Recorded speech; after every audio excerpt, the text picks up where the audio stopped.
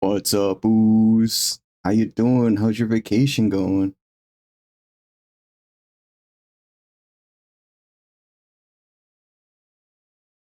Go ahead and get our normal stuff situated and started.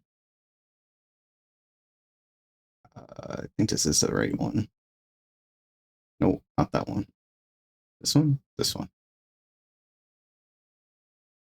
You good? Severely jet lagged though? Understandable, understandable. Hello, everybody. Welcome to May 8th, 2025. My name is Gad, and I'll be your host for today. Today, we're going to be continuing our life as we enter adulthood. Like, straight up adulthood. We're at the end game, the last bit of this game, and I can't wait to see what all awaits us as we traverse through adulthood. The music might cut out for a moment, but don't worry about it, because we're gonna show off our schedule. Yeah, look at that. Look at that schedule. We actually made one. So this is gonna be for the rest of the week until Sunday. And as you can see, we're going to be playing Our Life today and maybe finishing it. I don't think we're going to finish it tonight because we love the app, but tomorrow, and we're cutting our stream times too to like 5 hours max, somewhere around there. 4 to 5 hours, maybe 6 if we're lucky. But yeah, we're cutting our stream time a little bit because we have a lot of other things that we need to accomplish. But yeah, that's our schedule and what it's going to look like for the rest of the week. Our Life today and finish it tomorrow and start X-Men Legends 2. Saturday, we're going to be playing X-Men Legends 2 because it's a pretty long game from what I understand. And then on Sunday, we're getting back into our community game days, and we're going to keep Sunday reserved for that. So despite the channel point redemption, we're still going to be playing Sly 3. We decided that we'll never get through the community suggestions if we don't ever play the game. So we're going back to Sly 3 on Sunday. We're about halfway through the game, I think. So we'll see how it goes. Maybe we can finish on Saturday and Sunday. We're going to stream longer for 8 hours, but during the week, we'll probably stream about 4 hours, 4 to 5, somewhere around there. Not too long because we ourselves, like I said, we're implementing the next step in our phase of embettering ourselves and providing for ourselves and becoming self-sustaining. So that's the schedule for the week. We'll bring it up. Yeah, I forgot. I need to. Well, that's okay.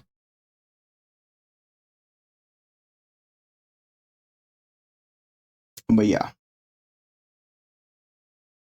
that's the schedule for the week. We'll probably bring it up again for a little bit.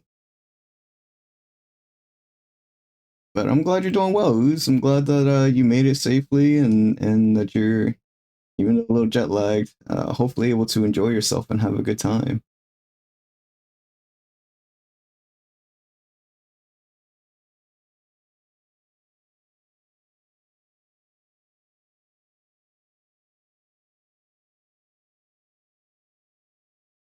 We've been playing, so we've been healing, and throughout our healing, we've been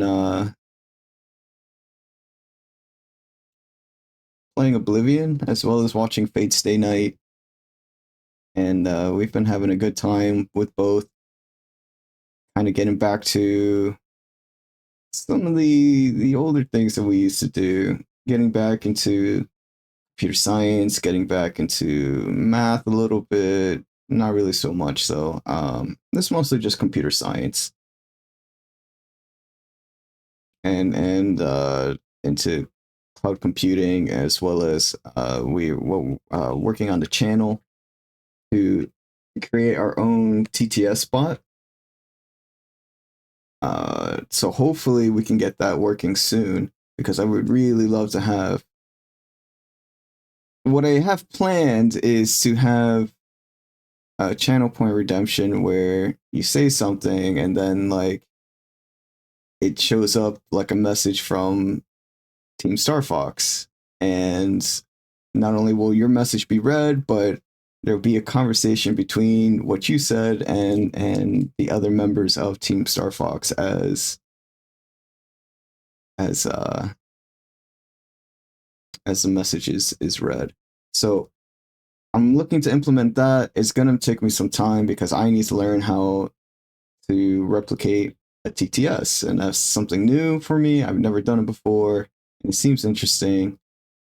And yeah, I'm looking forward to it. It's going to take up a lot of my time. I'm also working on other projects as well.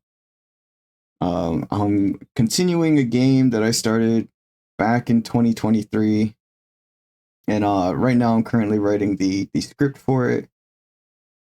It's probably one of more like a realistic game in like it's about healing and trauma and recovering from grief and all that stuff. And it's going to be a horror game as well, because you know what's more horror than facing our own trauma and fears and stuff like that.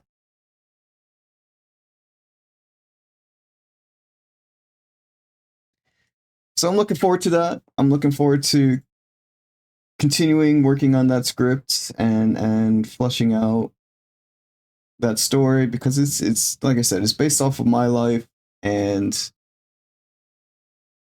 I'm excited for it. I'm excited to be able to talk about it, to not talk about it, to explore that as a gaming avenue. I'm not going to give up away too many details about it, just a little bit about that, because I need to work on it more, and I kind of have an idea of how I want the game to be. So I'm making a document and writing everything down. But yeah, I'm excited to continue playing this game. I'm excited to keep going and enter adulthood. And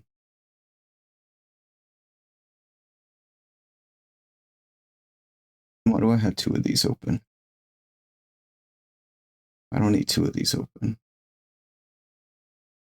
I think this was for something else, but I can close this one.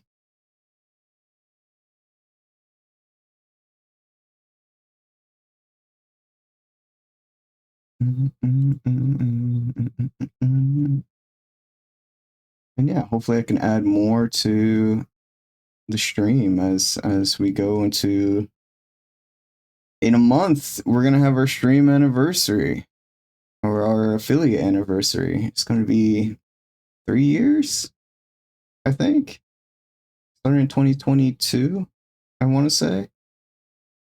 No, 2023. 2 years, something like that. I don't know. I'll have to check. I don't even remember myself. It's been too long. My memory is that bad. But yeah, can't wait. It's gonna be exciting. It's gonna. I can't wait to have another year under our belt. And as before, we're gonna be playing Luigi's Mansion, and then we're probably gonna take the whole day, and we're just gonna take the whole day to play Luigi's Mansion. We're gonna beat it without saving, and we're not gonna die to Bowser at the end. We're not gonna die at all, because if we do die, then it's game over. But we're gonna beat Luigi's Mansion, hopefully. It's very, very likely that we do beat it, because this would be our third time beating it, and the game itself is a little difficult in some parts if you don't know what you're doing. And well, this is me we're talking about, so do I ever know what I'm doing? Probably not.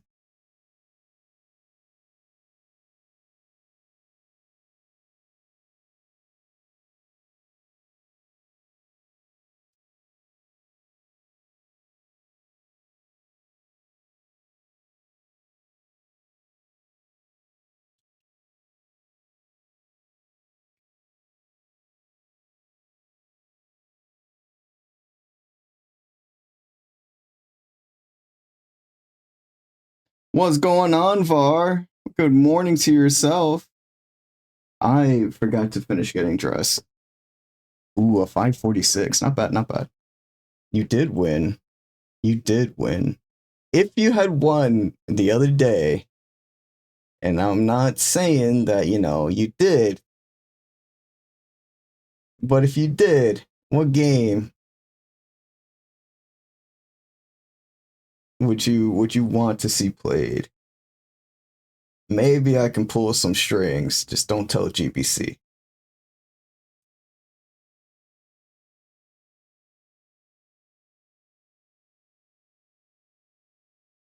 82? Like Hades 2? The game?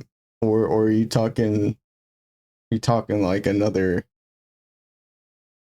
game?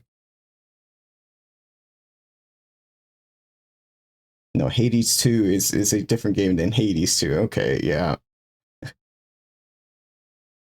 It's a spy lady? Okay, okay.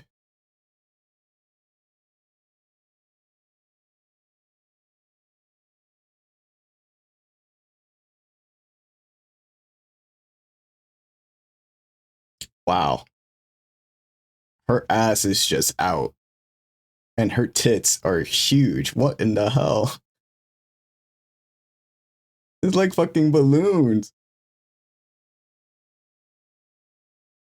And it's a spy game. It's a puzzle shooter, but with a sexy character and a cake. Yeah, uh-huh. I told you it's spicy.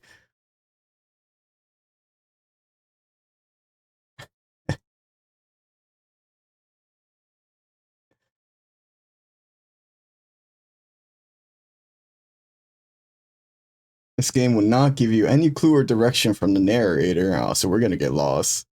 That's our game, please. We'll think about it. Now, again, I'm not saying you won. Can we even play this on stream? Is this even a stream appropriate game? I want to see why not. This game will not give you enough inventory space, enough ammo or health kits. Oh, brother, mercy. Oh man, you want me to suffer, don't you?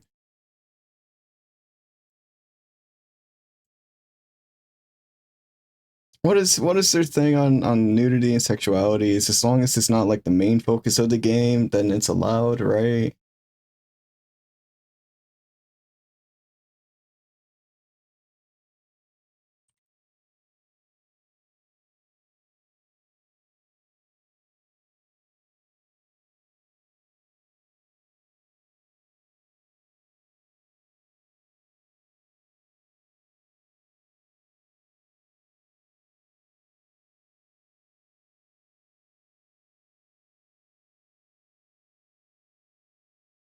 So this game is safe, but it has some nude images in the forms of poster magazines and sale terminals, which in censored mode are partially covered by the mosaic. Also, some nude female bodies can be found on some maps. They're covered with mosaic too. Okay, so it looks like there's a censored version that you can play. Also, it has its own category.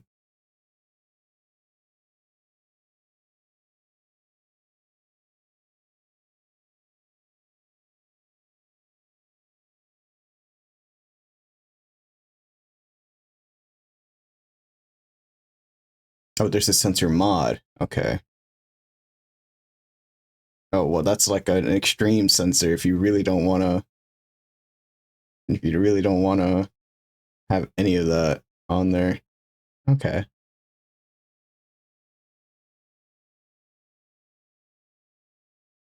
It also has its own category 2 and 3. There's a 3 to this as well. But will we be able to understand what's happening if we don't play the first one?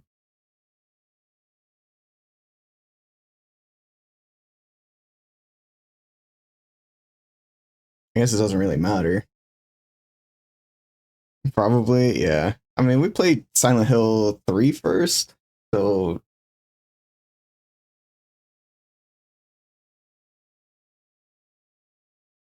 oh my god, what is this?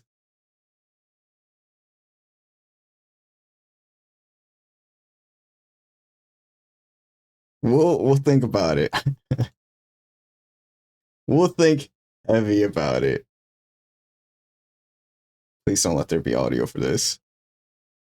What is this pose? What is? Oh my goodness.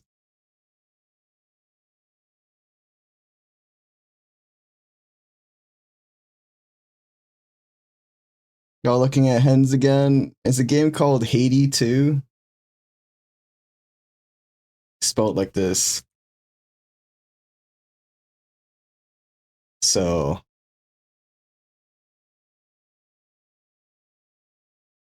we'll think about it. It's on the. Oh my goodness.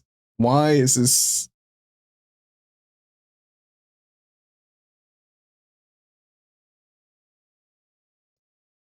There are some questionable content that people have posted in the community forums. Why am I surprised? I shouldn't be.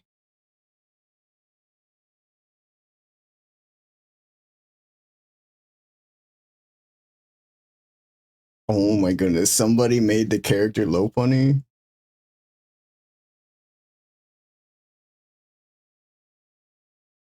Okay. Some of this is just straight up.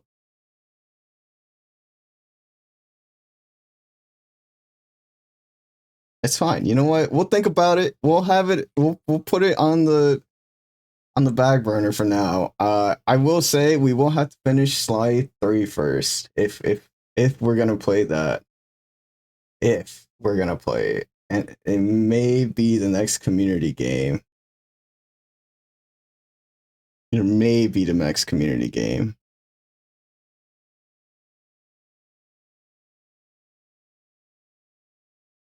Maybe. That's a hard maybe. That is a maybe amongst the maybes. But welcome on in. Welcome on in. Let me finish putting on the rest of this outfit because I totally forgot about it.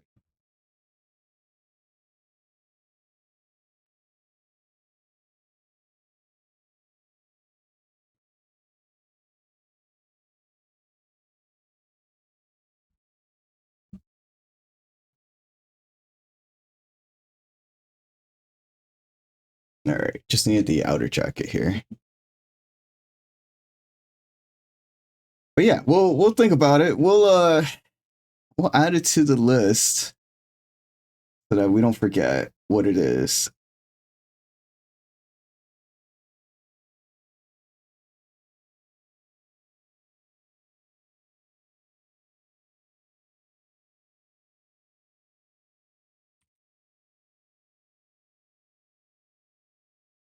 And I think we should be able to stream it with the sensor mode on. I don't I don't imagine there being a problem because we've played games of nudity before, like Outlast. And did we play Outlast? I'm not really sure, but they're Outlast, people play Outlast all the time. There's literally dicks shoved right in your face in Outlast, so the nudity shouldn't be a problem. I'm not really too worried about it as long as we're not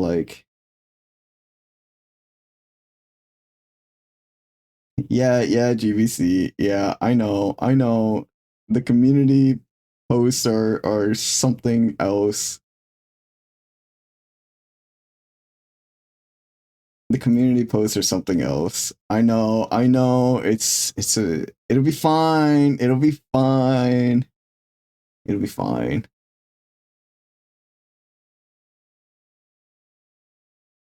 It'll be fine.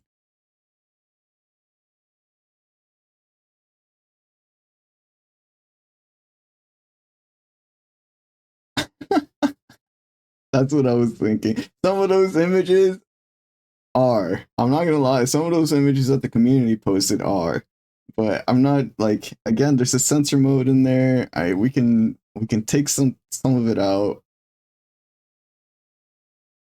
It should be okay. It should be okay. Damn, what a low roll. We're going over it again.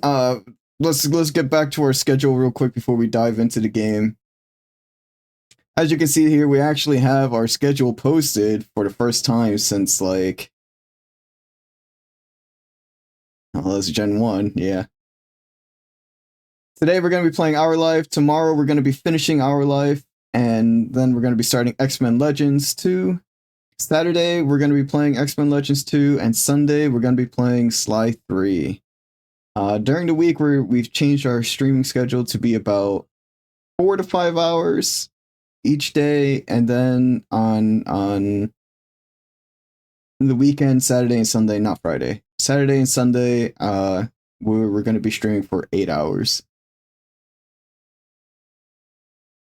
So expect those changes to be implemented this week, hopefully. And yeah, we're gonna get started here in just a few, because we need to get going with this game. If we're only gonna be streaming for 4 or 5 hours, we can't have an hour yap time, right? Because then that's like 3 hours of gameplay, and we'll never get anything completed in 3 hours of gameplay. But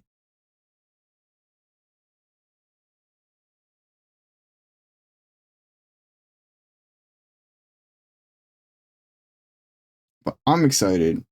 And again, VAR, we'll add that to the list of community games that we'll play on Sunday, but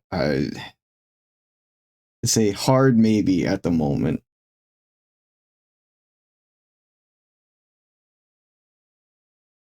Looks up at the time, 30 minutes already. Yeah. 30 minutes. 30 minutes is not bad. 30 minutes isn't bad.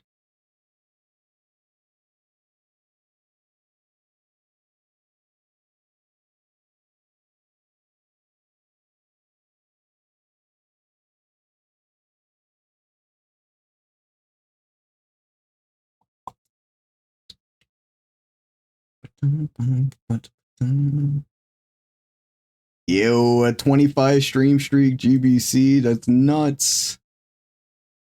That's so long.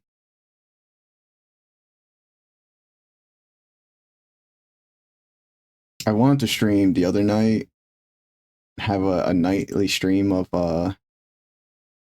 Legend of Zelda, which we still are gonna play, by the way. Legend of Zelda is still like we're still gonna continue the Legend of Zelda. I haven't really quite thought about when we'll get that in there, but it's one of those games that I'll definitely be playing. Who knows? Maybe we'll have a late night stream. Hopefully not, but sometimes you just can't sleep, right? All right, let's pause the music. Let's get into. You can do it before X-Men. You sure? Because I mean, I don't mind playing X-Men. All right. We'll do Ocarina of Time before X-Men. We can do it. We'll have to change our schedule, which is fine. Just a simple edit.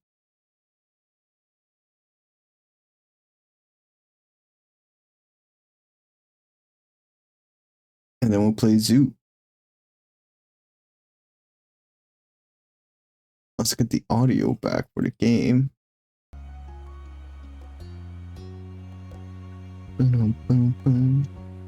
Alright, so when we left off, we had just left off at the end of chapter 3, Young Adulthood, and technically the first ending of the game. But now we're ready to and I say the first ending, I mean like they gave us an ending, even though they continued the story after. So we're gonna be continuing into, like, I guess it's adulthood. I don't know how old we'll be. Young adulthood is like when we just turned 18, I believe. So I'm pretty sure that adulthood would be mid-20s, late 20s, somewhere around there. And beyond. So usually mid-20s is a pretty good indicator of people growing, and you know, you have a lot of life experience at that time, you know, 25 years of life experience. at least. And there's a lot of life to be had in those 25 years. And so yeah, let's clearly you're gonna be 80. I mean, I'm already 80 at heart, right? I got that grandpa core going on. Not today, but you'll see it one of these days again.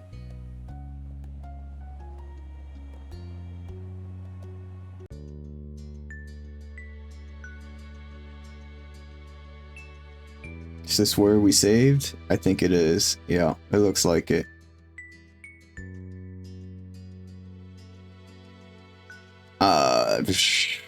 At this point, and of course, the way we've been playing this game is we've been implementing our life into the game. So how we would feel at this age, how we felt at, you know, growing up as kids, as a teen, as a young adult, and we didn't have like all the experiences that they had in the game, but we made do with the best we had, and we made choices in the instance that we didn't have those certain experiences. We made choices based off of how we would have acted either now or when we were younger, and this is going to be no different. In our in our adult life, we decided to be like, we were more nervous with a lot of feelings of not being good enough and attachment dependencies and all that stuff. So we would definitely be nervous, and we would definitely be going into life with a wanting to stick by our partner and not really venturing off and doing things ourselves, which is a problem, and it's something that I've worked on, and it's something that it's just how life goes sometimes. But we decided to go with this look.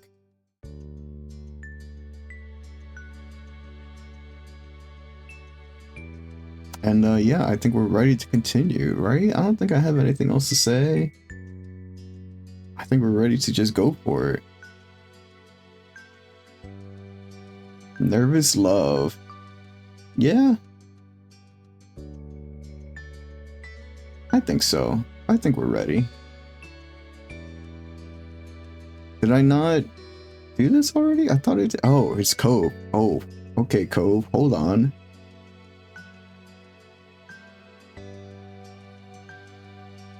Okay.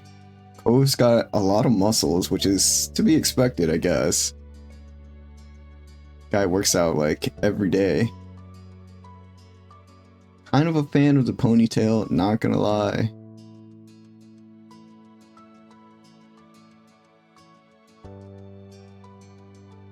We'll do the red glasses.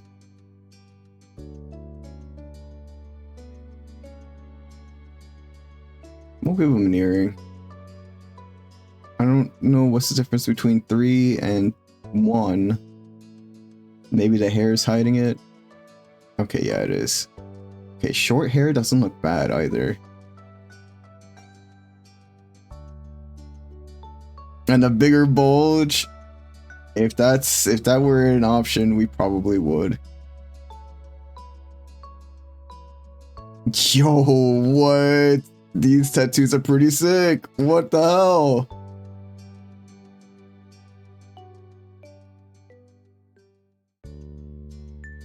Okay, they're very fitting of him. I really like the full sleeve, like, water one. That's pretty sick.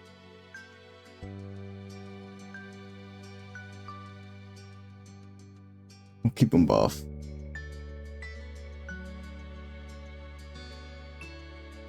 The yellow shirt is actually pretty cool. Okay, this man's got pretty good style in his adult years.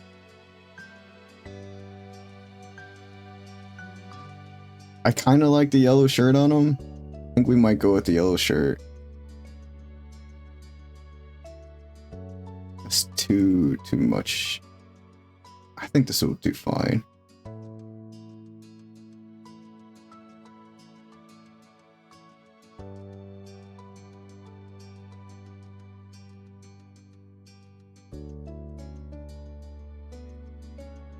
No, why is it underneath the shirt?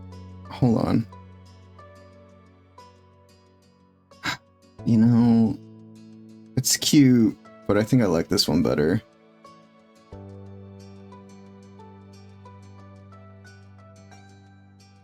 Alright, alright.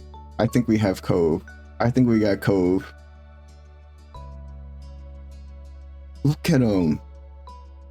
His hamster teeth.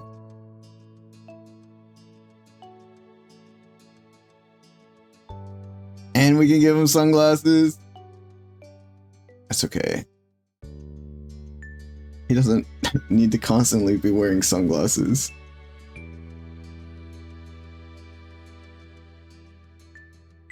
Wait, hold on. We gotta... Oh. We gotta go back. How do we go back again?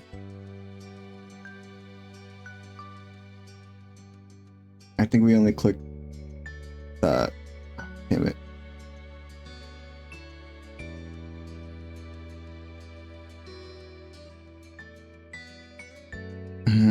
This one's kind of growing on me. We'll go with that shirt though.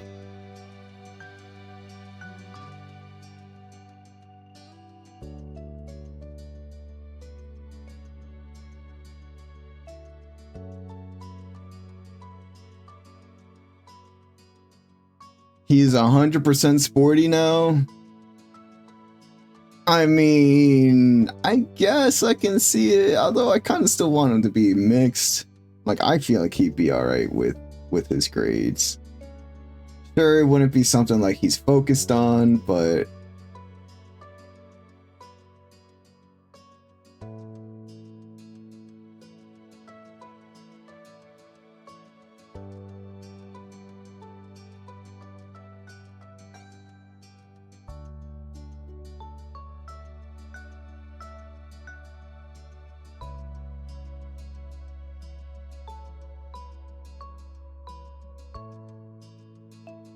But, you know, I feel like he's not a dummy. Even though you don't have to be a dummy if you're very sporty. I know it's not an either or. You can level up your sports and your studies. But I feel like he would read a good book, you know, and he would be sporty. He's just the perfect person. That's who Cove is. He's the perfect person.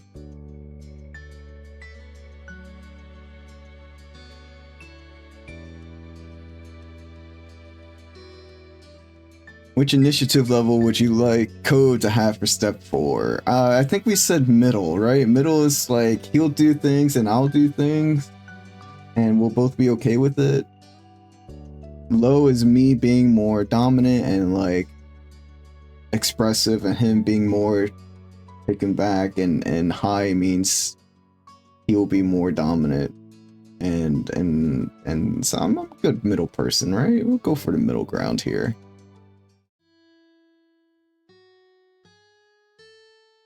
Oh man, this is gonna make me cry already.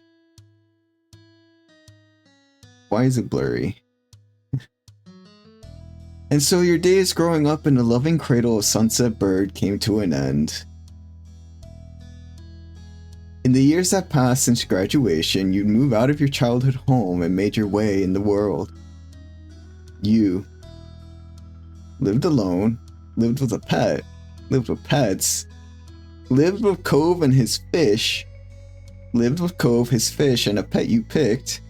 Oh, hold on, let me turn that off. I don't want you guys to see people popping up all the time.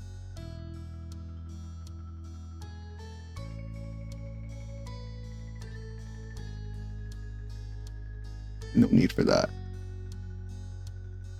Lived with Cove and his fish, lived with Cove, his fish, and a pet you picked, lived with Cove, his fish, and the pets you picked. I'm okay with, at this point, if I want to be lore accurate to myself, I'd be living with my partner at the time. So, I should say partners, but we can live with Cove and his fish. That seems lore accurate.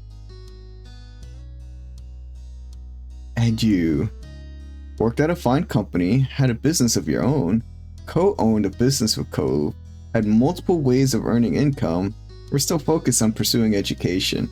Now this is a little bit of a difference, because at the time, I guess it depends, right? Because there was a time where I used to work with my ex, and they had their own business, and I was with them. Like, you know, I worked with them. So we, like, you know, we all three of us were kind of, I wouldn't say owners, but like we understood how to get the job done. So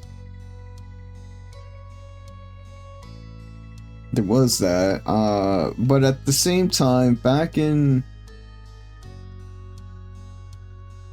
my mid-20s, like my mid to late 20s, I want to say, I had 2 jobs and went to school. I had 2 jobs and went to school full-time. I had a full-time job, a part-time job, and went to school full-time. And I would sleep at like whenever I could.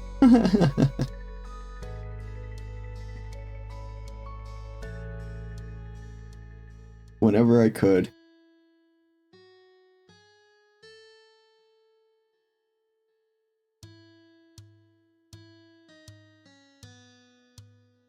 So maybe we had multiple ways of earning income. In the music industry, art industry, fashion industry, writing industry, TV and movie industry, sporting industry, gaming industry, hospitality industry, health industry, education industry, education field, STEM field. It'd be a hospitality industry.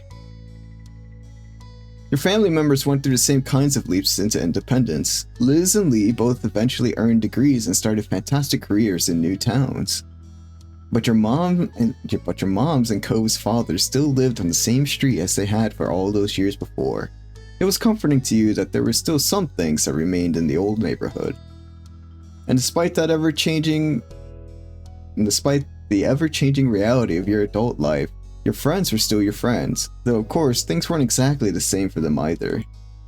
Very recently, Terry publicly came out as a man and switched the spelling of his name to use a Y instead of an I. Interesting, okay.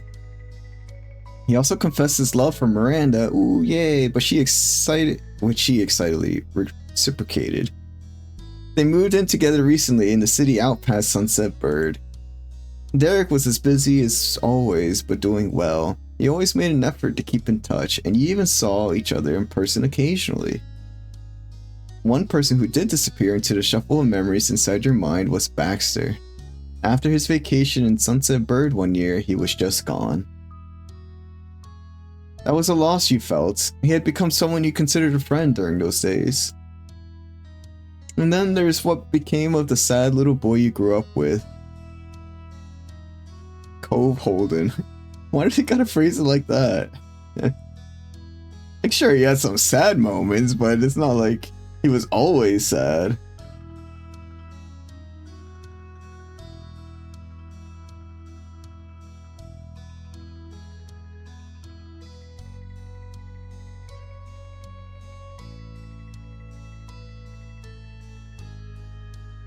Your deep affection for him was something that continued to last unabated over the years.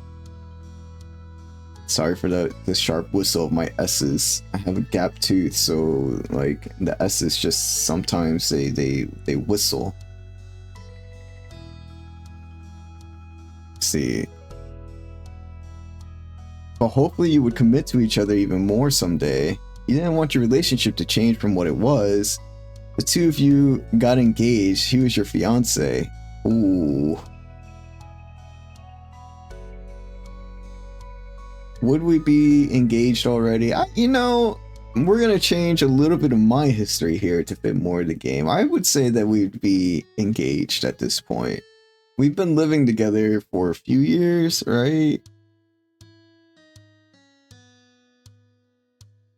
Maybe if we choose the first one, we can actually become engaged in the game as opposed to doing it off screen.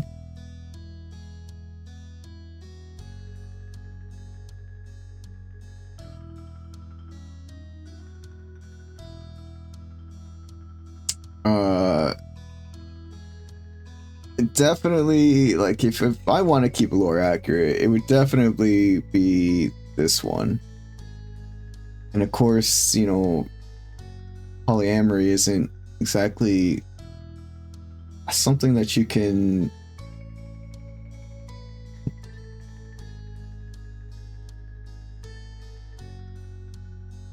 legally have with the government, but at the same time, like, we did want something for us at the time. So maybe we do keep this a little bit more lore accurate, and then later on maybe we can diverge from how our situation went to how the game situation is. He truly thrived in his continued efforts of cultivating loving and supportive relationships with his family and friends. You couldn't say his personality had changed exactly, instead it became more refined.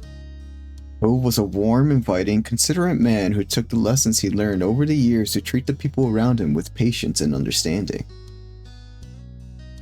When Cove eventually developed a picture of the future he wanted to have as an adult, it made perfect sense to you based on his interests.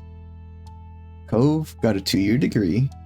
After that, he began working full-time at Orca, helping educate the public on ocean conservation and participating in shore restoration efforts. That's actually a really sick-ass job for Cove. I'm proud of him. As an adult, Cove also was able to recognize and have diagnosed that he was on the autism spectrum. It was something that hadn't been noticed by his doctors as a child, but he was still the same Cove he always was to you, and he was just glad to understand himself better. That's fair. It thrilled you to see how happy and successful he'd grown up to be. On the whole, life continued a steady beat forward, and you all went with it down the paths you chose. It was strange and wonderful. But no matter how old you got, how far you roamed, or how long you were away, the home you had built in Sunset Burr still called you back eventually.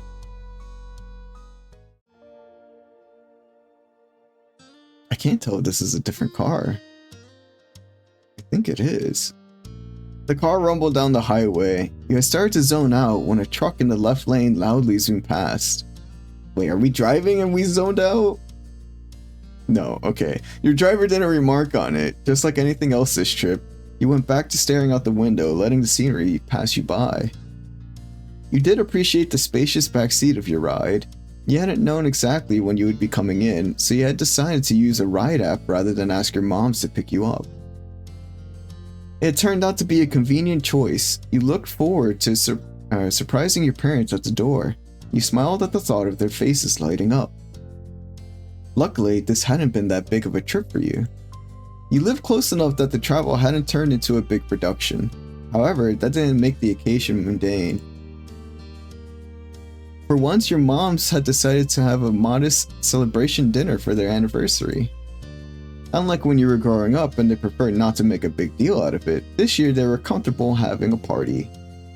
As time went on, they had found being the center of attention easier to handle. You were happy to see it. With this going on, there was no way that either you or Liz would miss your mom's anniversary. Both of you made plans to come back home for it. You didn't hear from Liz about her exact schedule, but you hadn't shared yours either. It reminded you of when you were kids and both knew to show up for dinner, but didn't keep each other in the loop of each other's pre-dinner plans. This was the same concept after all. Some things stayed the same, and yet it was definitely different from when you would see your sister every day and knew sort of what she was doing anyways from osmosis. Today you had no idea. Hold on, what did I just read? Something stayed the same, and yet it was definitely different from when you would see your sister every day and knew sort of what she was doing anyways from osmosis. Okay, yeah, I understand. Things were always changing, such is life. You mused on how at times it was hard to believe you didn't live with your parents anymore, and yet you also couldn't imagine going back and living as a kid under their rules. The rest of the drive flew by. Your silent driver provided a smooth ride. No sharp turns or hard stops jostled you out of your own head. Your thoughts turned from introspective to observant. The landscape passing by became more and more familiar. You frequently recognized the landmarks that dotted the area. A grin came to your face as you passed the now entering sign for Sunset Bird. Excitement built within you. You were really here. You were doing this. Your driver turned off on a street, and you realized that their map program was taking you the way home that Mom preferred. You usually would have used the other side street to pass by the beach. In no time at all, the car had gone through the whole of town, and pulled in front of your mom's condo. The car slowed to a stop and parked. With the buzz of the highway gone, you realized that you could hear the familiar sound of waves. The air smelled like salt, and a rush of childhood memories flooded back. You started to gather your things and humming to yourself once more about how happy your moms would be to see you. After that, you'd notify everyone else that you'd made this trip safely. You pulled over your suitcase from the other seat and yanked at your bag from down near your feet. Tap tap. You startled at the sudden sound of the tapping on the glass. It caused you to pause. Did you really hear what you thought you did? You weren't entirely sure because you soon heard something else. The window on the opposite side of the car rolling down. It confused you until you put it together that despite the driver's silence, you weren't actually alone in this car. The driver must have pressed the button. Someone had to be there. Wait, what? You turn your head to face the now open window. Okay. I get it now. Not in the car, just somebody else was there. Yo. Look at him. Look at our boy. Sheesh.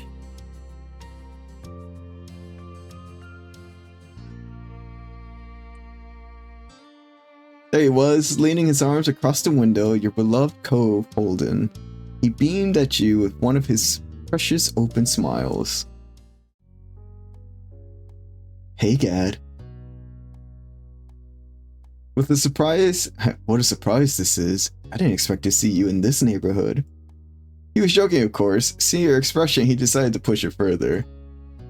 It's not like I've been waiting for you out here all morning or anything. Aww. Aww. Aww. I can't with this guy. I can't with this guy. He's so nice. Cove. I've been the one waiting to see you. I'm sorry to keep you waiting. You survived. He screamed excitedly. He stared stunned. I'll probably say his name. At the sound of his name, he burst out laughing and grinned winningly. He then gripped the top of the car door and pushed half of his torso through the opening. That was enough to make the driver break their silence with a sharp, "Hey!" Cove did not seem to notice and continued climbing in through the window. He pushed one hand down into the middle seat to prop his dangling body up. He used his other hand to caress your cheek as he leaned in as close as he could. I missed you. You scooched across the seats and kissed him on the lips. You leaned over and kissed him on the forehead. You covered his hand with yours. You flicked his nose. You did your best to hug him without knocking him down. You grinned at him. Yeah, we're giving him a kiss. He enthusiastically reciprocated. The arm holding him wobbled at your touch, and you could feel him smile under your smooch. He was clearly struggling to avoid falling down into the cushion. You pulled back just a little to get a better view of his face.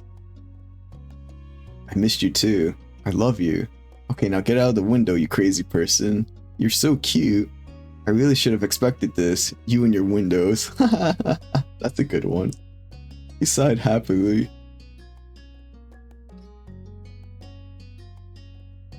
I promise this was unplanned. I know. Still doesn't make a difference. Cove's smile turned awkward as his arms started to bend lower, causing his body to slide downwards with it.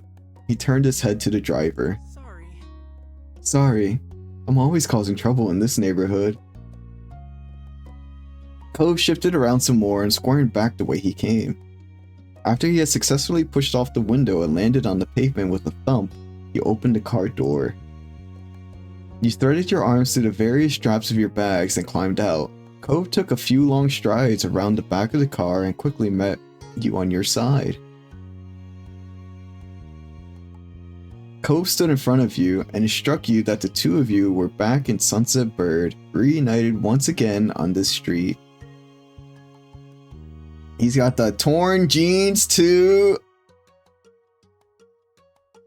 I actually don't know if those are jeans. Probably. But I'm here for it. You jumped into his arms, you gave him a friendly punch, you ruffled his hair, you held your hand out for a high five, you held your hand out for a fist bump, you waved shyly at him. Yeah, we're gonna jump into his arms. But you put down your luggage first, as you were still holding your bags.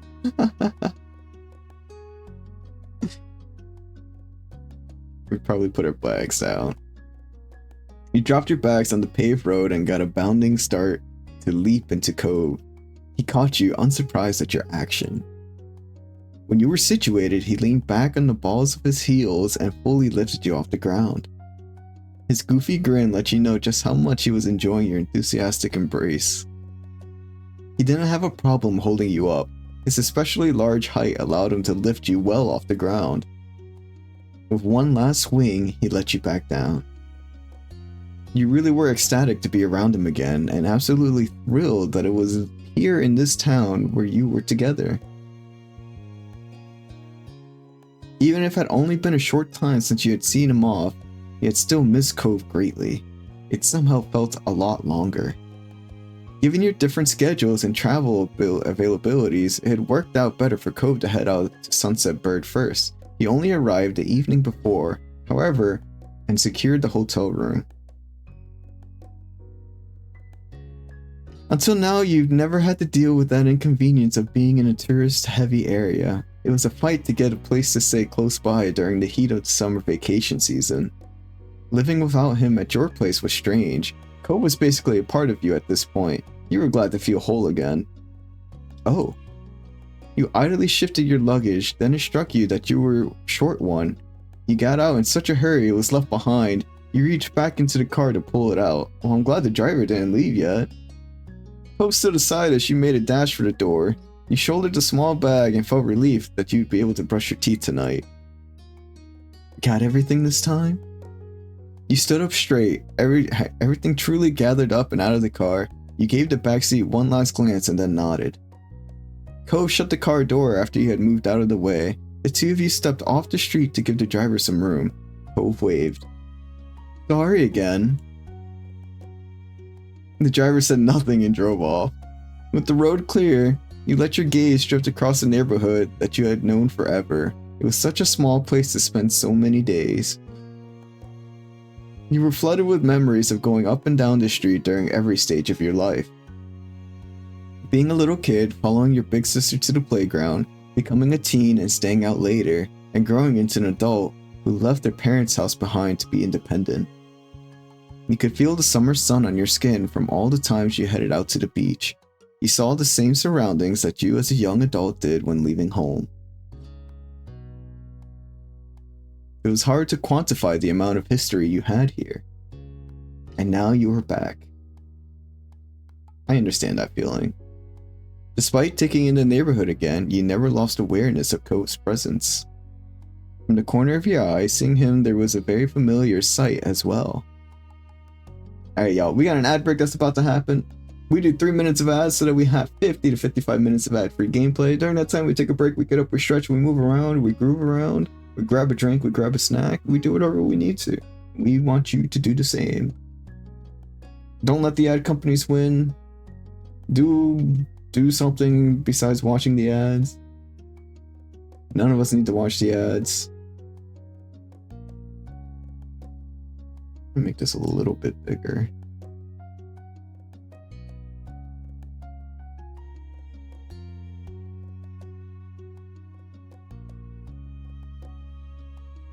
And yeah, we'll catch you after the ad break. We don't play the game. We take a break, so don't worry about missing a thing. We'll probably catch up on some social media in the meantime.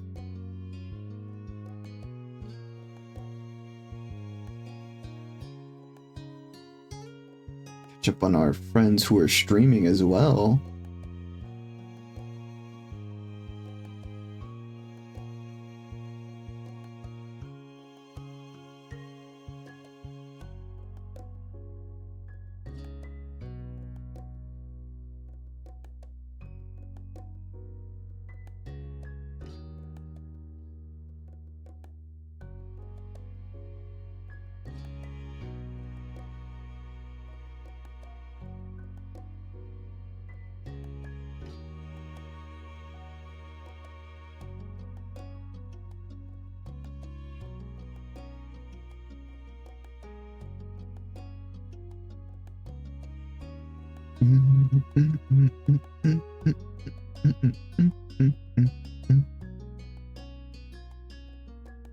Hope y'all are having a good day today.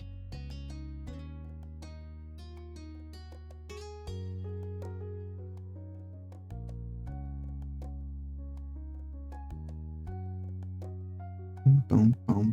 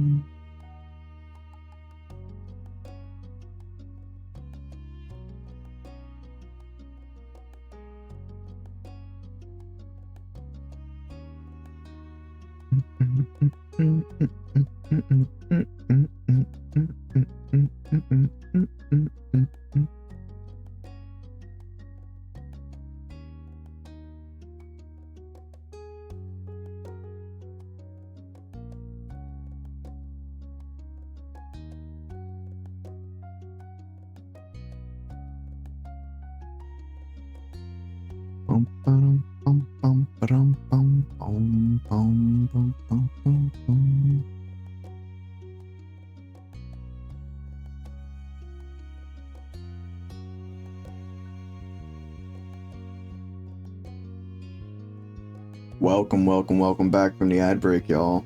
We hope you had a good time.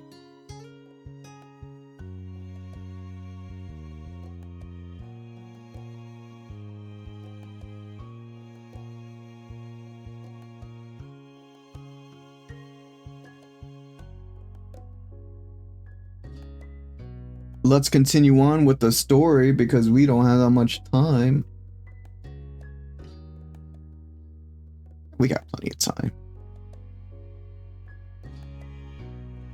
From the corner of your eye, seeing him there was a very familiar sight as well. So many of your memories included him. Your mind drifted from the neighborhood itself to the person who used to live there. You couldn't help but feeling the nostalgia.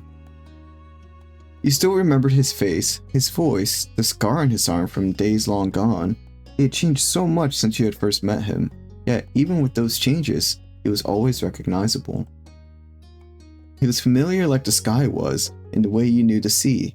Every day they may appear different, but they're still an inextricable part of life. It was the world with help from Mr. Holden. Wait, it was the world with help from Mr. Holden and his ill-thought $20 bill that brought you together to begin with. But the two of you had chosen each other. You had never let your interactions fade. You had decided to nurture your relationship into what it was. And you would continue to keep Cove close into all the rest of your adult years. Cove was the partner you wanted for life. You couldn't be more grateful to call him your boyfriend. It would be impossible to imagine life without him. Oh boy. Oh boy. Doesn't that hit a little close to home?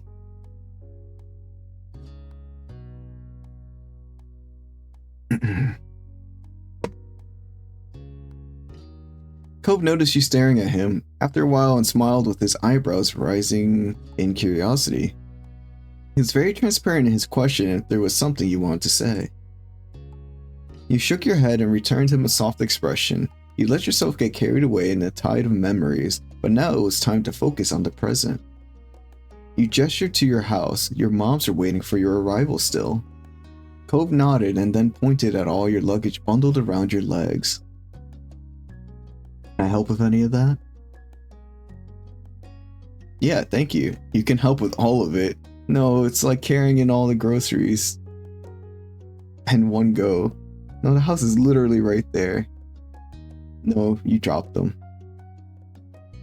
Yeah, sure. You gratefully passed him a bag. It was a lot easier to balance everything with that out of the way. He used both hands to take hold of the one piece of luggage and stood tall, pleased to be able to provide his assistance. The bag situation resolved, the two of you strolled over to the Jangler residence door. You started to pat your pockets instinctively, only to realize that you no longer carried a key to the house. Your eyes scanned the entryway, a little lost, only to spy the doorbell. Why would you not carry the keys? That's a little... Okay, so that's a little weird to me, because no matter, like, what, I've always had the keys to my parents' house, which is now my brother's place. Like, I've always had a key to, like, it was always a welcoming thing, which I guess it's weird for me to not have that, right? It's weird for me to see him not have that. Maybe he just didn't have the key on him, but it made it sound like he didn't have the key at all. I don't know.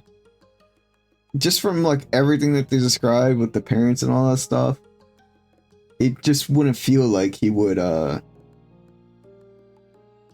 not have a key, you know? The thought of having to ring it felt super weird. As you pressed the inconveniently placed button on the side wall, you remembered that no matter how much this place would always be a home to you, it wasn't where you lived. I mean, that's fair. But still. Being back here was like putting on a uniform after you quit the store where it came from. It remained the same, but your circumstance had changed. Cove shifted on his feet awkwardly, obviously also thrown about you being stuck out here keyless. You heard muffled voices and shuffling around from inside. Your heartbeat sped up in anticipation. The door swung open and there was your mom's smiling face. She immediately brightened at seeing you standing there. Aww, look at her. She's so cute. I love her hair. I love the grace that's coming in. Her fit's not bad either. Well, well, well. That's not her voice. Well, well, well. Mom twisted her head back and gave a shout down the hall. Lonnie, guess who's here?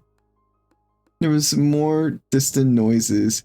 No doubt Ma getting up from wherever she was to come see. Her high-spirited words rang out clearly. I hope it's one of my children. Mom snickered, still holding the door only half open to hide you for a little longer.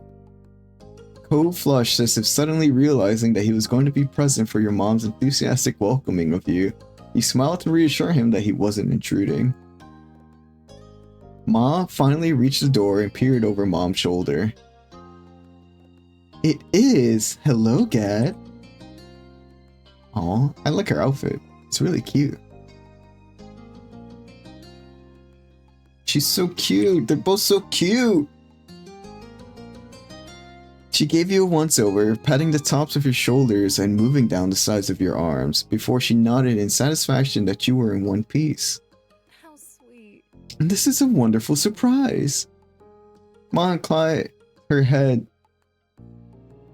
to Cove next, not leaving him out either. Hello, sweetie. You count as one of my kids at this point anyways. I have doubled the surprise today. Yeah. Oh, yeah. You grinned quietly. Cove bashfully waved at them. He hadn't relaxed fully, but he had settled down at their welcome. Well, don't just stand out there. Come on in. Your mom moved aside and held the door open for you, gesturing for you to enter. You stepped into the living room. It was comfortable and cool. Cove was half a step behind you, his eyes on the new painting your moms must have added since the last time you were there. Things were mostly the same, but there were more decorations since you had last seen the house. Mom may have gotten the urge for some interior designing again. It struck you how odd it was to be the guest, only observing their choices for the living space here rather than their full-time occupant.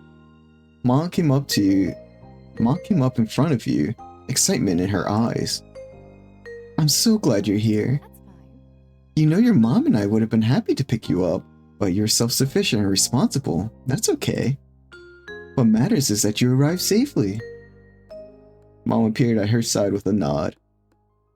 Welcome back, kiddos. Sorry, that's not her voice. Welcome back, kiddos. You appreciated that your parents respected you as an adult, even if mom still called you kiddo. Oh, buddy, that's just parents, man. You're always gonna be a kid to your parents. You figured long ago that you'd always be her kiddo no matter how grown you became. It was part of the whole parent-child deal with her. Yeah, that's how it goes. You hugged your moms, you grinned, you took your mom's hands, you gave them a thumbs up. Hell yeah, we're hugging them. You took another step forward and pulled mom and ma into a great big hug, squeezing them tight. Their arms wrapped around you in return, and you could feel their love for you in their embrace. I'm happy to be here. I missed you both. It's so great to see you. I wanted to surprise you. I thought you deserved a little break after everything I put you through. You enjoyed the moment. Good. That's all I want to hear. It's always nice when I'm able to come by. Your mom's giggled, please. I hope things are going well for you both. You inspected the beaming faces of your parents. They both appeared to be doing fine. Are things sorted out for your anniversary yet? No problem. We're happy to help if there's something we can do. We've been plenty fine. It's been a little quiet, but that's not a bad thing. Mom placed her arm around Ma's shoulder and gave her a side hug. Don't worry about it. Don't worry about the party. We're just planning to eat at the Cypress, nothing fancy, which is kind of funny thing to say about a pretty fancy country club. The biggest issue has just been making sure everyone can make it for today. Speaking of which, Liz will be arriving tonight. We're planning on picking her up later. I guess Liz isn't as grown up as Gad. Mom snickered at her own joke, and Ma slightly elbowed her with a barely hidden grin. Sorry. I guess Liz isn't as grown up as Gad. I think I read that right. Anyways. Josh. I was just saying we could drop you off wherever you're staying if you don't mind waiting for that. I'm sorry there's not space for you in the house. It's gotten crowded in those old rooms since you and Liz moved out. I don't know where all this stuff keeps coming from. Sure you don't, Pamela. It's okay. Cove already has a hotel room I'm gonna be staying in anyway. Cove sent you some pictures of the place when he arrived. Stylish and roomy, it seemed very nice. It was a double room. It was a room with a single king bed. He claimed that the bed was comfortable, so you had high hopes about that, though mostly you were looking forward to having him next to you as you slept once again. Your mom smiled relieved. Kyra's already here, isn't she? She directed her question at Cove. He bobbed his head a bit to go along with his reply. Yeah, I heard she made it. She's gonna be staying with Dad while she's in town. Oh. Have you gone over and said hello yet? Cove chuckled self-consciously, and this time he shook his head. You raised an eyebrow since you had figured he was taking the chance while he was waiting for you. He hasn't said hi to his parents this whole time? He's been here since morning waiting for us? Wild. Not yet. I should go do that now. I just want Gad to be there too. He caught your eyes with an adoring smile. Mom laughed at that, no doubt thinking that Cove was sweet but ridiculous. Yeah, me too. How nice. It's nice to know your priorities. Yeah. Cove awkwardly rubbed his arm and shifted to it on his feet, looking all too much like he did as a kid. So? Dad, do you want to go over to my house now? That's a good idea. We won't be leaving until late evening. Okay. Cove perked back up, excited once more. We'll keep an eye on your things while you're out. There's no reason to be carrying all that around. You set down your bags in the living room, tucked into a corner where they wouldn't be in the way. Cove helped. Your moms waved the two of you off as you walked back to the entranceway. Thanks, see you soon. You waved back and opened the front door for Cove. With that, you were on your way to see Cove's family next. Trip put a special little pep in Cove's step as you crossed the street to his dad's house together. Your spirits were equally high. Doing this, you felt like a teen again. You had known Cove's parents for a long time now. When it came to what you called his dad, you still stuck with the familiar classic Mr. Holden. You switched back to saying Cove's dad. You were on a first name basis with Cliff.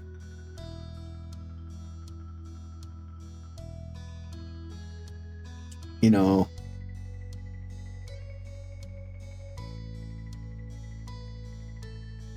this is a tough one because back when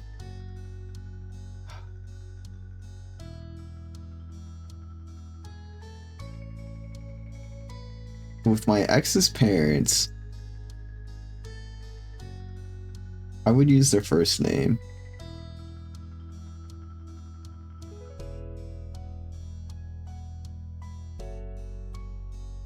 When I was talking to my ex, I would use like your dad or your mom because that's just easier. But when I was hanging out with them,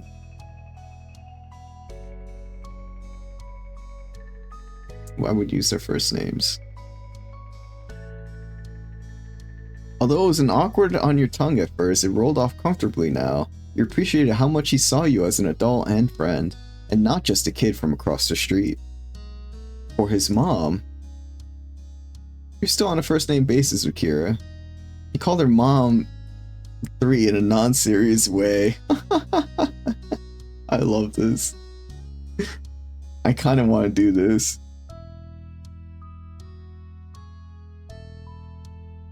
I kind of want to do this. A playful grin was already settling on your face and you hadn't even gotten there yet. It was always fun to hang out with her. Cove hopped up to the front door and didn't bother knocking. He twisted a knob and swung it open.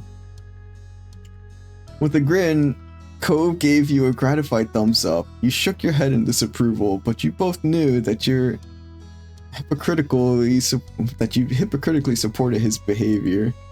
Cove went right into his old home. Cliff was there, standing in his kitchen and babysitting a pan on the stove. Oh my god, look at him! These are gorgeous men here.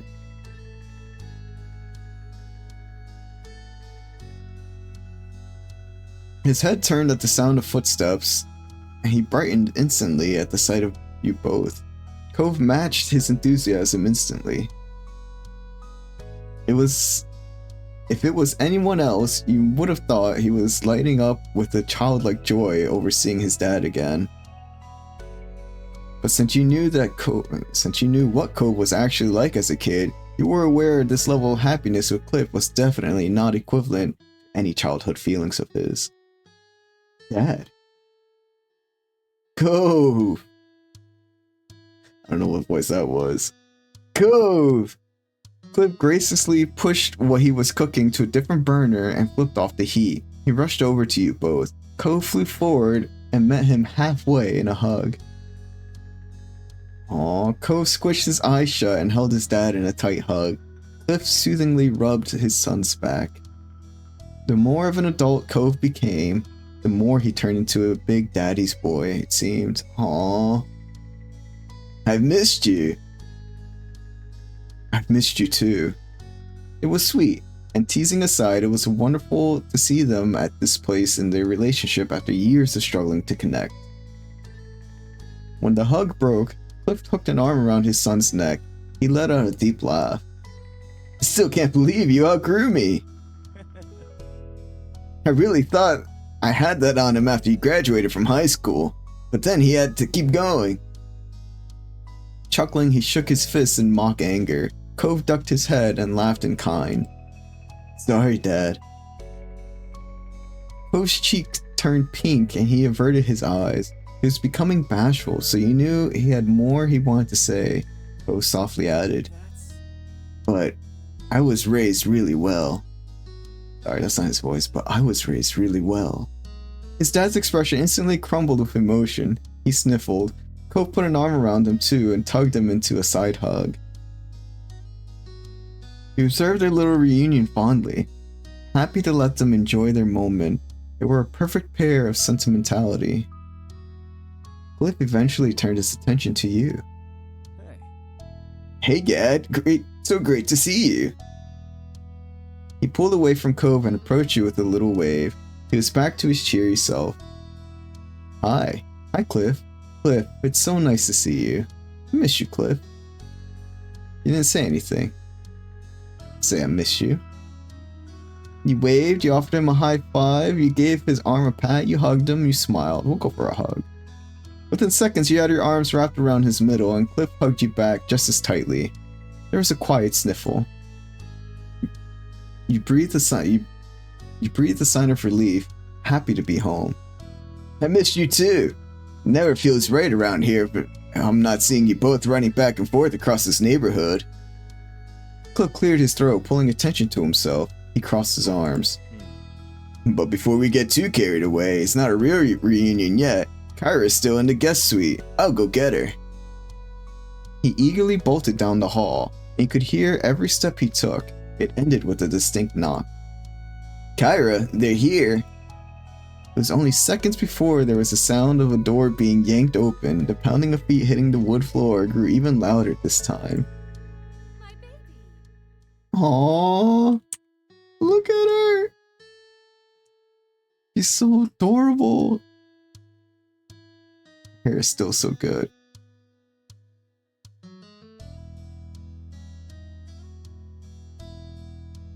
Next to you, Cove let out a nervous laugh. His parents entered the living room and Kyra stretched her arms out wide when she spotted you both. Cove went to her easily. You went in for a hug too. You opened your own arms up for a big hug. You raised your arms up to pass. You shook your head no. She pulled you tightly into her arms with Cove. You were squished but felt every bit of love Kyra held in her heart for you both. Cove wrapped his free arm around her too. He rested his head on top of hers and let out a happy sigh. After a moment, Kyra let go and pulled back to get a better look at your faces. She surveyed every inch of them and appeared satisfied. You're both looking well. That's wonderful and just what I like to see. Thanks. And hi, Mom. Thanks, Mom 3. Yes. Thank you. Thanks, Mom 3. You look great too, Mom 3. Welcome back, Mom 3. I missed you, Mom 3. You didn't say anything. We'll go if I missed you. She let out a happy sigh. Her head tilted just a bit to the side. I missed you too. I love this Mom 3 thing. Kyra put a gentle hand on Cove's arm and gave him a small squeeze. Her gaze moved between the three of you. I miss all of you quite a bit too. So, how have you been doing? Look at them. Oh my goodness, they're so cute.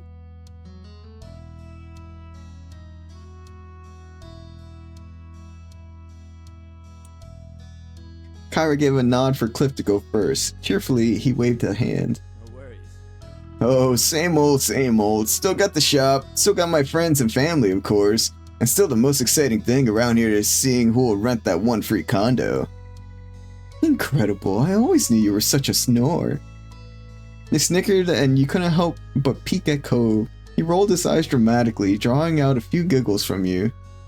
But the whole time there was still a happy smile fixed on his face. For me, things have been good. I've gotten a lot of interesting assignments lately. Oh? I recently went to Seattle and... Kyra whirled a strand of her hair shyly, and her mouth curved into a grin. Whatever she was thinking about, it made her happy.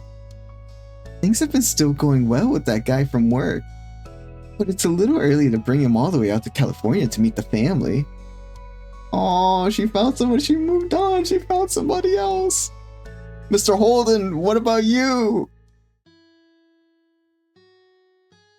Cove crossed his arms and his dad nodded. It was clear she appreciated the acceptance from her two boys. That's great. I'm really happy for you.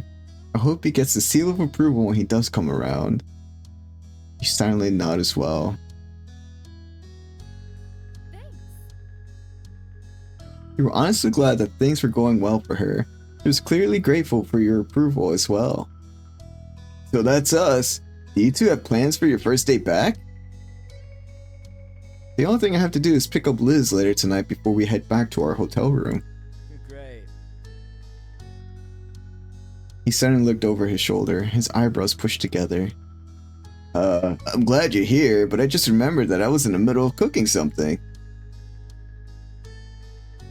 Only a small cackle escaped you while you fought off the giant grin ticking over your face. Meanwhile, Cove erupted into laughter that had his dad shaking his head. Look at this family! This is such a cute family. I'm taking a picture of this family. Sorry, this is good quality. This is a good family moment here. Hopefully we'll be able to get one of our moms and Liz whenever she arrives.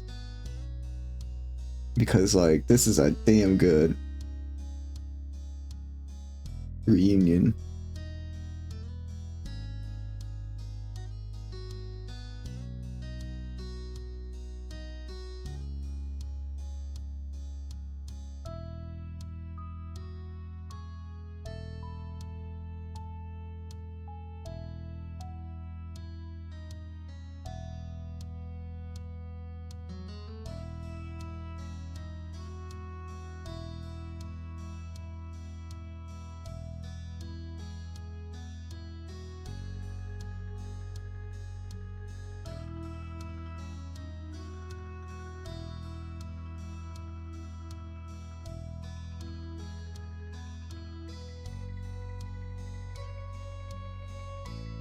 It's a damn good looking family.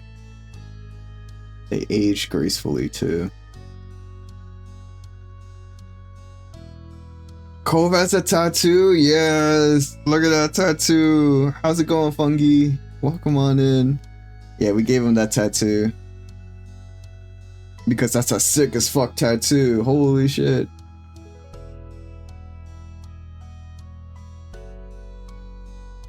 That's fine, Dad. Go salvage what you can. I think it'd be nice to explore the old neighborhood for a while anyway, since we've got the time. Ooh, a 440, a 440. Not bad, not bad. We've been having low rolls today. Everybody who's rolled has had a low roll.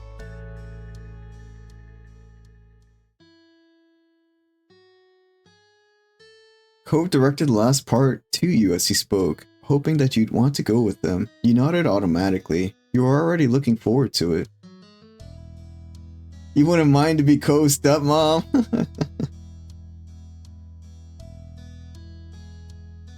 Kyra was just saying how she found some, like, the things with her work friends are going well.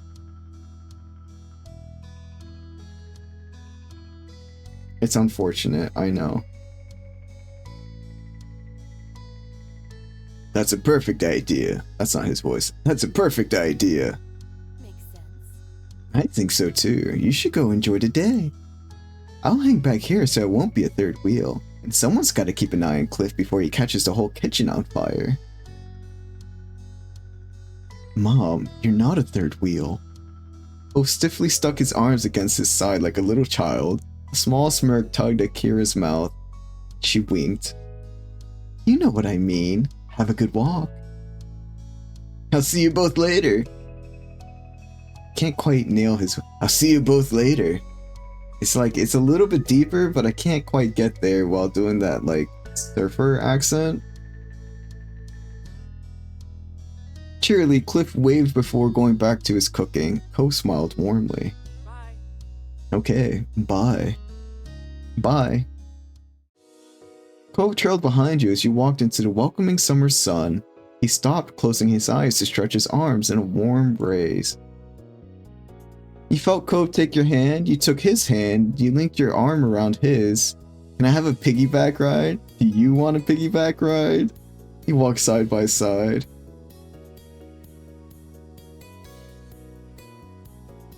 I don't think I would ask him for a piggyback ride. Although that's kind of a cute option, I'm not gonna lie.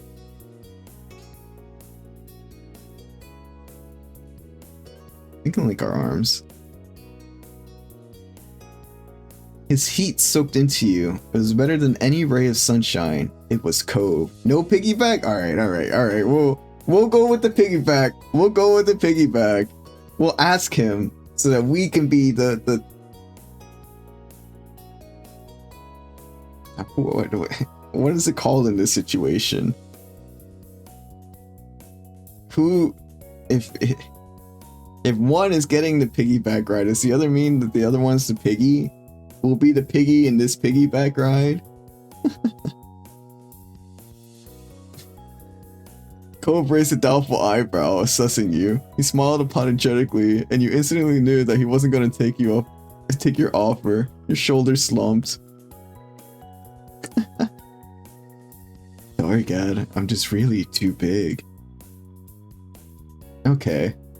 Bullshit. What do you mean?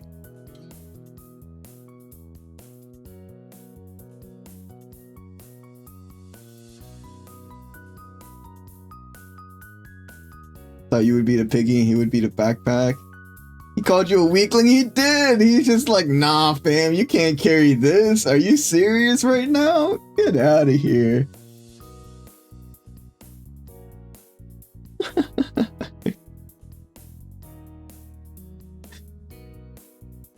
Alright, Cove. Alright, we'll go the other way. Can I have a piggyback ride? With big, pleading eyes, you watch his lip twitch. Accepting his fate, Cove sighed affectionately. Up you go. He crouched down to the ground and you put a hand on his shoulder, giving him a thankful squeeze. Once you were settled on his back, Cove lifted you up to his full height. Naturally, you found yourself heading down the road towards the beach. Your spirits rose even higher as you strolled across the sand, heading for the shopping district. Arriving, you walked past tourists who were taking in the sights for the very first time. Being a local was a badge of honor you wore proudly. You casually walked past the shops. Over the years, some had closed down. Many of the stalls were still exactly the same as they were when you were little. Cove snapped his head as far as it could go to one side, so dramatically you couldn't have missed it. Something clearly caught his eye, but you couldn't see it. Please? There's a pretzel stand open today. Can we get one? Anything for your hamster. Anything for you, hamster. When his gaze found you again, he wore the biggest smile. You chuckled. Yeah, we can. You don't need permission. Of course you can, but I don't want one though. He nodded happily. Yeah, we can. You finally thought about retracting your previous thought. Cove was beaming now. You gonna get one that comes with a little frosting cup? You're gonna get one that comes with a little frosting cup, aren't you? That's right. After that, you both happily made your way over, being pulled in faster by the delicious aroma of the stall. With that, you changed course to the pretzel stand for a snack break. Cove was very pleased by the morsel he picked up. and that was good to see. The sun arched across the sky as you went up and down the road as a pair.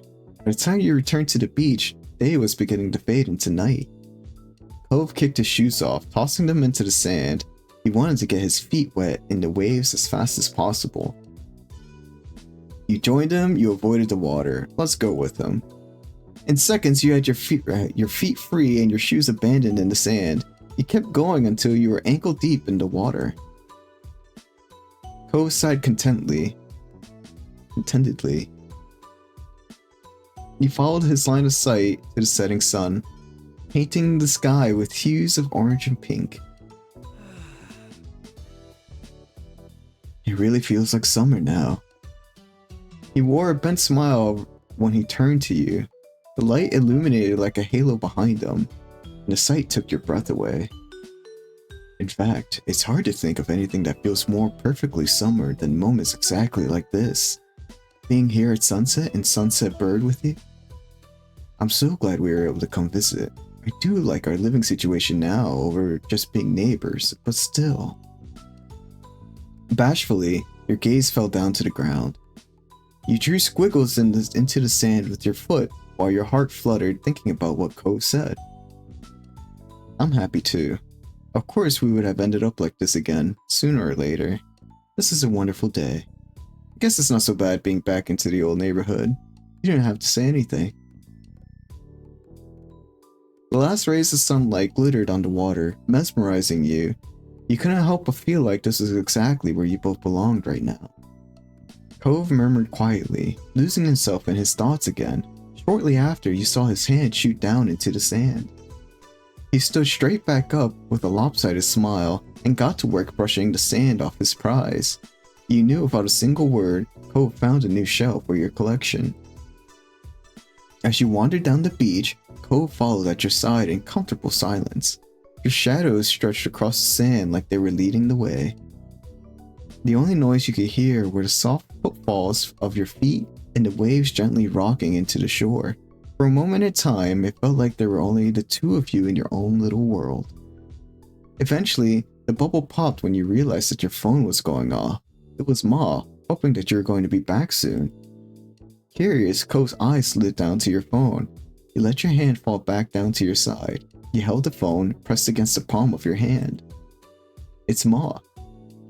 She wants to know when we'll be there. Cove stretched the back of his neck and shook his head. His mouth twitched like he just had a funny thought. Dang, parents. Anyway, trying to make us come home before. No, sorry. Always trying to make us come I can read.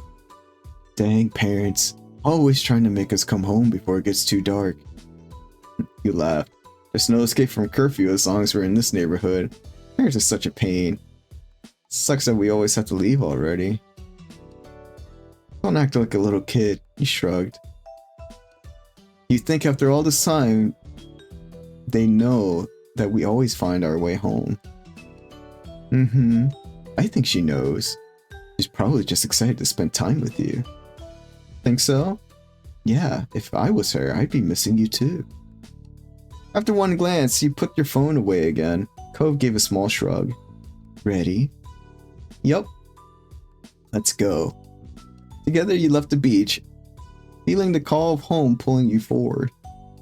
The both of you ran off towards your mom's house, leaving the waves behind, but welcoming the beginning of summer.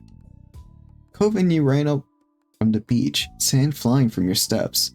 Cove made it to the road first, but you managed to catch up to him by the time you reached the house. It wasn't exactly a race, and yet it also wasn't not a competition. Both of you were laughing by the time you bumbled through your old front door together.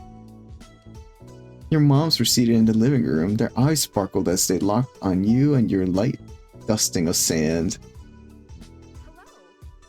Hello. Welcome home.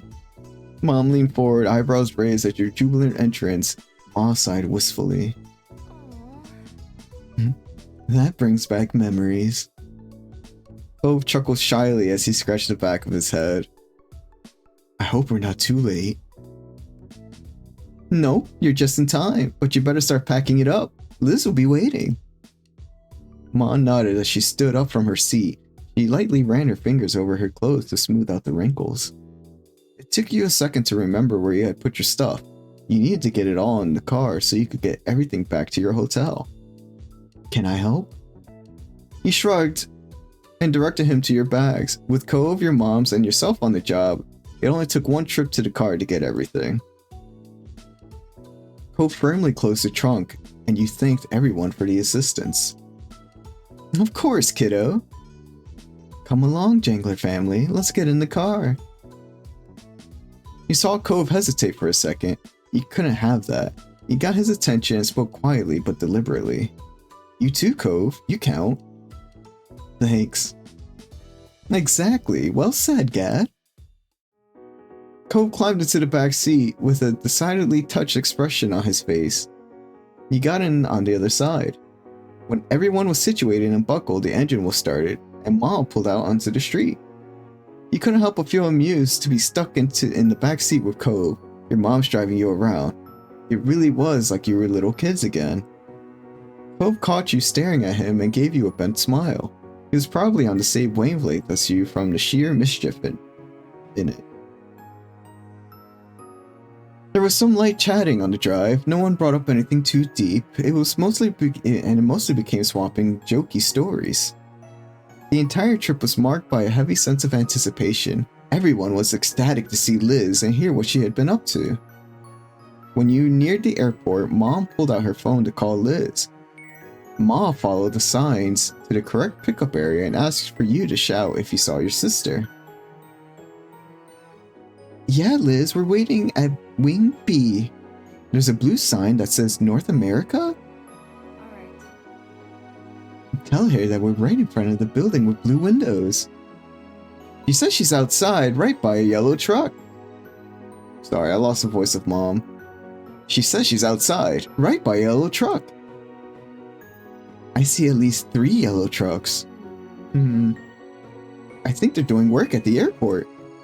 The back and forth continued, and Ma driving around in a wide, circular airport road while Mom attempted coordination between her and Liz's location. Aha! He leaned forward, peering out the front of the car. A tall, poised silhouette pulled a pale purple roll-along suitcase behind her. It was definitely Liz. She waved to the car. Ma parked along the sidewalk next to her, and Mom put her phone away with a cheer. Mission accomplished, team! Ma excitedly reached over to grasp Mom's raised hand, thrilled that both of her kids were back. Good job. That's right. Liz came closer and yanked open the back door beside her. She popped her head into the car, her smile ordinary despite how tired she appeared. It must have been a long trip for her, yet her expression was that same familiar smirk that she had grown up with. Hey. Oh, look at her! Oh my goodness! Hello, children. I'm back. I missed you, you laughed. Liz! Welcome back. Rude. Oh, hey, old grandparent who doesn't have any kids.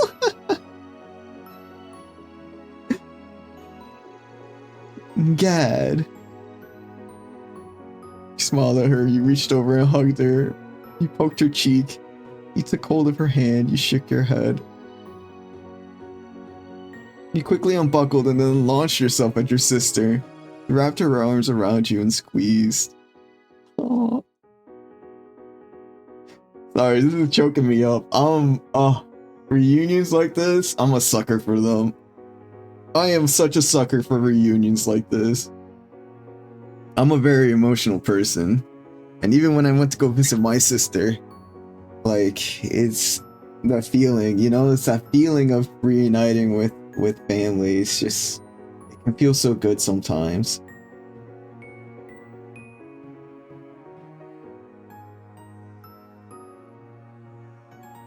Wave, yeah. Well, hi to you too, kiddo. Hello, sweetie. It's so nice that you're here. Hi, Elizabeth. He jokingly huffed at her. We're not children. Ah, this makes me want to scream. You don't know how much this makes me want to scream. Look at her. The interactions of They're adults now. It's just fantastic. It's a fantastic feeling, you know. Whatever you say, baby boy. She turned her gaze back to Mom and Ma. You really know how to make someone feel appreciated. Her spirits were high. You could tell she was just as happy to be here as everyone was to see her. She left the door open, but ducked out to walk around to the back of the car. She opened the trunk and lifted her luggage in. I'm going to move your junk, Dad. I'll keep it in front of my bag so you can get it later. Mom's dropping you off first, right? Yes, but that's not junk, it's important. Liz slammed the trunk closed without responding. Liz swung around to the open door. You noticed that her hair had a few flyaways, no doubt from a long day of traveling.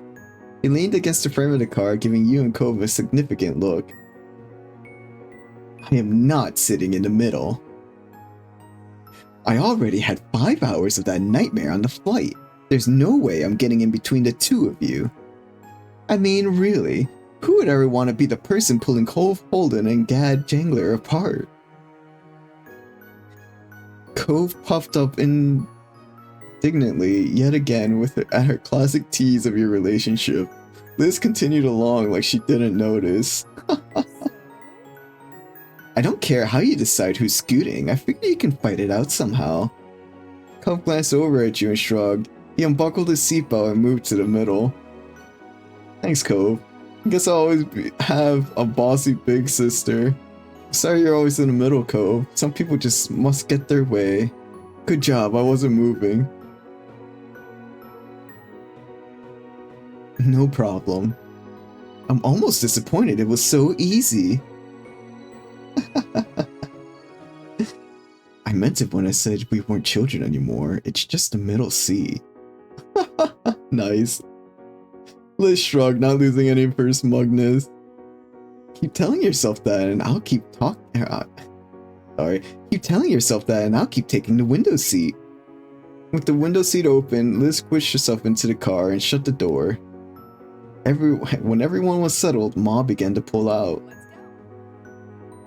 Liz crossed her legs, compacting herself slightly.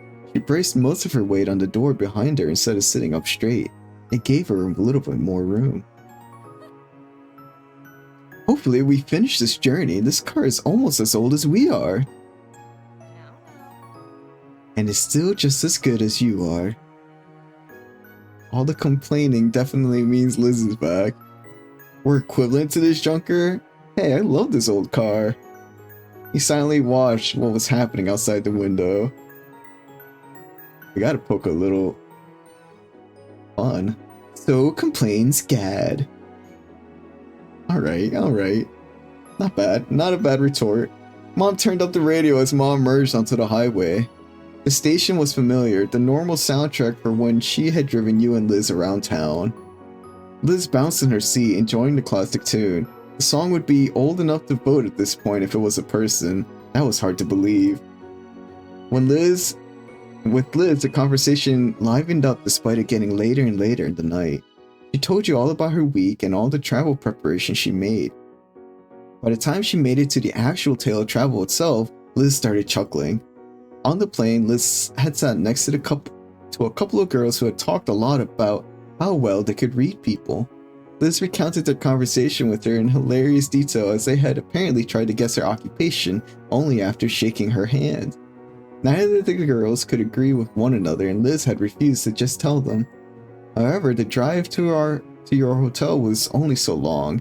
Eventually your group arrived, you yawned and got out of the car when it stopped. Cove clambered out after you. Liz gave a loud sigh of relief at all the extra space she found herself with. You and Cove grabbed the luggage and then waved off your family after you said your goodbyes. After they left, you and Cove went to go find your room. You scanned the keycard to unlock your hotel room. It sounded out a soft beep and you turned the handle of the doors. The door creaked open, then you craned your head in to take a look. The first thing you noticed was a large king-size bed in the middle of the room. It was a prim, modern-looking space. It seemed clean and smelled faintly like floral air freshener. A smile played on Cove's face as he watched you take into space. The bed's nice, huh? Which one of us is gonna use it? He burst out laughing. You glared at him. Are you serious? Here we go again. Me, you can fend for yourself. You stared blankly at him. I'm gonna laugh at that one. That's a good one. It was a joke. Can we please share the bed? Oh, it's got jokes! Yes. Thanks. I got a good hotel, didn't I? Yes, you picked out a nice one. It's passable. I guess we'll manage. Thanks for handling this. I say it's nice. It's the same hotel I would have picked on my own. Makes sense you go for this one. Looks like your roommate, Kira's place. He nodded wordlessly in approval. Ko smiled like a big, pleased puppy. We said, yeah, you picked out a nice one. You and Cove continued to chat as you settled in. You unpacked some of your stuff and checked out all the room's amenities. Cove pointed out the mini fridge and started puzzling over what food could be ordered to the room. However, the fact was, you both were exhausted. It didn't take too many yawns before you both changed into your pajamas and called it a day. You had to hunt along the wall to locate the light switch. When you finally found it, you flicked it off with a sense of triumph. You turned your head over to Cove, who stood behind you in his pajamas. He was cozy and comfortable, but the pieces didn't match. He never minded that. Ready for bed? Cove smiled, a soft expression that was adorable. Okay, let's go to sleep. Despite saying that it was bedtime, Cove took a step forward towards you. And then you kissed him, maybe. I mean, if the opportunity arises, definitely. He wrapped his arms around your back, and you leaned into his embrace. Then he lifted you off your feet. What? Still not putting you down, Cove promptly dropped himself backwards. The both of you crashed onto the tight tucked sheets of the hotel bed. He laughed the entire time. And then you felt his... That's only available if we bought the, what is it, the... something. We have to buy it. We have to buy the sex scene. Or scenes. I don't know how many there are. Cove bounced on the landing and absorbed most of the impact. You laid on his chest, feeling a little jostled. You giggled alongside him. You're an absolute madman, you teased. You could have warned me. That was scary. Let's do it again. You swatted his shoulder for that. We're gonna go with the teasing. He shook your head jokingly. His laughter turned into a snort. He smiled up at the ceiling, a thought clearly crystallizing. My dad used to do that kind of thing to me when I was little. Sort of. Nostalgia was clear in his voice. It was a fond memory, and you felt something warm in your chest. You made a small noise of understanding that turned into a yawn. When Cove yawned in return, you pulled at the sheets until you were actually under the blankets. Good night, Cove. Night. Don't let the bedbugs bite. Sweet dreams. You stuck your tongue out at him playfully. Hey, so you know why pigeons are called pigeons when they're actually doves? What? What is that?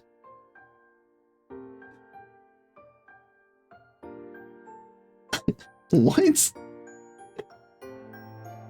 That's such an out of question. Like, I was not expecting that. It's out of the ball field kind of question. Poe snorted and scooted up so that we stuck our tongue out.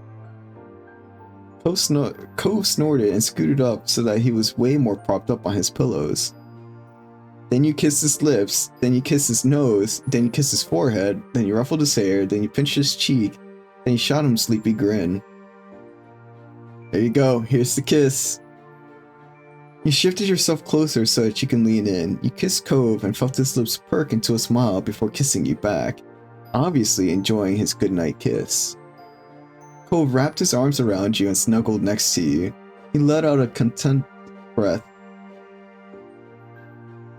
You reached out to hold Cove under one arm, and then used your other hand to comb through his hair. The two of you relaxed into one another, and you knew neither of you would want to be anywhere else. I can't believe we're really here. You and Liz and everyone else are gonna be here in Sunset Bird again. I was staring at all the scenery going by while we were driving here. It honestly felt like we never left. He ran a hand down his face. I mean, in some ways, it feels like it's been ages and everything's different. Some of that is definitely because I'm staying at a hotel instead of being in my room at Dad's, but yeah. Feels so weird. Feels natural to me. I don't even know how I feel. It's exciting. I just hope things go okay. You couldn't even put anything you felt into words. It's kind of an exciting moment. Cove nodded. He understood completely. I'm looking. A yawn forced an interruption into the statement. Cove was undeterred. I'm looking forward to this. He tucked his head into your neck. You felt his lashes flutter close against your skin.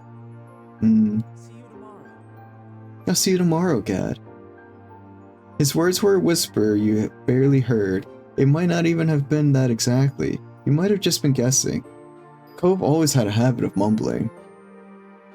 It was okay either way. Whether you heard it or only thought you heard, the sentiment was true regardless.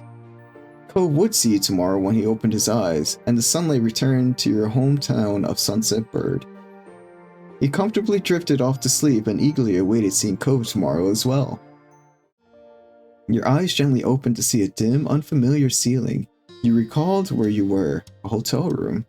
Yawning, your muscles felt relaxed and warm enough that sleep threatened to pull you under again. Good morning.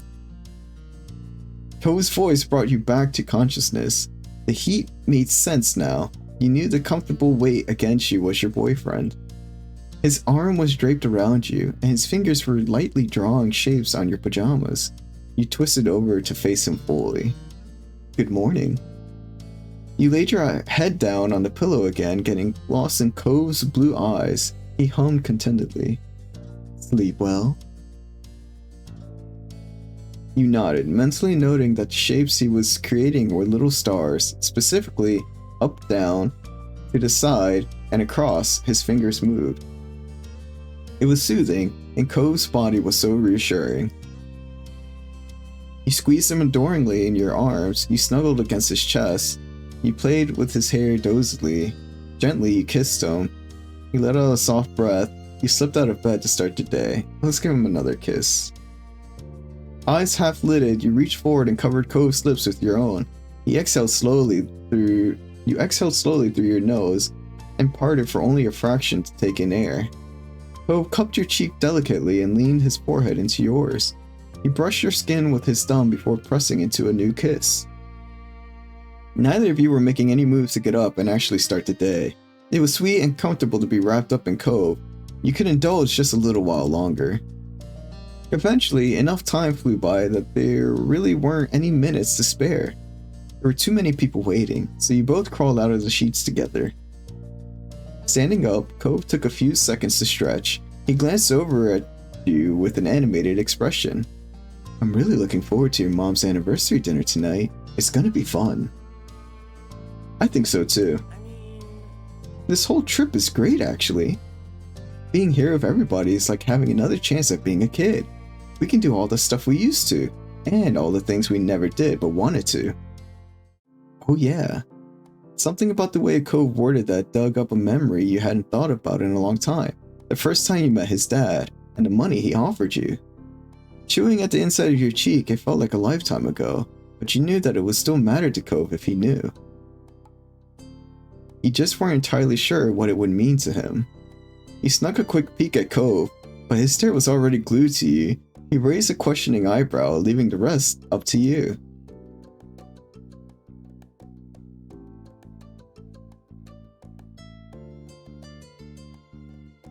What?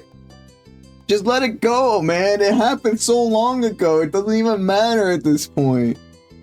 Alright, y'all. We got an ad break that's about to happen. We did 3 minutes of ads so that we have 50 to 55 minutes of ad-free gameplay. During that time, we take a break. We get up, we stretch. We're going to get up for this ad break.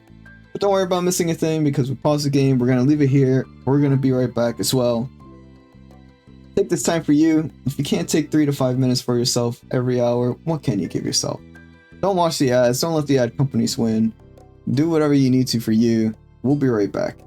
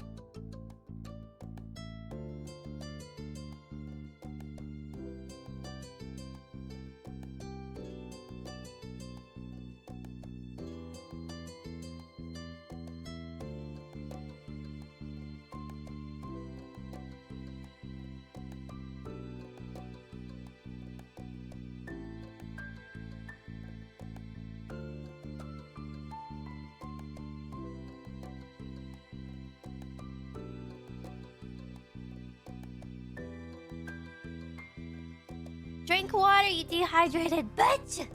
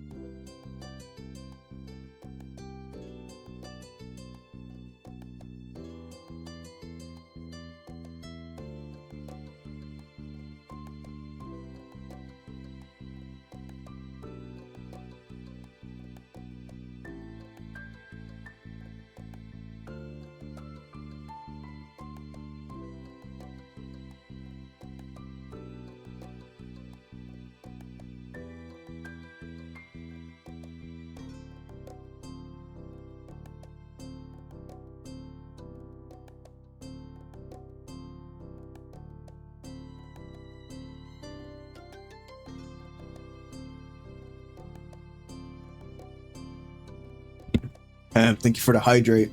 Got you right here, homie.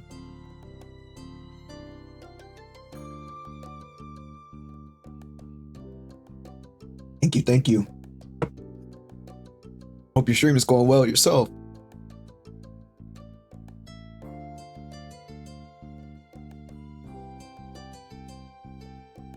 The Persona 4 journey. I've never played any of the Persona games, although I heard they were pretty good.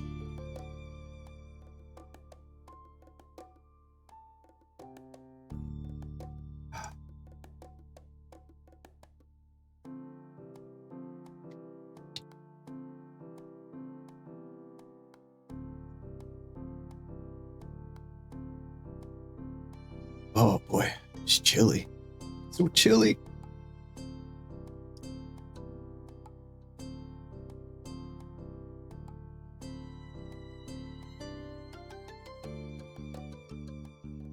Welcome back from the ad break, y'all. Okay, so we're back, right? And this is like, we're in our mid-20s right now, or something like that. And,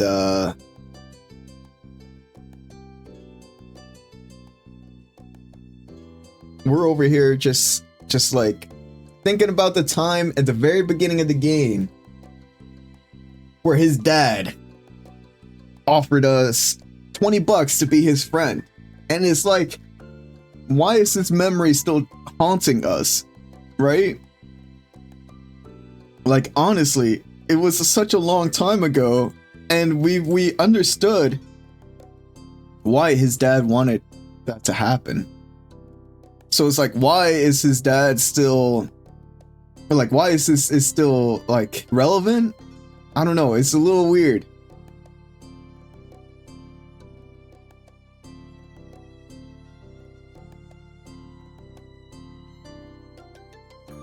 So now we have the option of, actually there's something I've been waiting for a chance to talk about.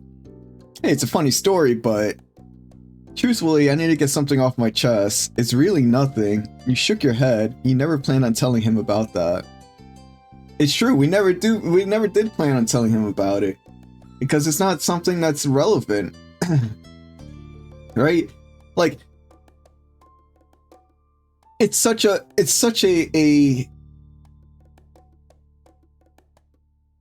minor detail in this story of like how life is playing out. I don't know. It doesn't make much sense. Maybe you go, it's a funny story, but trying to play it off as lighthearted.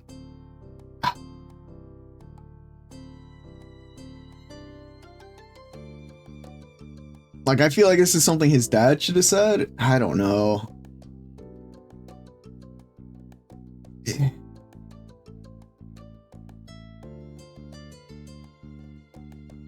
You scratch the back at your neck. We're gonna go if it's a funny story, but it's like it's literally nothing. It means absolutely nothing, right?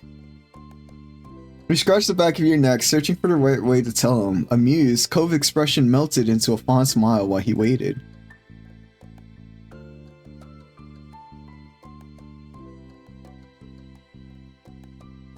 Fine, I guess we'll tell him. It's not like, oh my god, I hate this. I hate this so much. It's nothing.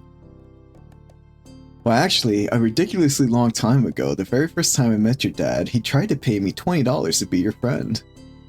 His mouth fell open, and his head tilted to the side. There was no unringing that bell. But I didn't take the money. The look on Ko's face twisted, his eyes pushed into a squint, his lips screwed up, and you saw his stare darted across your skin. Oh my god. Oh shit, we just like broke his reality. The realization tumbled out of him in a whisper. You couldn't read his expression, but it remained firm. Until big sad tears started bubbling and dripping down his cheek. You flew a few steps forward, shocked your and eyes wide with concern.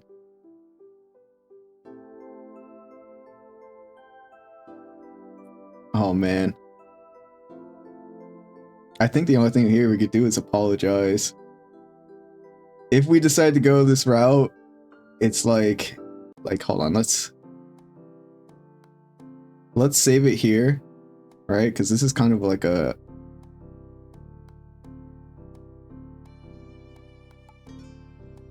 maybe, you know, maybe it's not such a funny story. Hey, I can kind of see it from his perspective, right? But like, it's not really anything. Like, why bring it up now?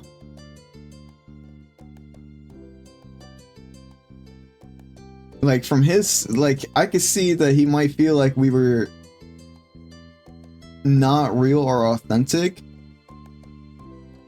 But like, that's not the case, right?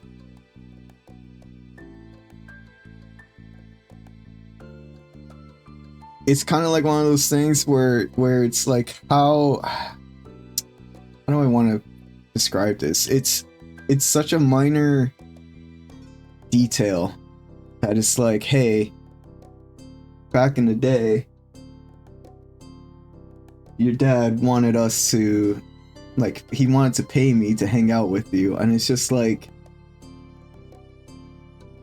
I'm not really sure I understand his reaction.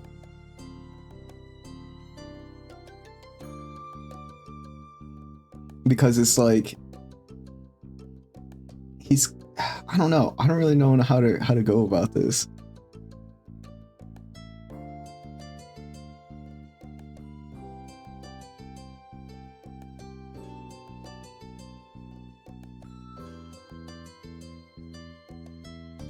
Let's continue here. Oh my god.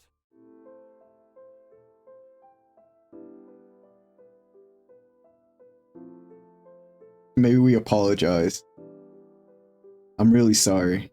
The apology came out in a whisper. He felt like a broken record, but that's all he can think of. Ko's tense jaw slowly loosened as his mouth began to wobble into a frown. Emotions overtook him, and he failed to swallow down a broken sob. The tears pooling in his blue eyes intensified, and they streamed quickly down his cheeks. Ko hung his head low and let them fall.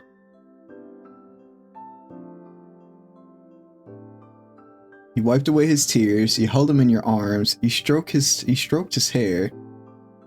You gave his back gentle pats, you stood next to him.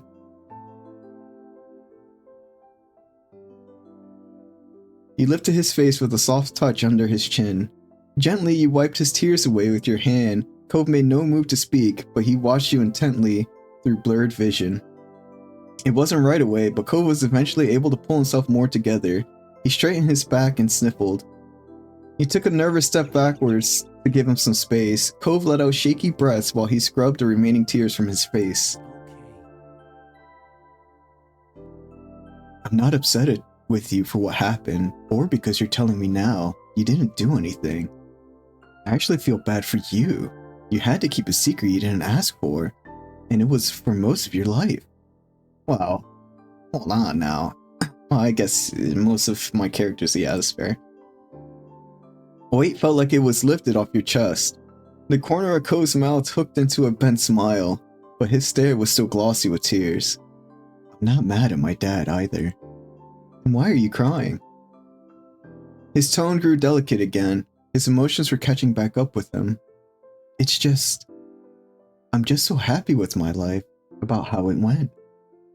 But so much of that, what happens with everything, is out of your control. There's stuff like this, my dad secretly offering you money to be my friend. Remembering those days when I was little and pretty much my whole world was decided by other people, just really made it all hit. Especially because I'm finding out there was even more going on than I realized. His bottom lip quivered, and new tears ran down his cheeks. It's scary to think about. It would have been so easy for none of this to have ever happened, or even happened. Hope threw his arms to his side, trying to convey where you were standing, where you had ended up after spending a life growing up together. What if my dad moved us to a different neighborhood? Or if I didn't move away with him at all? Or if my dad didn't care if I had friends or not? I'm so glad. But it didn't go differently. And you're here with me. We're together, and my parents are some of my very best friends, and I'm just really glad. Your legs felt weak under you during his confession, but you remained rooted in place. Cove seemed to grow more confident. I love you. I love you, Gad. so much. I don't think there's anything in the world that would have kept us apart. I'm grateful I got to meet you. You're the best thing that's happened to me. I love you too. You're my one and only two.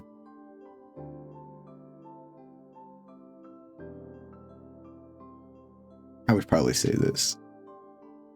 I would say, I'm grateful I got to meet you. You're the best thing that's happened to me. Your voice broke with emotion and his eyes watered again.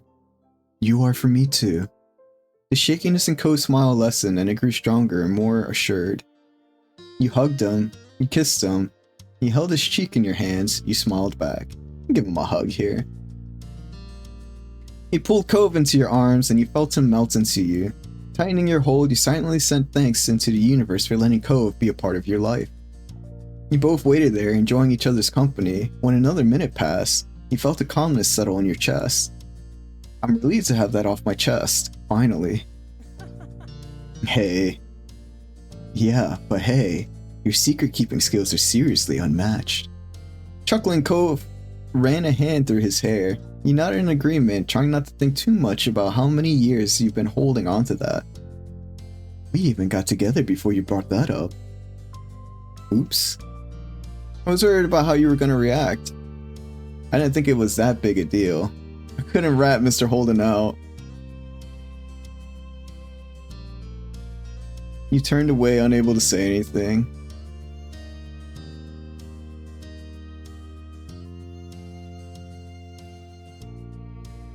We're gonna go with I couldn't rat Mr. Holden out. Stunned, Cove's head fell forward a fraction. Wow, your loyalty to my dad sure is something. He's my neighbor too, or he was. A small snort and then a laugh escaped him. When he recovered, Cove's affectionate gaze rested on you again. Yeah, and it's fine. I get it. There was a playful gleam, and Cove's expression shifted into a smirk. He leaned forward, and you could feel the warmth of his breath. Are there any other confessions you want to make while we're doing this? Instantly, your skin felt like it was prickling and hot. Thoughts about dropping to one knee spun rapidly around in your mind. You noticed your shocked reaction. Oh, actually, don't worry about it. I was joking. Cove scratched the back of his neck nervously. You took a deep breath and felt yourself calm down. Thanks. Yeah. Cove clapped his hands together once, trying to clear out the awkward air. Well, we better get back to business, huh? We've got a full schedule ahead of us for your mom's big day. Sighing deeply, Cove shrugged. The look he gave you was warm and affectionate, and you knew that everything was going to be okay. Thanks again, for letting me know what happened. The corner of your mouth curved into a welcome smile. After that, you and Cove moved around each other, busily getting dressed and ready for the day. Light laughter and chatter filled the air the entire time. Bags were packed and phones were sought after. You suddenly tossed Cove his phone when he hadn't been able to find it. You handed Cove his phone when he hadn't been able to find it. You slapped Cove's butt as he stepped past you. You somehow lost a single sock, but Cove found it behind the headboard. You shook your head at Cove when he ran a hand through his hair instead of brushing it. We're gonna slap his ass. Yeah, slap his butt. What's going on, Fox? Cove let out a small yelp. You met his eyes with an impish grin and he shook his head. Careful. His shyness melted away as he put himself inches from you. I might have to do something to return the favor. You raised your hands in playful surrender. His mouth bent into a pleased smile. There was nothing else stopping either of you now. In minutes, you were hopping into your ride and heading back to the neighborhood. It was another beautiful summer day in Sunset Bird. You couldn't resist rolling the window down so you could absorb it all during the drive. Cove sat across the seat from you, near the opposite window. His gaze was locked outside, catching all the old landmarks the vehicle was passing. Your spirits rose even higher the moment you made it home once more. Eager, you hopped out of the car and let yourself inside. Your moms knew you were going to be there that morning. But the second you made it past that threshold, an excited scream nearly scared you out of your shoes. Lee! Oh my god, what is this outfit she's wearing? That is so cute! Holy shit! That's good. That is a good outfit. I love that outfit.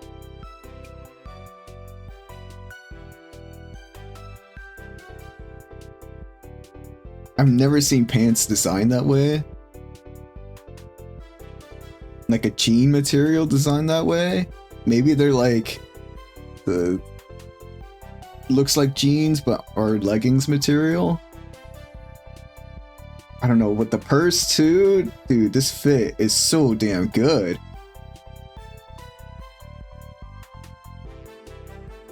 Gad, you're here. And guess what? I'm here too. While your heart rate settled, a broad grin quickly took over your whole face. Since your cousin moved out on her own, you noticed that she really found her own groove. She was still the same loving person she'd always been on the inside, but she expressed herself in new ways. Lee was strong, kind, and smart. Over the past few years, she graduated college with a degree in history. The last you heard, she was pursuing her dreams, working towards getting into the music industry. Lee! Hey, it's so nice to see you. You look great. Can I get some warning next time you're gonna screech? He smiled. Excited, we said Lee. Excited, you shouted just as loud as she did. Lee hugged you tightly, nearly knocking you off your feet. Lee leaned to the side to glance past you and met Cove's eye. The grin on her face widened while she waved. Hi, Cove.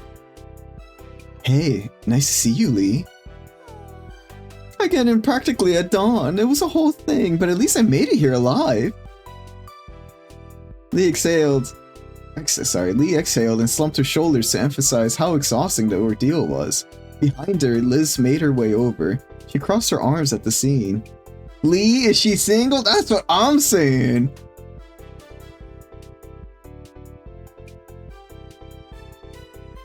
I love the little raccoons, by the way. They're so cute. And then Liz's outfit fucking eats too. Oh my god, the outfit design that these people have for this game, fantastic. These guys know fucking style. Damn, they did a good job. This is really good. I really enjoy the outfits. It's so nice to see actual like style as opposed to just like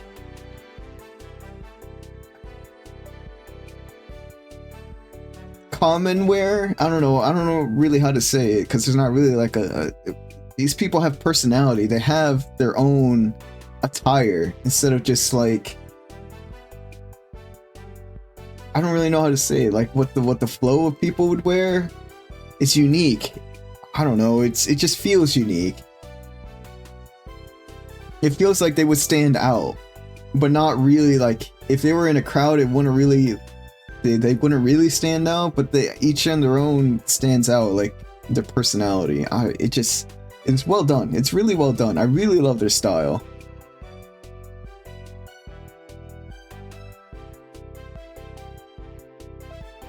Behind her, Liz made her way over. She crossed her arms at the scene.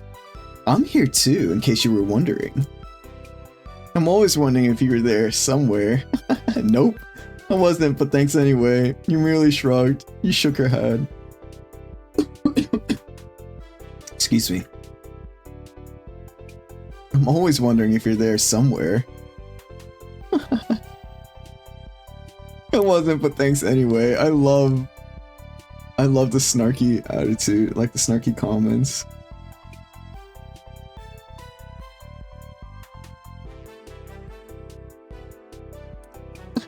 I kind of want to say this. Lee giggled and Liz's eyes narrowed at your remark. She seems to stand up straighter and the demure smile on her face didn't move.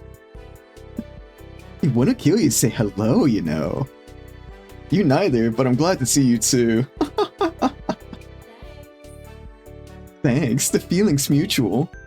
Another friendly shout rang out in the living room. It was as cheery as it ever was from the many times you've heard it over the years.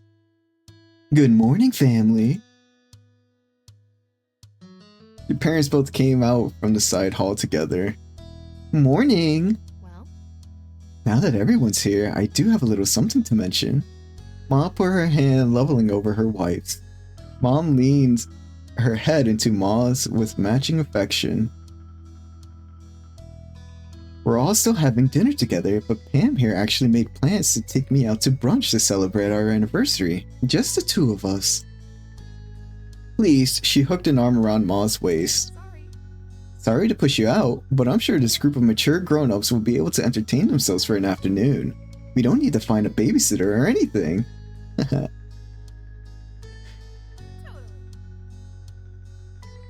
Yeah, have fun, moms. Oh my god, my heart, it's so full, this interaction. Hey, no licking your paw.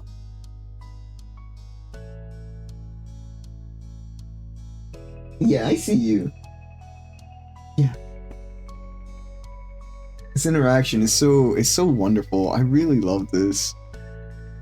Oh man, it's so cute. It's so wholesome. Don't worry about it. Sorry, don't worry about it. Enjoy your brunch. This works out, actually. An afternoon open means there's time to meet up with Terry and Randy. Hopefully, they're free today. Your two school friends still lived around the area. They knew you were coming for your mom's party, but when or how you might arrange to see each other wasn't set in stone. Sounds good. Definitely, we should call them. Alright. I have some people I'd like to say hi to as well. Liz had her cell phone in hand, ready to get her plans made before she was even done speaking. Arching an eyebrow, she then directed the next part at Lee. Would you want to come along? We've missed out on a lot of cousin bonding time in the past. Yeah! Sorry, I was channeling Lee.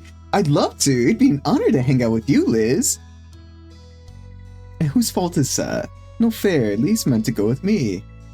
I hope you both have fun. Don't worry, fun is my specialty. Chuckling, Liz smirked. Well, try not to have all the fun. Don't get into too much trouble. You shook your head and Liz winked. She then glanced back at her phone and rapidly typed a new text. Excellent. It's settled. She squeezed her wife's hand. Her gaze took in the whole room, ecstatic to see the house full again. Today is going to be perfect. Yes. I think so too. I truly couldn't be happier with my wife, my children, and our whole beautiful family. It's already a wonderful anniversary. There were awes and sweet comments from the group gathered around the couple of hours. Oh, sorry.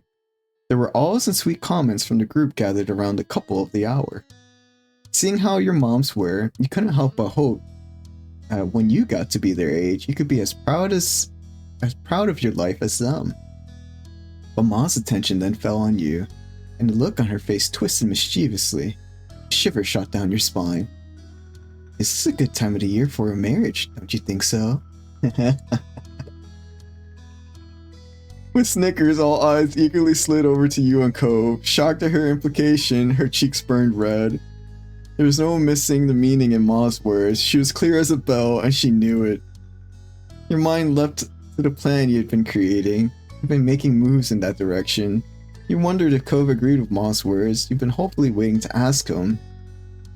Your mind leapt at those words. It wasn't something you planned on, but maybe she was right.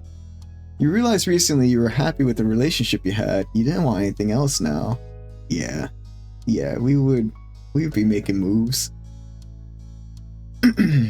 Excuse me. I had some coffee with some milk, and the milk is making my throat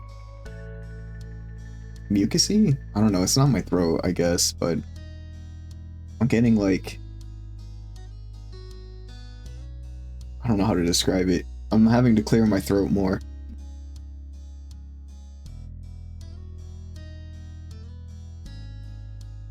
And it just coughed right into my hand. It's kind of gross. But none of you are here to shake my hand, so it's fine.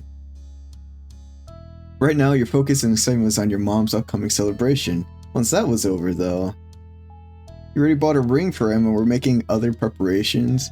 You already made a ring for him and we're making other preparations. You didn't want to use the ring, but we're still preparing. You know...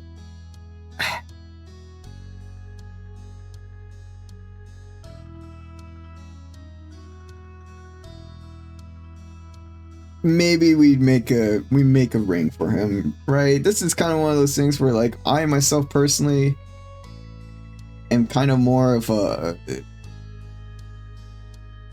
nature person, and like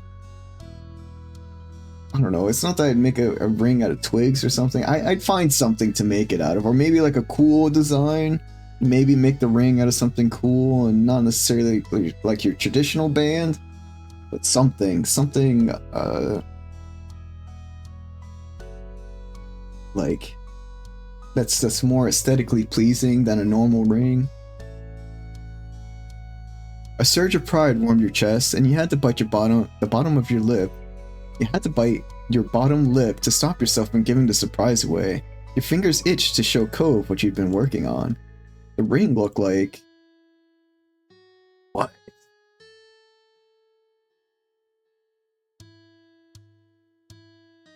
These are so cute. But none of these would be the design I would choose. This one's kind of cute.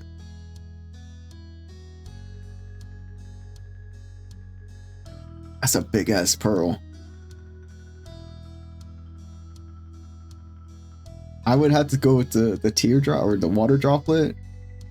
I feel like that would be cool.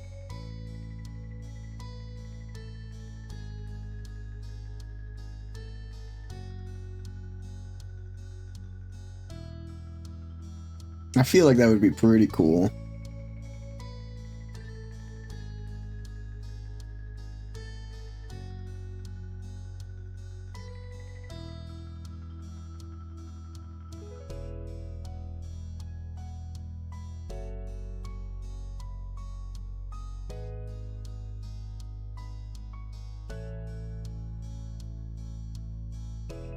I feel like that would be pretty cool.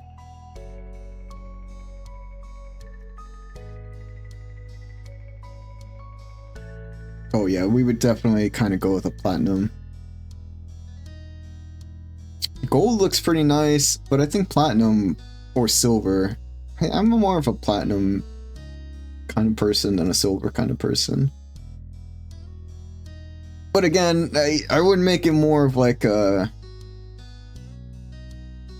branches, if that makes sense. Like you know how you see like kind of like a snake where it's just like a long band and then like there's a snake head, but instead of the snake there'd probably be like some sort of branch or nature-esque sort of vibe to it. But I guess the closest thing in this case would probably be this teardrop.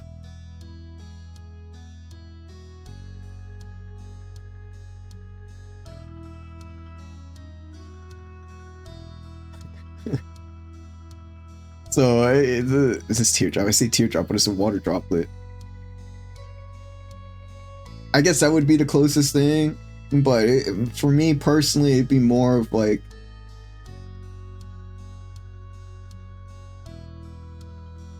think if you guys remember Kiki's Delivery Service, the woman that lives in the woods, that kind of aesthetic. Give me that kind of nature feeling to the ring, you know? Maybe like Gandalf's staff, that would be a cool one, but like, you know, made around into a band with his staff at the top with a little like gem or it doesn't have to be a gem, but just something in the middle to like a little crystal of some sort. But we'll go with this. I kind of like this. When the moment came, you were going to do something special before popping the question. Do we need to do something special? Like how special are we talking about here? Right? Like, how special are we talking about? Like, or am I just gonna like drop down on one knee and ask them, right? Like, what are these two meaning? Is this just saying, hey, you want to get married, and then like I present the ring, or is this just like, you know, you go to Disney and then you're like, hey, this is probably a bad example because I don't know if they still do this or allow you to do it. this like, you know, you do something like, hey, I got you something, and then it's like, yeah, midway through the vacation you like start singing and dancing and put on a show, and then it ends with popping the question. Those are some, I guess personally for me, I would probably set something up, right? Not like it would depend. It would depend on the person I'm with, honestly, because not everybody likes, well, first of all, not everybody wants to get married. And then, like, not everybody likes flashiness, right? Not everybody wants that crowd to be drawn in. So depending on if it's a public or a private event, right, things would be different, because then it's like, it's not as flashy and it's just meant for one person, as opposed to like, hey everybody, look around, I'm getting married, and like putting the center of attention on her and like the question itself, right? Because that's a lot of pressure too. So it would definitely depend on the person and how they want to go about it. You know, of course, if I'm thinking about what Cove likes, I don't really think he likes this big flashy, like, if this were anything, I would probably go to the beach where we're at here, right? And then like maybe do something like build sandcastles, right? And then, because that's something that we did in the game when we were younger, and then I think like that's how we ended the young adult phase, is before we grew up and left, is we all had a day at the beach. It would make sense for me to like be at the beach, and then like, you know, there doesn't have to be people around, but just something like making sandcastles, and then it's just, you know, be like, hey, could you come here? I need help with this part, and then like you accidentally break the sandcastle or something like that, and then the ring is there, and then, you know, you propose. So I guess it depends on what that something special would be, right? Because again, like what the game has in store versus like what I could think of and all that kind of stuff. So I guess I would do something special, although, you know, I tried that whole proposing to save a relationship thing, and you know, it didn't work out, because that's not how, just, you know, we talked about it, but anyway. And until then, sorry, shit, damn it, now I gotta choose it again. Fine. We chose the moment came, when the moment came, you were going to do something special before popping the question. And until then, you'd have to keep your feelings on the inside. He caught Cove shyly rubbing at the slight scar that was still visible on his arm. His stuttering never quite reached full sentences. It instead turned into silence. Cove's brain was shutting down. Ma had sympathy for him. You don't have to say anything. It's just a little thing to ponder. At that, Cove's mouth snapped shut. With a stiff nod, he quickly glanced at you. If it was only the two of you there, you got the impression he would have had something to say. For now, a meaningful look was all there was. Right then, let's get back to what we were doing. After that, you enthusiastically began setting up plans to meet up with your friends. They were both able to come see you. Having kept their schedules free for this, you couldn't wait. Hope was also speedily sending text messages. Since you conveyed the plans to Terry and Randy, you imagined that he was letting his parents know about what he was going to be up to. The group continued to chat and catch up until it was time for your mom's brunch and your big meetup with your friends. Soon enough, everyone was out the door, looking forward to their fun-filled afternoons and the dinner late that night. Once outside on the neighborhood street, you looked at Cove. He stood at your side with a bent smile. Barry and Randy were driving into town while you and Cove were traveling on foot to meet them at an easier-to-reach spot. Man, we really are kids in Sunset Bird again, having to rely on other people who actually have cars to really get anywhere. Now we're stuck walking to whatever is nearby. You laughed. You nodded along in agreement. No, we reverted back to infancy. We never drive anyway. You shook your head. We can laugh at that. Cove is kind of a funny guy. He's kind of a funny guy. Like the good old days. Cove took in the sunny sky stretching out above the two of you. He shoved his hands into his pocket. Yeah, and at least it's always been a nice walk. You hummed in agreement. It was kind of nice to take your time. Let's go. You bounced forward several steps and shot Cove a playful look over your shoulder. With that, the two of you began your trip down the old road.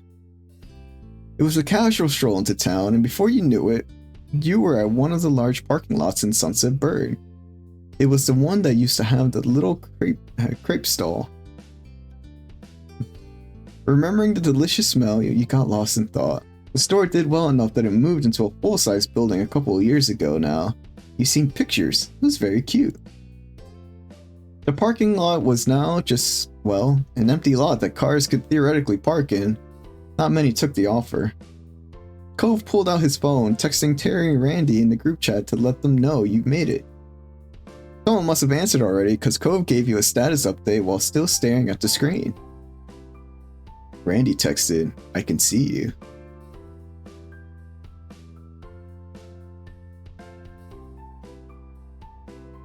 Oh, read. The blare of a car horn cut you off. You and Cove both turned towards the source of the noise. One of the windows rolled down. Hey, buddies. Aw, Terry. Your friends had arrived, making a spectacle of it, as expected. Being the only car meant that they got the pick of the lot, so they pulled to a stop in front of you. The window closed back up, and instead the two front doors popped open. Terry and Miranda stepped out into the pavement. What voice did I give her? Hi, Cove. Hi, Gad. It was a... Hi, Cove. Hi... No. Hi, Cove. Hi, Gad. I don't remember. Maybe it was something like, Hi, Cove. Hi, Gad. I don't remember. We'll mess with her voice a little bit. With a cheery wave, Miranda skipped towards you. Terry, on the other hand, walked speedily over to Cove, squeezing him into a hug. Look at her fit, though. That's such a nice fit.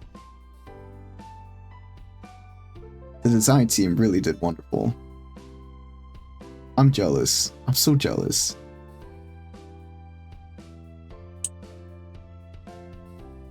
A quiet laugh escaped Cove, along with the majority of the air in his lungs. He didn't fight the constriction, but instead gave Terry's back a pat with a large grin spreading across his face. When he let Cove go, Terry came right up to you. He held his fist up for you to bump it. Yo, look at him. Let's go, Terry. Terry with a Y, not an I. He's rocking that shirt.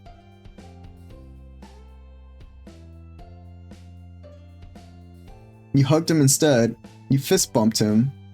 You smacked his fist with a high five to make it a turkey. He waved. Yeah, we gotta hug him, right? We're big huggers. Sidestepping his fist, you wrapped Terry into a big hug. He held you back tightly, rocking you back and forth excitedly. It felt so nice to have your friend group united as adults. Terry was currently a full-time lifeguard down at the busier beach a town over. You were proud of him. He helped a lot of people in his line of work. And in recent years, you and Terry were able to form an even closer bond. It was reassuring to have a friend who knew what it was like to go through changing parts of their identity. You could go to him for understanding, and you knew that Terry felt the same about you.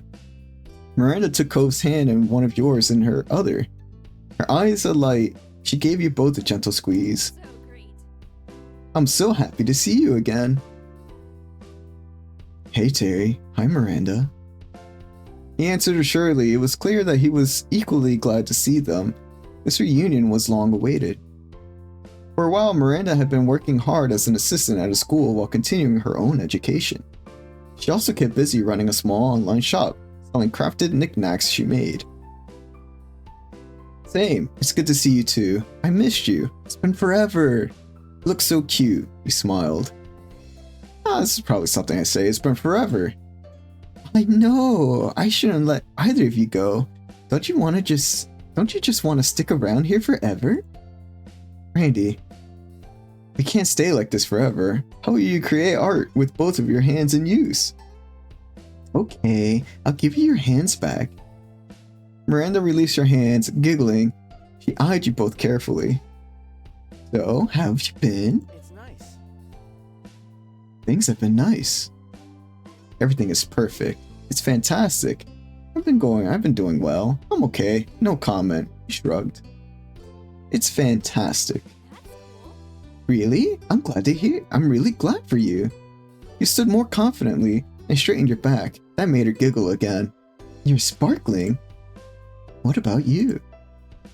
I'm super. Terry sidled up next to Miranda and put his arm around her shoulder. Sighing dreamily, Randy chuckled up at her boyfriend. Yeah, things have been unbelievable. He pressed his cheek against Miranda's, and she let out a light squeak. The sight put an amused grin on your face. Your friends made a wonderful couple. They knew each other well and cared about each other so much. It was no shock at all when you heard the news that they'd started dating. The corner of your mouth curled playfully while you took in the warm welcomes all around. At times, it was still kind of funny how your group of 4 friends evolved into 2 couples. Not that you were complaining about it, you thought it was an amazing thing. Cove then pulled his phone out and peeked at the screen. He repeated the motion ever so often. You raised a curious eyebrow at his unusual behavior. Cove was too focused on whatever he was doing to even notice you noticing him, which was even stranger.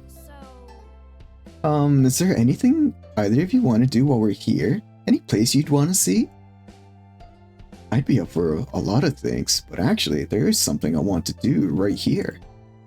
Oh yeah? What's that? Terry poked at Cove's arm playfully. Miranda met your eyes, silently asking if you had any idea what Cove was talking about. You shrugged. I just want to see my friends. Huh? Cove, you're already doing that. Well... True, but I could be doing it even more.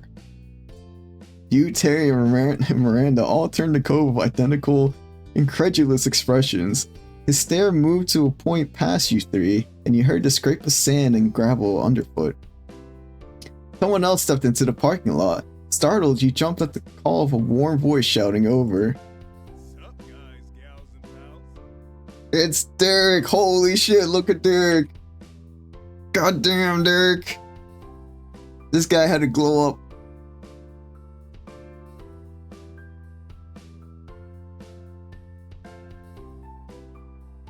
Running a hand through his hair, the person who crossed the lot was unmistakably Derek Suarez. He was beaming the whole way. It's been too long. Even though it hasn't actually been that long, but long enough. Derek! Wow, I'm so glad you're here. Oh man, hunk alert. He ran over and hugged him. He grabbed onto his arm excitedly. He waved at him. Let's go give him a hug! He was comforting and solid, but he was also big enough that it was hard to fit him in your arms. You could feel the rumble of his laughter against your cheek. Derek held you in return. I missed you. Look at him. He spoke to you gently. You were thrilled just being there, reunited with him. Derek was a good friend of yours, and he had been for a long time. Hey! He waved over at Terry and Miranda pleasantly. Over the years, they all had met several times in passing, simply through being friends with the same people. What's up, big man? Hi, it's great you could come. Cove put himself next to Derek. Happy, he clapped a hand on his friend's shoulder. Hi, thanks for coming. Thanks. Of course, thanks for inviting me. Sheepishly, Cove looked back at you and the others. That's when it clicked in your mind. It wasn't his parents that he was texting earlier, it was Derek the entire time. Derek is in town for a few months to help my dad and his dad with some work. Yup, I'm working on my own business thing You're too. fogged up. Get in there. Robotic Liv! Tart just subscribed. 9 months, let's go. Man, 9 months? Wow. Thank you so much for all your support, Liv. Thank you, thank you, thank you. Hope you're doing amazing today. I'm doing well. Yeah, I'm glad to be back streaming. I'm glad to be over my latest Pain episode. And how was your you were doing a YouTube recording today, right? In your Discord. How did that go? How was I was watching. I don't remember the name of the game. Let me see. Let me go to your Mindlock. How was that? What's it about? I guess I might have to wait until it's a puzzle game. It was okay. I can't wait to see your video on it. It's about crippling anxiety. Oh boy, that sounds like it would be kind of rough to traverse, but in a potentially good way. And becoming a shut-in because of misery in the direction. Oh man, that is really relatable. Funny enough that you mentioned that, because I had a game design that I had back in November 23. It was rough. Yeah, it sounds like that. I had a game design back in 2003 in November. It was about healing and dealing with grief and all that stuff. And it actually, it's funny because I wrote this premise of it, and like it's based off of my life and how I feel. And I'm continuing to work on that story a little bit more. It's gonna be, I'm not gonna talk too much into detail about it, but the premise of this game is that it's kind of like, it's kind of based off of Dante's Inferno. Instead of going through 9 layers of hell, you go through like 9 stages of healing grief, potential healing of grief. And that's like part of the game, is that you could choose to heal or you can choose to hold on to the past. And like, depending on what you do, it's like, it changes the outcome of the ending. And like how the game plays and all that stuff. So that's kind of a design I'm working on, but that sounds that sounds really rough. Like in a good way, but like also in a very emotional way, the game that you're playing. But yeah, I can't wait to see your video, and thank you so much for all your support. Y'all, if you don't follow Liv, I just put /robotic tart. That's not how that works. I gotta do /shoutout. Not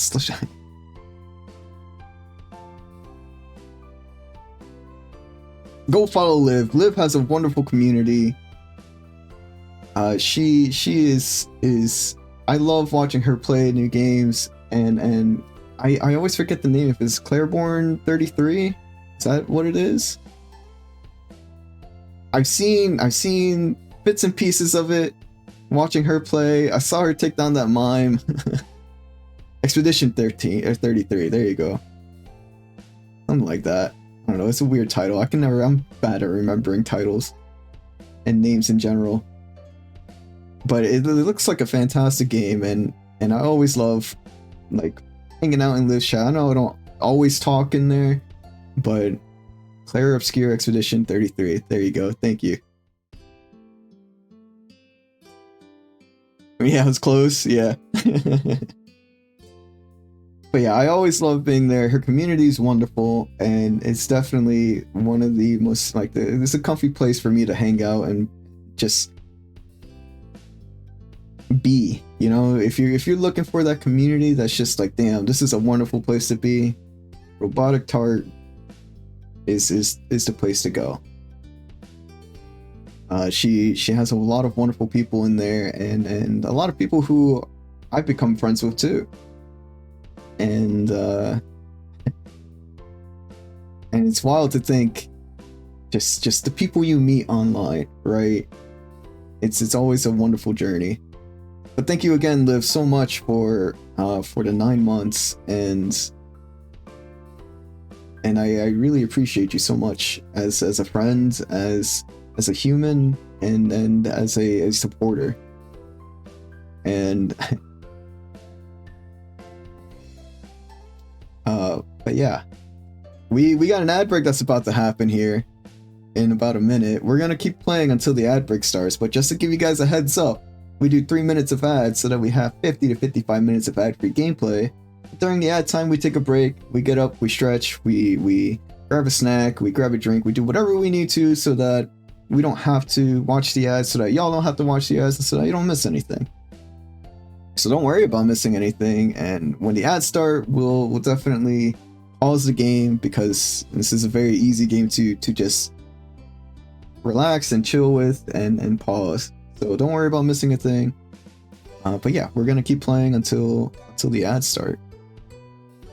Yup, I'm working on my own business thing too, but I'm still involved with running the scuba shop when it's called for. Very nifty. Humming, Derek elbowed Cove. So, But hey, we don't have to stand around here for my sake. What's the plan? Let's hit the town. Eager to get going, everyone piled into Terry's car. The rest of the afternoon was spent visiting spots all over Sunset Bird, laughing and reminiscing the whole way. Once it started to get late, Terry brought you and Cove back to the neighborhood. You didn't have to walk there after all. You didn't get out until promises were made to see each other again before your trip ended. Side by side, you and Cove stood in the street and waved at the car as it drove away. Terry tapped the horn for 2 honks while Miranda stuck her hand out the window to wave back. Alright, we're gonna leave it there because the ads are about to start. We'll see you after the ad break. And thank you so much for being here and all the support that you guys give me. I'm still gonna be here. I'm gonna just be talking to y'all. But yeah, I decided to kind of like, I know I've been talking about this for a while, and like, you know, I had a plan at the beginning of the year to kind of get situated, and like I've slowly but surely am implementing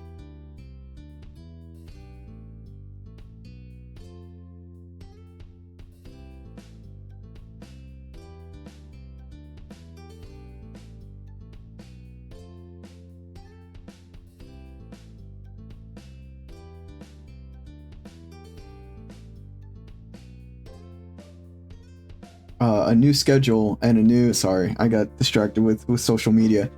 A new schedule for myself as well. We're gonna try to keep streams to about 4 to 5 hours, depending on how we feel and all that stuff during the weekdays, so that we have more time to work on other projects and stuff that we need to work on. And then during the weekends, we're gonna try and stream for about 8 hours. 8-hour days. Saturday and Sunday, not Friday. Friday's going to be our podcast day, which the next one is going to be not this coming up Friday, but next week Friday. Not tomorrow, but on the 16th. And we'll get a poster out. We'll get a poster out later tonight, and we'll have that work done. We're working on some stuff for ourselves, as well as stream. We're working on building our own TTS bot. So that we can have our own TTS bot. The plan is to eventually have it so that your message gets sent to, like, would be read in one of the Star Fox crew voices, and then from there, like, have the rest of the crew talk about your message and what you said, and kind of have like a conversation riff off of it and kind of stuff like that. I think that'd be pretty cool, but I have to learn a lot about how to build my own TTS, like how to build my own TTS bot, and how to implement it, not only into the stream, but how to just create one, how to make it how I want it to be. and that's going to take a lot of time, and I'm excited to learn about it, as well as learning more about cloud computing and other stuff I need to do to kind of improve my situation. But we're going to try and stick to at least 4-hour streams, maybe 5. 5 is kind of pushing it, but we're definitely pushing. We're gonna push for at least 4 hours during the week, with Wednesday still being our day off. So it'll be Monday, Tuesday, Thursday, Friday for 4 hours, except for Friday. Friday's probably going to be about 2 because the podcast usually doesn't go that long. And then Saturday and Sunday is going to be 8-hour streams. We have our schedule up, but our schedule is going to change a little bit. We can go back to the schedule real quick. The schedule, this is what our schedule for this week is going to look like. Instead of X-Men Legends, we're going to be playing The Legend of Zelda Ocarina of Time. We started that, and we're going to continue playing that before we get into X-Men Legends 2. And then on Sunday, we're still going to be playing Sly 3. I kind of changed the way how I did the redemptions of Streamer Play My Game Works. I want Sunday to be the community game day still. It's been a while since we played Sly 3, and we're never going to get to finish the games that the community wants to see played unless we actually play them. And don't get me wrong, I've been having a lot of fun playing Our Life, and you know, the X-Men Legends I'm sure is going to be fun as well, and all the previous games that we've been playing. But I kind of do want to get back into the community game day on Sunday, just to kind of honor those that you know are here, and the community, like what the community wants to see and stuff like that. So that we will get back to on Sunday, and then eventually, you know, whenever we caught up with all the games that people want us to play, you know, we'll get back to Pokemon Saturdays, and then the PlayStation games during the week. But that's kind of what we're looking at right now.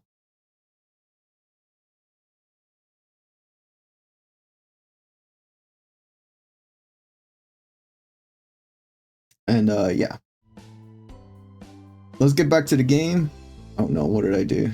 That's not the right screen, that's why. There we go. And I still gotta fix my OBS setup, because this isn't exactly how I want things to go. I'm gonna change it a little bit more. There's more that I can change and more that I can do. But welcome back everybody to possibly the last hour stream. I really want to get into the habit of streaming 4 to 5 hours. So maybe this hour or the next hour will be the last. But let's go for this hour being the last. And then if it's not, then I'm okay with being 5 hours in, you know? But welcome back. Let's drink a little bit more. We gotta get some food in us, right? We got a little protein shake here to help us out.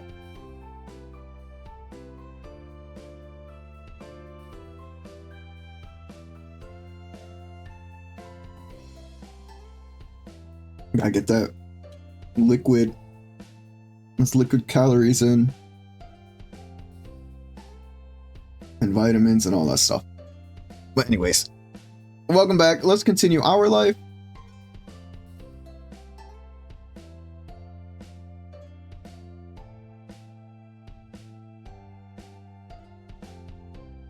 For potentially the last hour. We'll see at the end of this hour how we feel.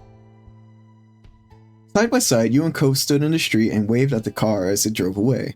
Terry tapped the horn for 2 honks while Miranda stuck her hand out the window to wave back. You caught Derek in the back window, giving you both a wide grin.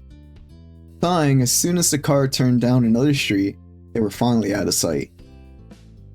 Well, that was one party. Time for another. Ready to go see your moms? You glanced from Cove over to your childhood home quietly. Yeah. Spirits high, you and Cove crossed the distance to your house. It was almost time for the anniversary dinner. You'd barely stepped over the threshold of the condo before Ma descended, eagerly welcoming you both. The usual greetings were followed by questions on everyone's well-being, after which the conversation moved on to excited chatter about tonight's dinner plans. Cove excused himself to the restroom to freshen up before being on the move again. Holy shit! Look at his outfit! Hot damn, Cove! That's actually a pretty good shirt on him. I love it. I love that shirt on him.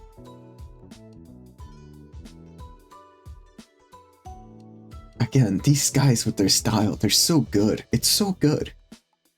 But when he returned, you were shocked to see he had entirely changed outfits. Where did that come from? I packed it with me so I could get dressed before the dinner without having to go back to the hotel. Didn't you? Or maybe you have stuff still here at your mom's place. No, it's not a formal meal. But your mom's party? It's at a country club. Yeah, that's normal. We can wear what we always do. It'd be different if we were going to one of the club's parties, but we're only going for a regular meal. Cole was so befuddled by your explanation as you were with his actions. He threw up his arms, desperate for your understanding. Seriously? How can you not dress nicely for a country club?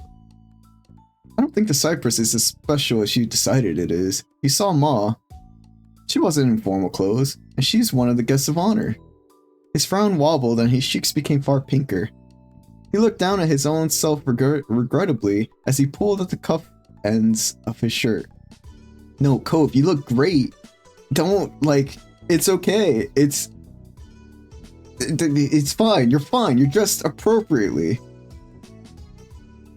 You seem more like a scolded child than a grown man dressed for the latest charity gala. I thought she was gonna get changed while you and me were. Ma? No way. She needed a lot more time than that. Well, it's okay. You look very nice. You're such a cutie. I love how much of an idiot you are. He shrugged. No comment needed. You patted his arm encouragingly. Oh, it's okay. You look very nice. That earned you a sheepish smile, though he still clearly wished his look hadn't garnered any extra attention.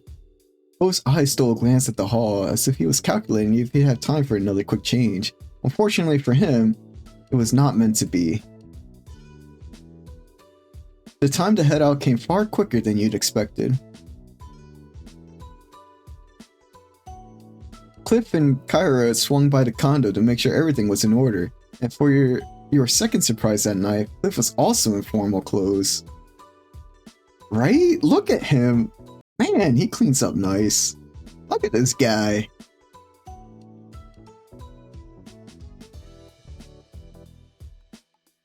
Co's face excitedly whipped towards yours at the same time Cliff went to Kyra's. The two men pointed at one another. See? He knows. Exactly, sport. Kyra was talking to me like I was crazy. The aforementioned Kyra placed a hand delicately yet dramatically across her eyes. Clifford, our son only knows this because you were the one who raised him. Cliff chuckled, his arm moving to scratch the back of his neck. Yeah, that's my boy. Yanzuko's mouth gently bent up. He truly was his father's kid, in more ways than he ever realized. They may be the only ones in the group, potentially the only guests at the entire club, all gussied up. But at least they could now take solace in one another. That looked to be good enough for them. All of the Jangler family, as well as the honorary members Cliff, Kyra, and Cove, headed out at the same time to the Cypress. It was to be a perfect reunion. An impeccably smart host greeted you on arrival. Impeccably smart? Okay, that's a weird way of describing the host, but sure. Smoothly leading the way to the set of tables reserved for your group. Once you'd all settled in, chosen drinks were poured into delicate glasses.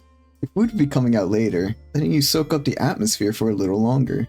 Smiling, your parents faced a group of familiar faces, all gathered here together to share this special day with them. Mom reached over and took Ma's hand, clasping it between both of hers.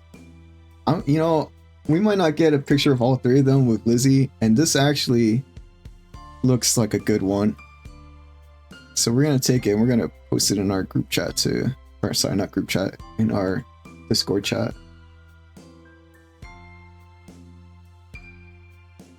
They're so cute. Look at these moms. They're so freaking cute.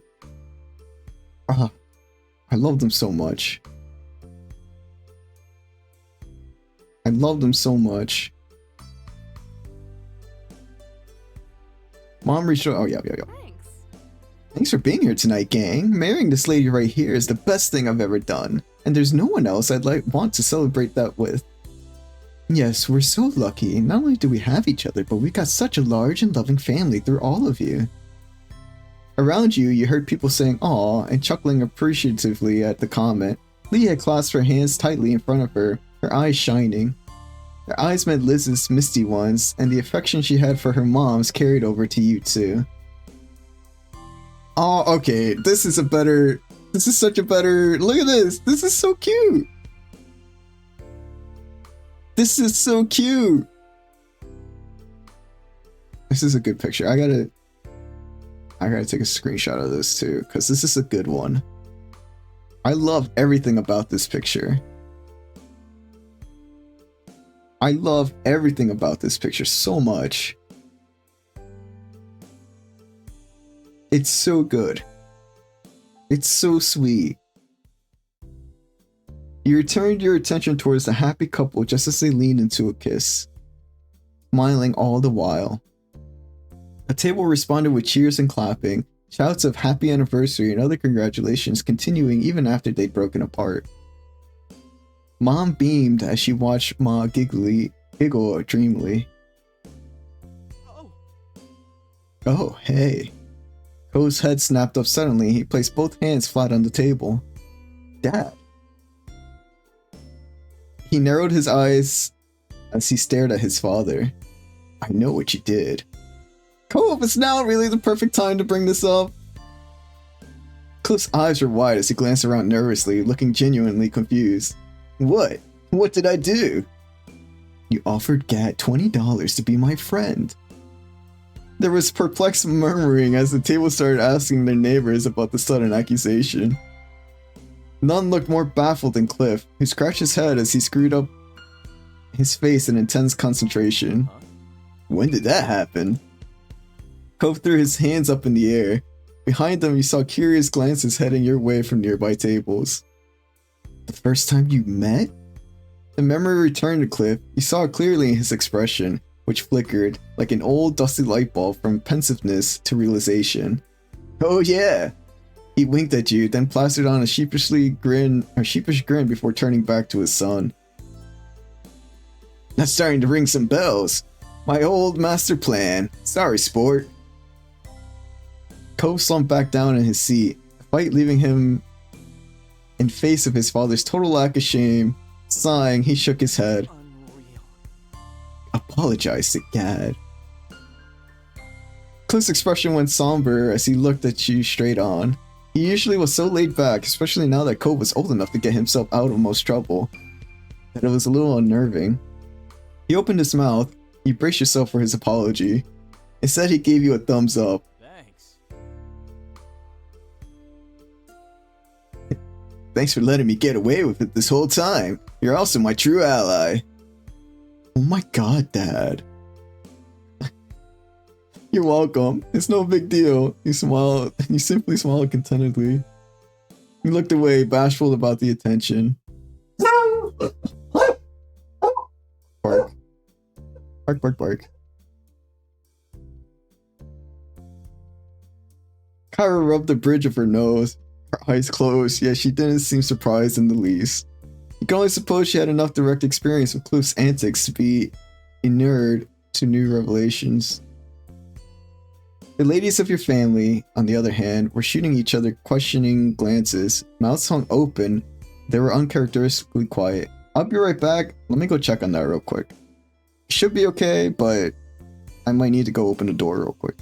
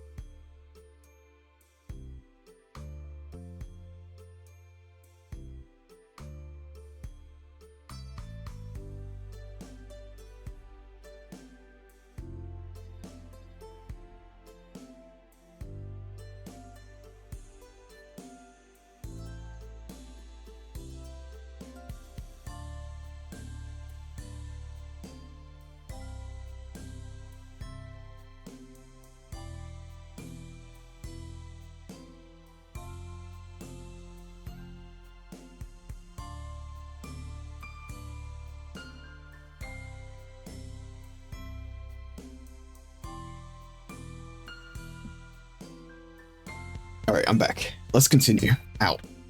The ladies of your family, on the other hand, were shooting each other questioning glances. Mouths hung open, but they were uncharacteristically quiet. Ma was blinking rapidly, still reeling from the back and forth between father and son.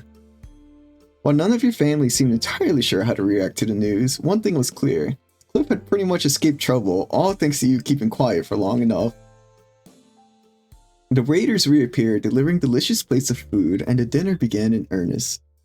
Both conversation and laughter continued to flow freely as the night went on, with the two families relishing the opportunity to be together once more. Eventually, after your hunger and thirst had been fully satisfied, the plates were cleared and the event began to draw to a close. Cliff and Kyra exchanged goodbyes with your family before heading out together. Hope gave his goodbyes to his parents while hanging back until your moms were ready to head out.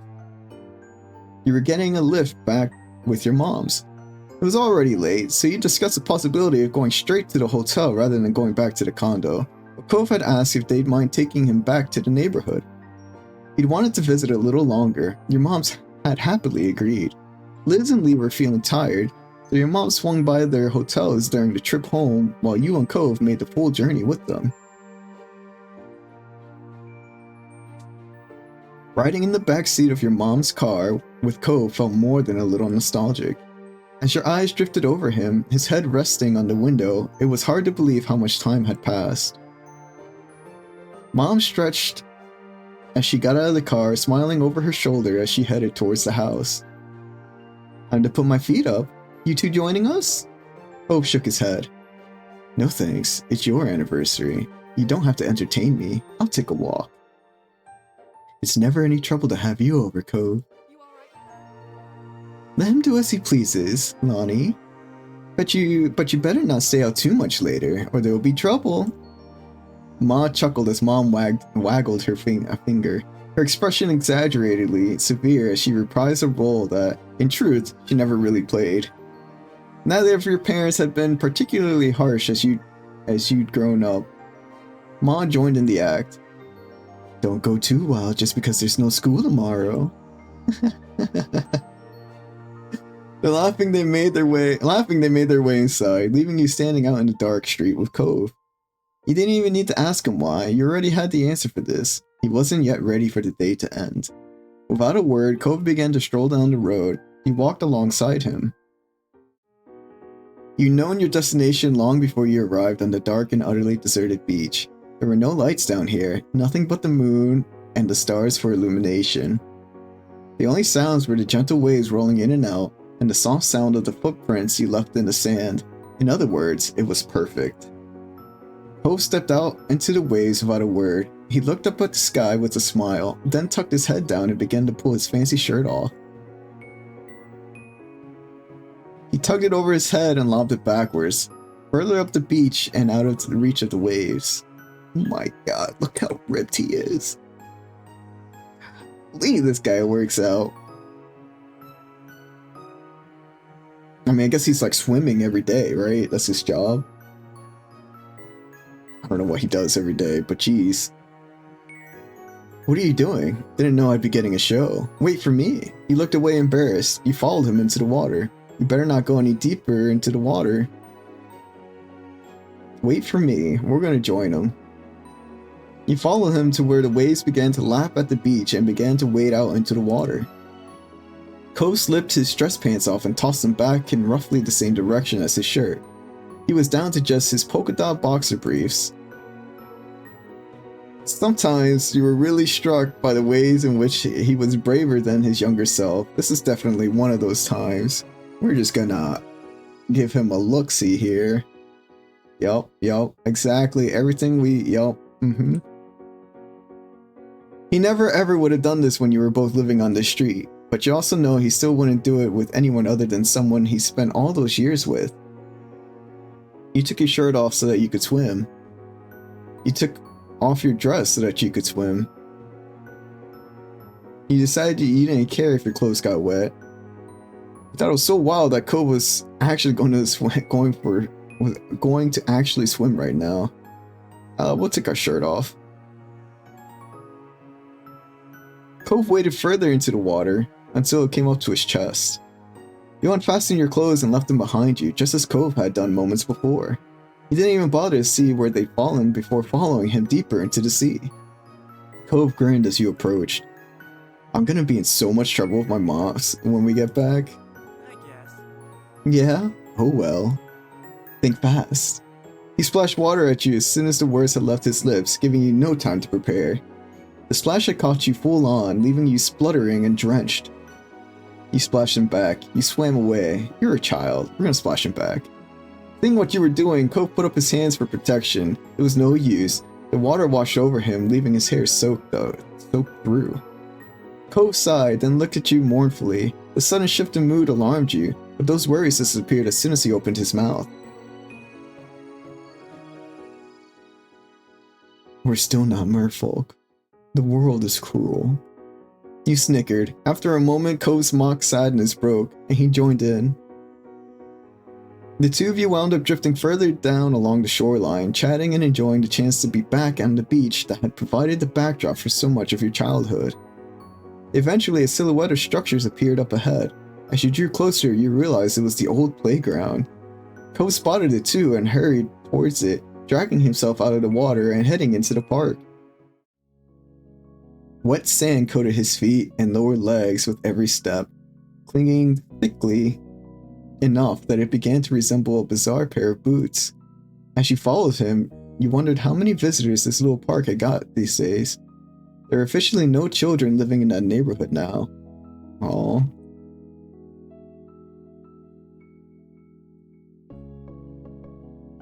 Cove gazed at his surroundings in wide-eyed awe. He didn't care at all that he was soaking wet and dressed only in his underwear. Crouching, he gently pushed one of the child-sized swing seats, marveling at it all. Wow. I can't believe how tiny everything is. Were we seriously small enough to use these? He shook his head, unable to fathom just how little you'd both been when you first met. Then walked over to the monkey bars. Once these had been a challenge for you, now they were a little more than waist height next to Cove. Cove turned his back to the bars and hopped up onto them with ease, sitting on them comfortably. You sat on the bars with him, you leaned against the bars, you stood in front of him. Stood next to him. It was strange seeing adult Cove juxtaposed with the baby playground, but you took your own place on the structure. This place had been something so exciting to Cove back when he first arrived, and apparently it was to this day. Cove smiled eagerly as you approached, picking his feet in the air happily, briefly forgetting the low vantage point until the tip of his toes scraped along the ground. He continued to swing his feet, but with a little bit more care. You thought it was adorable. In this moment, you were home. It just so happened to be the place where you'd grown up, but really anywhere you could be with Cove was that for you. He held a special place in your heart for so long, and so much of your life had been shared. You'd grown up with on the same street, which had given you some common ground, but it went far beyond that.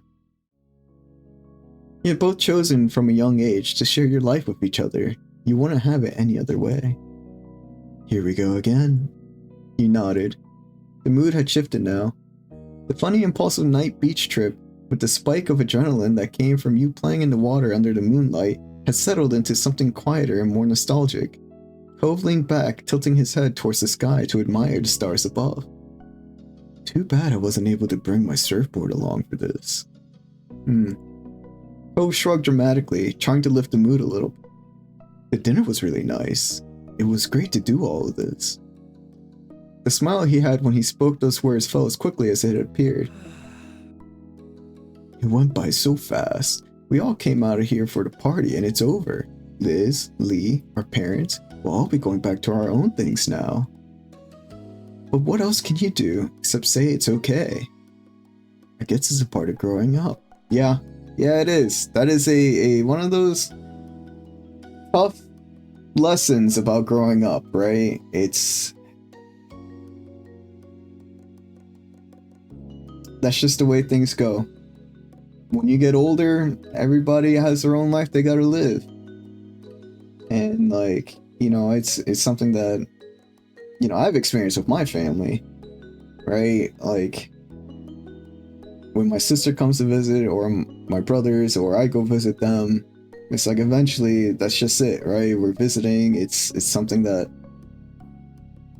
will eventually come to an end because we all have our lives that we all gotta gotta live.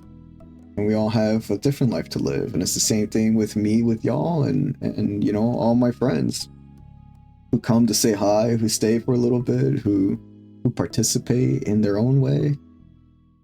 And it's like, eventually we all gotta go back to our own thing.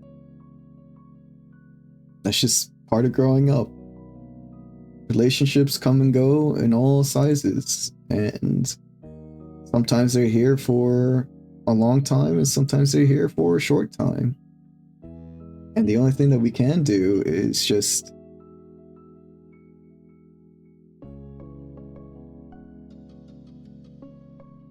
you know, it's just cherish the vibes.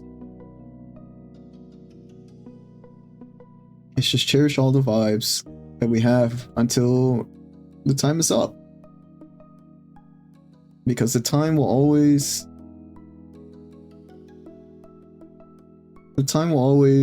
you know, end one way or another.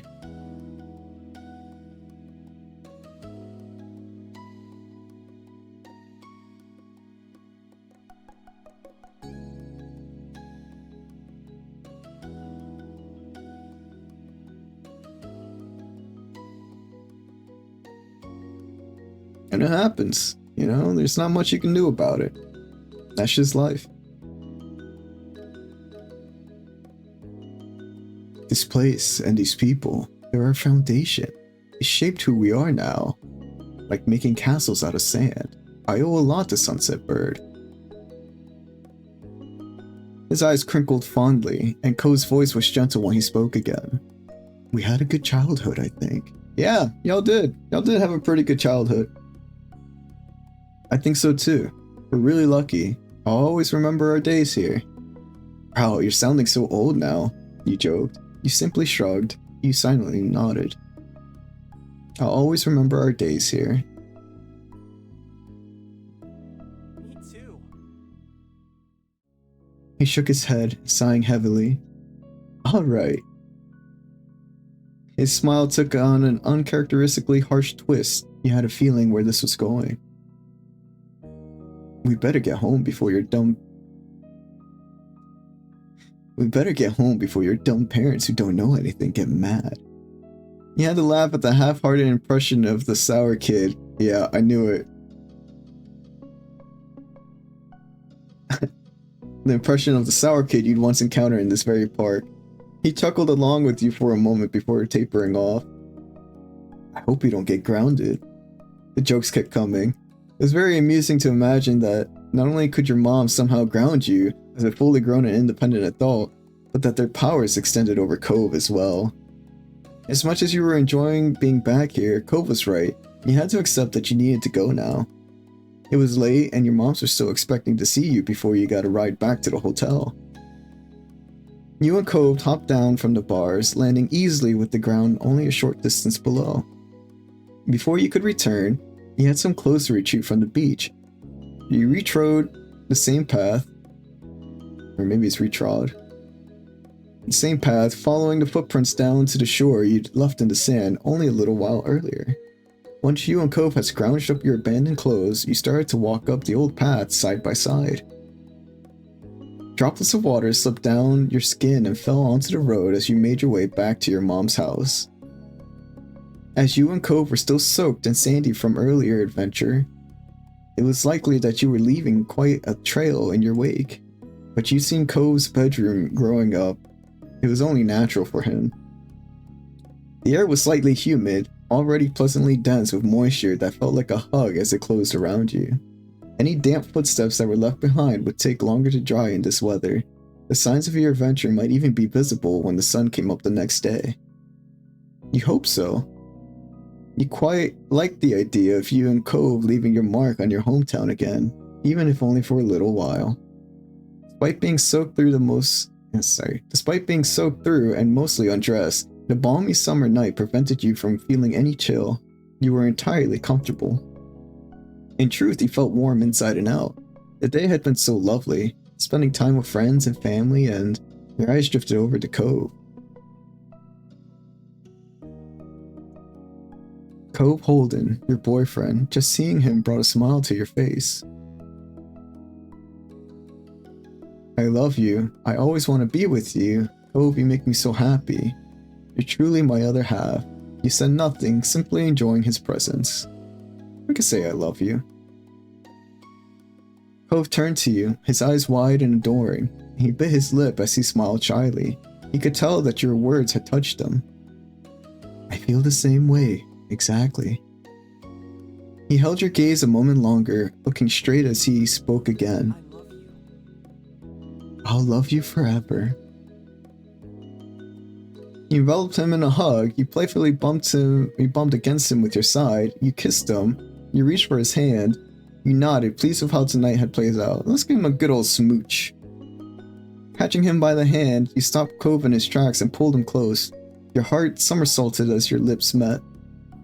At this moment, the quiet seaside town at rest, it felt like it was just the two of you in the world. Cove returned the kiss, gently cradling your head with his hand until you broke apart. You were full of joy. All other concerns and the day-to-day stresses of normal life were squeezed out by it. All you could think in that moment was how your life was wonderful. Every second and every day needed to end sometime, and that time had nearly come for tonight. You had to get at least some rest and bring it all to a close. And so the two of you went inside to say goodnight to your moms, as well as clean yourselves up as best you could. Your moms, both in pajamas, ready for their own sleep, hooted with laughter as you came inside. Disheveled and damp, and their teasing continued until the car came to get you to the hotel. Cove stayed silent as he put his casual clothes on again, placing the formal ones back in the bag he brought them in. You'd given Mom and Ma plenty of material for a mock scolding, and you got a playful lecture about not getting into the water without bothering to change first. You just grinned at your partner in crime, feeling like a naughty kid again. It had been worth it. By the time you and Cove finally dragged yourselves to your hotel room for the night, the sky had been dark for some time, and the lonely hotel halls were quiet. The late hour made you feel a sense of fulfillment. You really weren't making the most of your trip. It was such an odd thought that this was almost over. You had settled into this new routine naturally. All the familiar streets and faces made everything easy to get used to. The two of you drowsily shuffled past an ice machine and into your room. Cove set his phone on his bedside table and you followed suit. You both started settling in for the night. The hotel room was a welcome sight after your long day. You noticed Cove rubbed the back of his neck and yawned. His voice was quiet and distant. I hope the pet sitter is doing good. The wish wasn't exactly directed to you. It was just a sleepy thought that Cove had unleashed upon the world at large, but you still agreed. You nodded decisively. Cove still kept fish after all these years, delightful, colorful things in huge aquariums. He spent a lot of time when he wanted to just relax, just watching them swim. Though they weren't just his, the two of you were raising them together in the place you shared. Of course, with you both gone, the fish had needed someone to take care of them. Cove asked one of your responsible neighbors to handle the job. You were glad to have a decent pet sitter. Cove wasn't the only one who loved those fish. Cove's anxiety about leaving them hadn't subsided. Over the vacation, you had caught him a few times texting the pet sitter and asking about his fish. I'm also a little worried. It'll be okay. You're even more tense than Cove. We can be the voice of reason here, right? Cove turned his head to you, the nervousness still coming off despite his exhaustion. You calmly smiled at Cove, letting him see your own belief that everything was fine. He relaxed and nodded back at you. Cove yawned widely. Smokey, thank you for the alert. Hope you're having a good day. I appreciate it. Cove yawned widely. He seemed confused at the magnitude of it. He groggily blinked at you. I think it's time for bed. You hummed in agreement and started to dig out your pajamas. Two of you got changed and brushed your teeth. In no time at all, both of you were cozy and ready to sleep. After that, you flopped onto your side of the shared bed. Cove headed over to his side, and you felt the mattress dip under his weight. You tucked yourself under the covers, and Cove snuggled in closer to the middle. You turned on your side to face him and scooted slightly closer. Your nose is almost touched, and Cove watched you with a soft expression on his face. Cove gently spoke, his words like a lullaby. Good night. Good night, Gad. Good night. Cove's eyes fluttered shut, and he let out a contented sigh. There was a warmth from Cove's body next to you. He was right there. His presence was comforting, perfect for lulling you to sleep. His presence was alluring. You really wanted your hands on him. Oh, this is a good one. This is a good one, right? We can just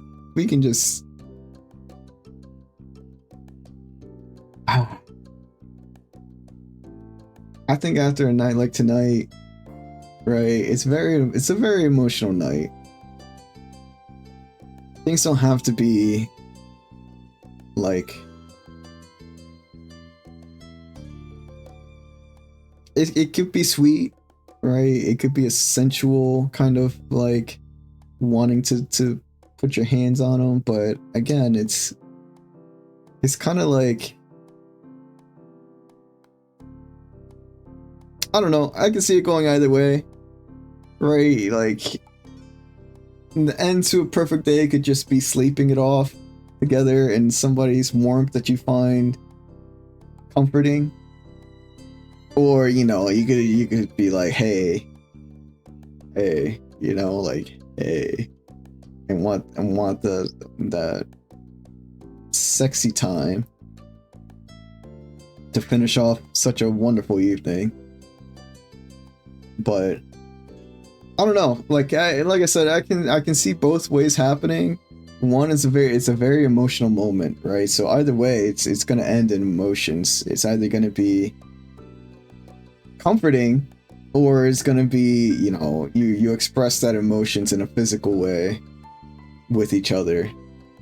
And again, I can see both happening because this is a pretty good night for either or. Me personally, I might go to bed. I'm boring. I'm old. It wasn't long before you were certain Cove was asleep. You hadn't followed him to Dreamland, however. Instead, your mind was busy working through your current situation. If you wanted to propose here in Sunset Bird and still make it something special, you were running out of time. There weren't going to be opportunities tomorrow where Cove would likely part from you, so...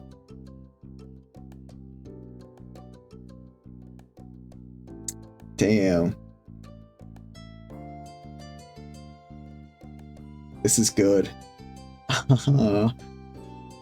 You decided to sneak out while he slept to make preparations for tomorrow, or you decided not to propose on this trip.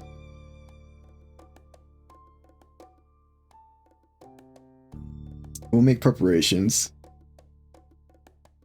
You want to have at least a bit of decoration. You want to have a gift or a romantic gesture of some kind. You want to have at least a bit of decoration and a gift or a romantic gesture.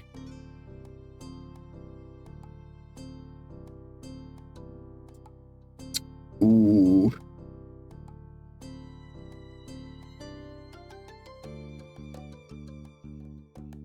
This is a toughie.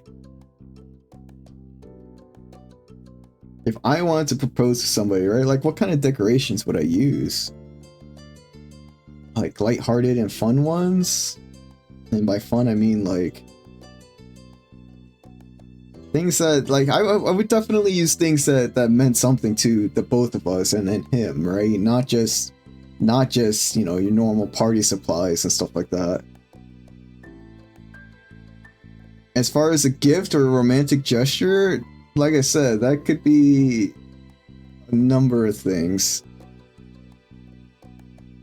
The decorations, I guess I'm not really too in particular about. I guess I'm not really more like a big decorator. But maybe we go for a gift or a romantic gesture.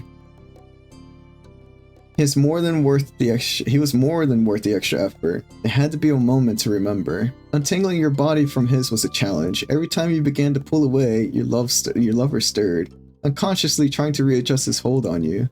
He pressed his face against your shoulder, and you had no choice but to move him to the pillow. Luckily, you were smooth. Regrettably, you were clumsy. Yeah, we're smooth. We're smooth. We're tiny. We got that finesse. The way you gently cradled his head and stroked his hair kept Cove completely soothed as you slid him down off of you. He smiled in his sleep, and the hardest part of the task was resisting your rising urge to keep doting on him. You offered Cove a silent apology for the secrecy before dropping completely out of the bed. Finally, you slipped into the night, catching a ride to gather what you need for the occasion. From being under the blanket of the hotel to the blanket of the starry sky above, you made the most of the time you had. Once your modest plans were achieved, you didn't waste any time returning to where you were meant to be this hour of the night. Returning to your spot in bed was a welcome relief.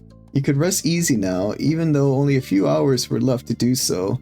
Still, you had no regrets over losing some sleep. You were going to propose to Cove Holden. Your eyes fell closed sometime after. You were not sure exactly when, only the fact that they were now too heavy to open. Unsurprisingly, your exhaustion did not give you too much time to muse on what you've done, and in what felt like seconds you were already dreaming. The dreams dancing around your head became fragmented and faded until you couldn't remember a thing about them at all. You were growing more aware of the real world. You woke up on your own. The alarm you set woke you up. Cove was gently waking you. We can let Cove wake us today. I think that's fine. You woke up feeling enveloped by warmth. Humming happily, you felt Cove's fingers trail up your arm.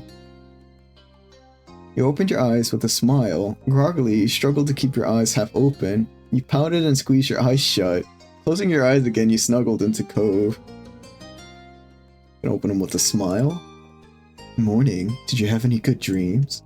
Some, but none were as nice as this actually is. Under the blanket, you reached out and rested a hand on his side.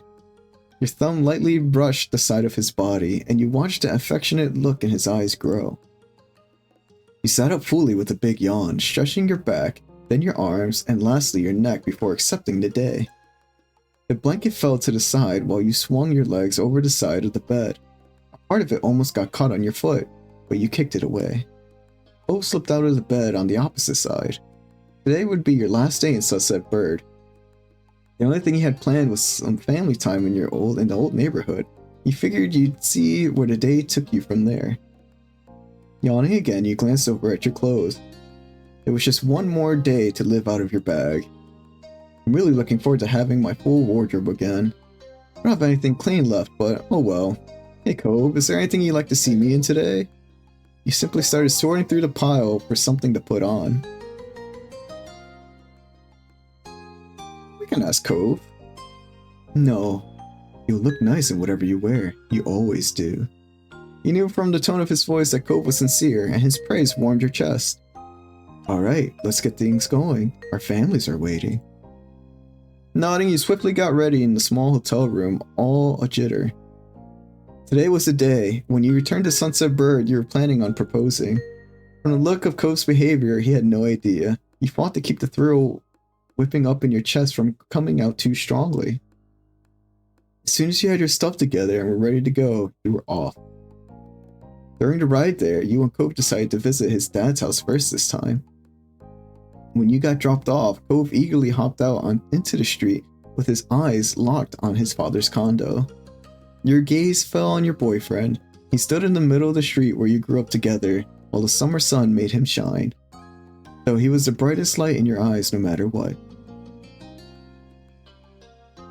It was time to follow through with your plan. You couldn't do it after all. You weren't going to propose. No, fuck that. Let's go.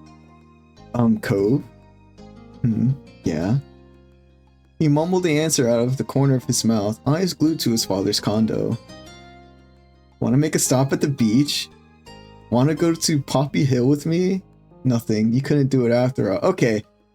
So both of these are good ideas, right? I was thinking the beach, but Poppy Hill would be so good too, right? Because that's the first spot that we actually had a moment together. I think we go with that. I think we go there, even though there's no fireflies at this time. I think we go there. I honestly, the beach is good, but so is the hill. And I think the hill would have more meaning, right? What better place to yeah, we're going with the hill. We gotta go with the hill. It's gotta be the hill. Cove moved to stare directly at you, mouth dropped into a tiny frown as he absorbed your suggestion to suddenly change the plan. But once he did see the look on your face, he shook off any lingering confusion. A smile you loved grew once again. Of course. Lead the way. You release a breath through closed teeth, pairing with the nod. To the hill behind your old house you went, just the two of you. It was a journey you were intimately familiar with, but this time was simply not the same. Actually doing it, you felt heavy and tense. You were full of deep, powerful emotions you needed to express. Painfully nervous, it was the hardest thing you'd ever attempted. True happiness, your decision was natural and you had nothing to worry about. This would be mostly me right here. Because, like, to me, proposing to somebody is something I would do to somebody that I thoroughly love and enjoy being around. Your strides forward were enthused, peppy, as if you were bouncing between tufts and clouds.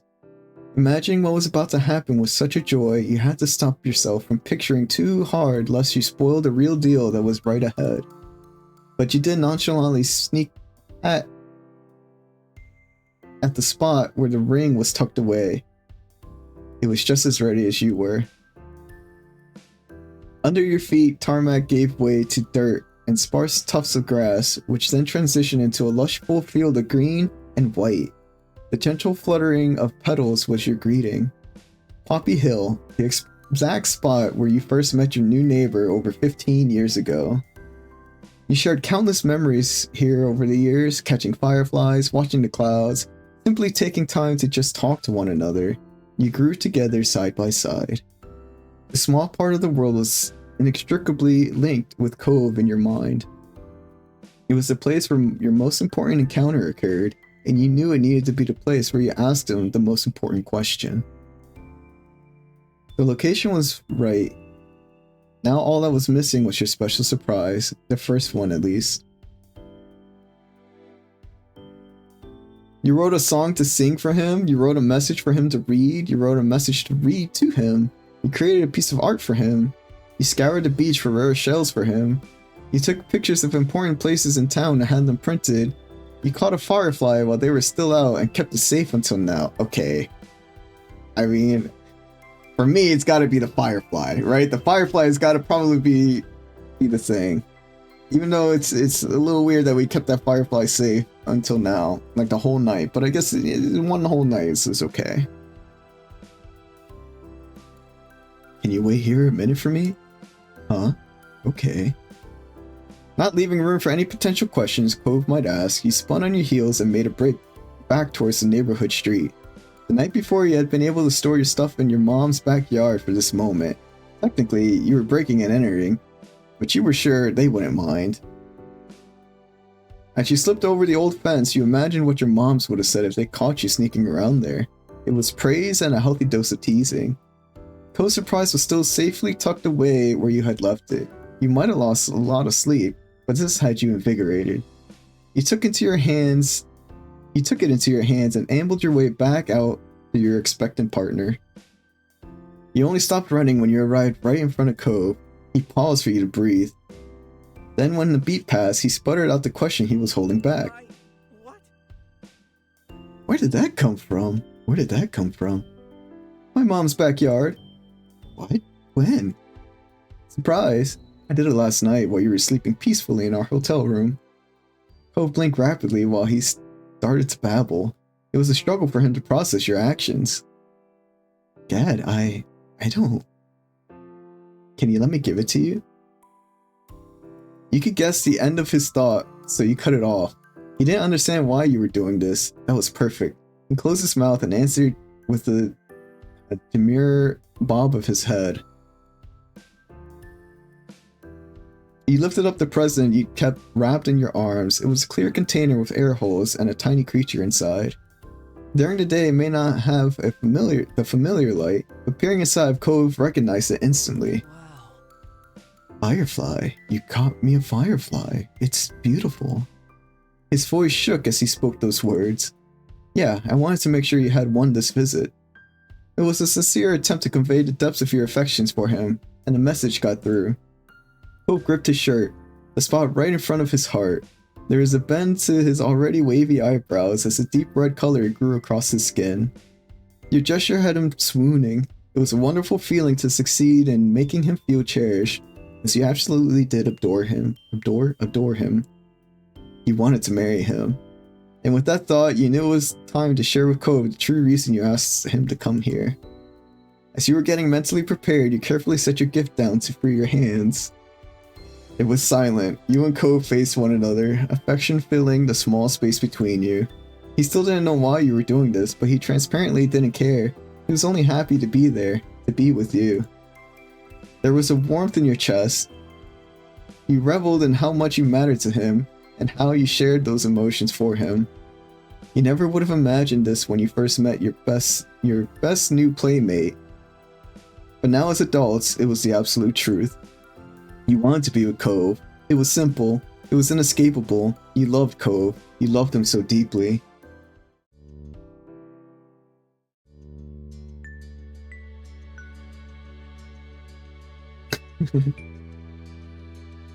It's time. We're gonna propose to him. Hold on. I'm gonna snooze the ads. I gotta snooze the ads. I don't know how long this is gonna take, but we're gonna propose to Cove. Oh my god.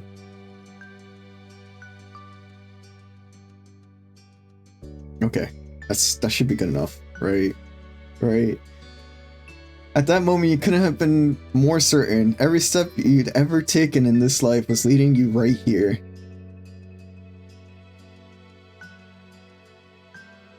You began your proposal with action. You began your proposal with words.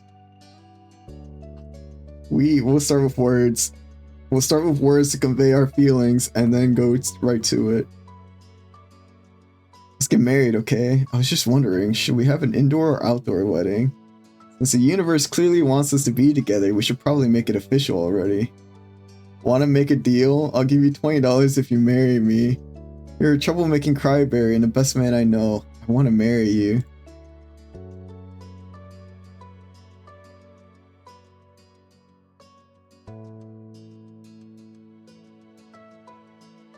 This is not any...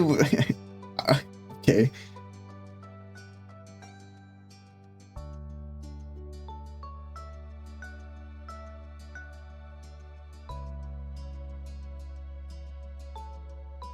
I like this one. I was just wondering, should we have an indoor or outdoor wedding? But I also like, since the universe clearly wants us to be together, we should probably make it official already.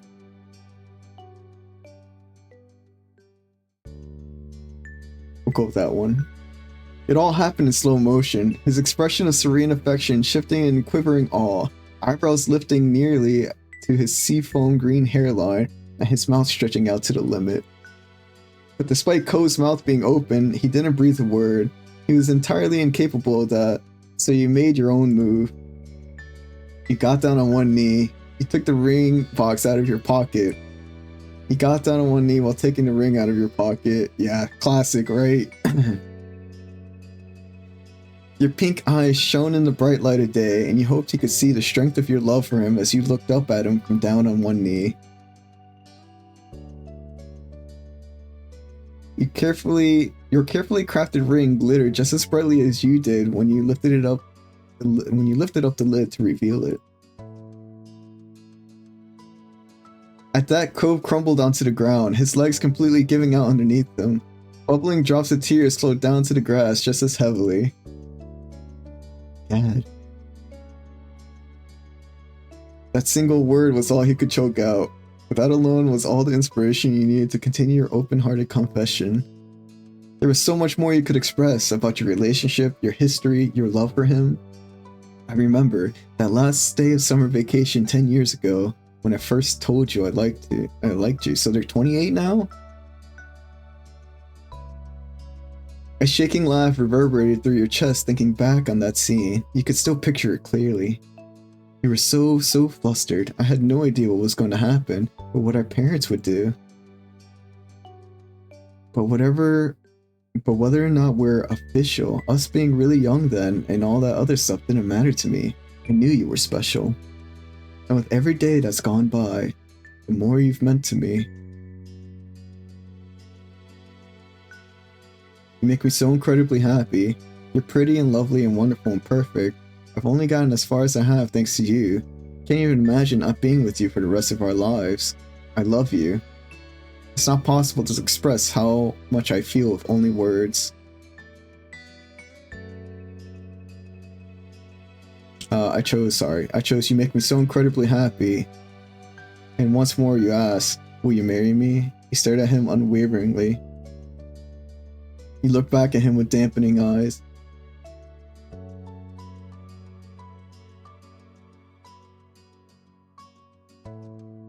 The corners of Ko's mouth pulled up as he let every word reach deep into his heart.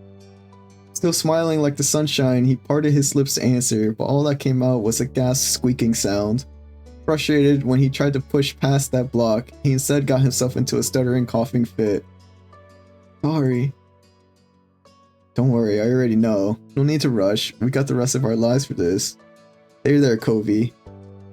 You laughed warmly. It was just like him. You shook your head fondly. That was your Cove. Please don't force yourself. It's okay. We might give him a little laugh. Cove instinctively reached forward and gripped you for support. He hung his head low, taking in slowly deepening breaths.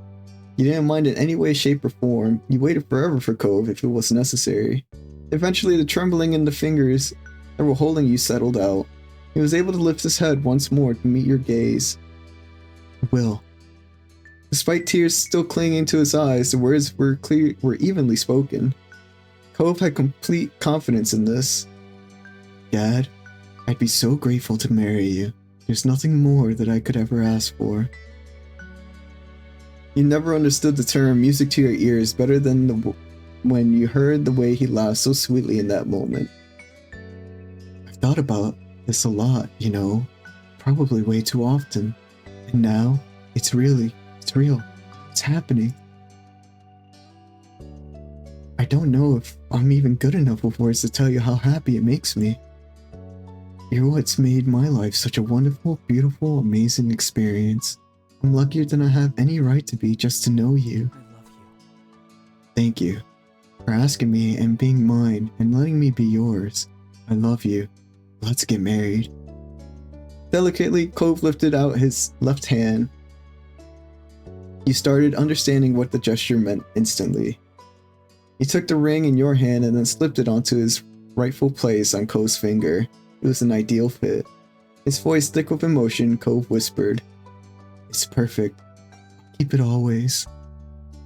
His eyes were transfixed on the ring. He admired it openly before finally lifting his gaze to meet yours. The view of the ocean blue held glossy drops of water, and somehow all you could think was that was him, Cove Holden, the man you loved, and now the person you were going to marry. You embraced him, you pulled him into a kiss, you pushed him down and kissed him, you smiled from the bottom of your heart. Pull him in for a kiss.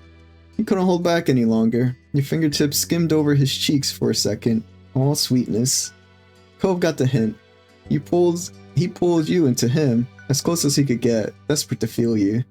Gladly, you kissed your fiancé. He kissed you back lovingly, and you could feel the smile on his face. The place where you met, where you grew, where you fell in love, was now the place where your shared life together truly began. Your eyes drifted close to let yourself experience it, to anchor yourself in this moment, and to hold on for as long as possible. You, the both of you, never wanted to let go. You were certain of it. The rest of your days would be spent side by side. It was all you'd hoped for. When the swirling excitement of your new engagement relaxed back into the more familiar style of gentle comfort your relationship brought, Cove stood up. He lifted you along with him. Before anything else, Cove paused to collect everything you prepared for him and stored it in the bag he brought. It pleased you to see he hadn't forgotten about that part of your proposal. This, all of it, was incredible. You'd put the amazing Alexander out of business if he was still in the making things magically appear business for sure. You always make me feel so special. Thank you. Thank you. A lingering warmth filled the air around you, much more than the normal heat of summer. It was all your own. With a gentle tone, Cove spoke once more. Let's go see our families. A smile on his face was building. You knew he was excited to tell them the news. You shared your sensation completely. Yeah, they're waiting for us. You arrived back at the doorstep of the Holden household. Your fiancé put his hand on the doorknob and took a deep breath. It was clear why he hesitated. Once he twisted that doorknob, it would be time to announce that you were going to be married. He stole a glance at you. You tried to stay calm for both of your sakes. He nodded with his confidence clearly bolstered. Then Cove opened the door. We're here. Together you stepped into the house, hearts beating fast. Cove stopped before even placing his foot back down. There was unexpected company. He saw your family, not just your mom's, but Liz and Lee as well. Along with them, Terry and Miranda were curled up on the couch, and Derek sipped at a glass of water. Surprise! Surprise. Everyone else followed and let out a chorus of surprises. Cove's eyes widened and he swallowed hard. This wasn't part of the plan. Sorry. This wasn't part of the plan. What took you so long? Yeah, you're slowpokes. Cove remained almost completely frozen in place, though he did finally place his foot to the ground. Hey sport, Gad. Your friends came over for a visit, so I invited them to breakfast. And since we were cooking for a crowd anywhoosies, we decided to ask Pam Noel. And all over too. Pretty nice, huh? Noel? Nolani. Yeah, there you go. Oh, this is perfect. Wow, we've got a surprise for everyone too. You laughed nervously. Hello, you're all here. You went rigid. Wow, we got a surprise for everyone too. Not that surprises were a competition, but you felt that Cove and you were about to win. The groups looked back with expectant smiles. Cove's hand automatically went to the engagement ring on his left hand. He twisted it around his finger uncomfortably. You saw eyes follow his movement and heard the gasp of realization. Well, you thought as Lee started to point with a huge grin on her face, there definitely would be no putting it off. I have an announcement. Cove has an announcement. He looked at Cove with expectation. I'll say it. All eyes turned to you. It was an awful lot of eyes at once. Cove and I are engaged. I'm getting married. I proposed to Cove and he accepted. I'm intending to take Cove James Holden's hand in matrimony. I'm sure you can guess, Cove and I are getting married. Oh my goodness. I can't.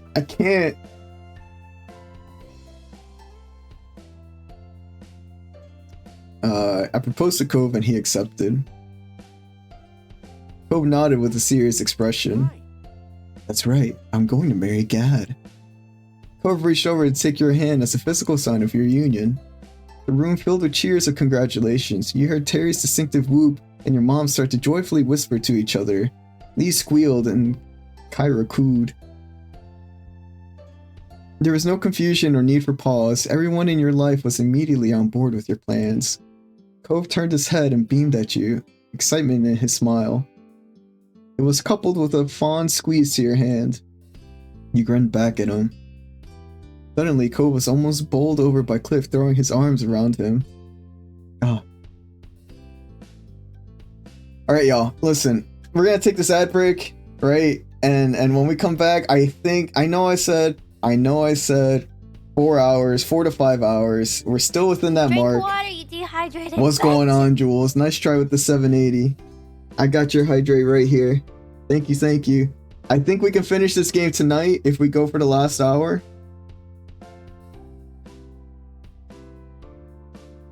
I don't think we have much more left, right? What more can you get from we proposed and Cove said yes. We're gonna get married. Maybe we see the marriage scene. Please finish this game. We're trying, Jules. We're trying.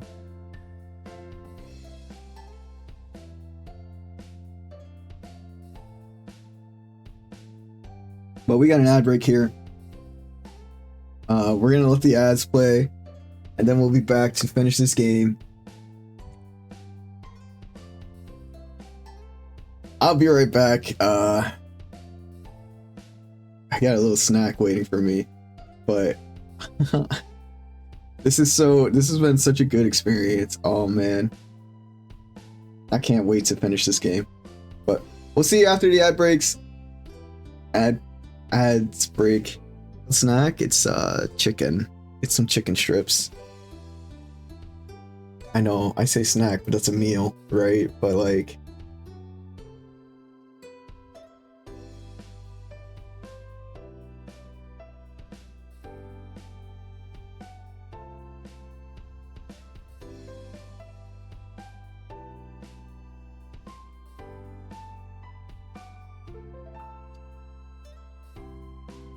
anything can be a snack. I had spaghetti snack earlier. Hell yeah. How's your packing going?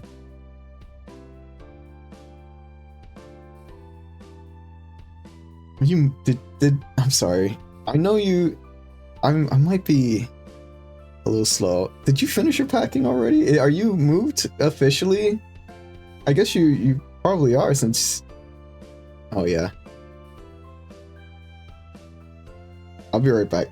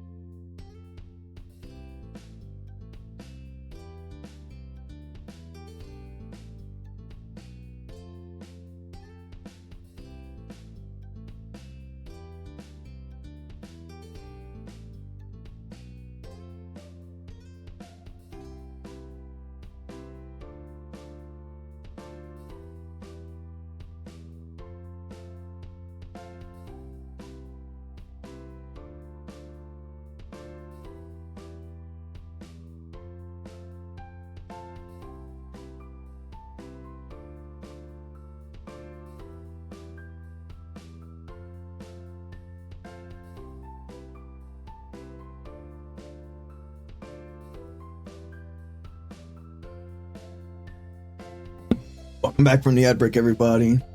Our life, my beloved. Welcome on in, Curious NPC. We're trying to finish it. I think we're close to the end. We don't have any of the DLC, so we're on the last bit. We just told all of our family and friends that I proposed to Cove, and he said yes. So let's see. I think we can finish it within the hour. So let's see what all we can accomplish, shall we? But welcome on in. I hope you're having a wonderful night. I've been having a blast with this game. This game is fantastic. They do so many things right, and I'm so happy that I got a chance to play this game. I'm happy that it was recommended, and that I got a chance to play it. His father compressed him even more tightly as Cove regained. Whoa. Thank you, Windows. As Cove regained his balance. I'm so glad. I'm so proud of you, Cove. The two of you are going to be happy. I'm so sure of it. Dad. Cove sniffled, eyes wide and emotional. Then he hugged his father back just as firmly. Yeah, I will be. Both of us will be. While the two embraced, Kyra came up to your side. She put a hand on your shoulder and spoke gently. Thank you for being so wonderful to my baby. I'm lucky and grateful that you're going to be a part of my life forever. Cliff pulled back and switched to patting the size of Code's arms. Well put, Kyra. Gad is a keeper for sure. Kyra sidestepped over to her son and pinched his cheek. Then she tapped his nose playfully. Cliff gave her space, though continued to keep hold of Cove. Your own parents had now reached you. They took hold of one arm of yours each. Glad I had a good time. Can't wait for Now and Forever to release fully. Yeah, I want to play this game with all the DLC, but I know that's like we probably don't have the time, right? Because we have a lot of other games that we got to play. But Now and Forever is definitely like I can't wait. I've heard a lot about it from people who played this game, and like, and how like not exactly like what happens in the game, but just how like much love that this game was, and the expectations for Now and Forever to you know really cement the good quality of the games that they create, because this is fantastic. This game is wonderful. This is a beautifully done game, beautifully crafted. And like I know and I know the DLC just makes it a whole different experience, and maybe one day we'll get to that point of playing it with all the DLC, because like as somebody who's designed games myself, like you can see that there's a lot of love, there's a lot of research, there's a lot of time put into this game to get a lot of the details right, to get a lot of the details about not only this time frame but the emotional intelligence behind it just and it gives you a lot of options to express yourself and to show the different side, like the different characters that you have, or like the different personalities that you can choose to be, as well as like how it fits into the story of these characters. And it's such a beautiful game, and that's something that's can be difficult to accomplish, like getting your idea out there. And I'm glad that they took the time and an effort to really nail down so many different aspects to make it feel wonderful, a wonderful game to play.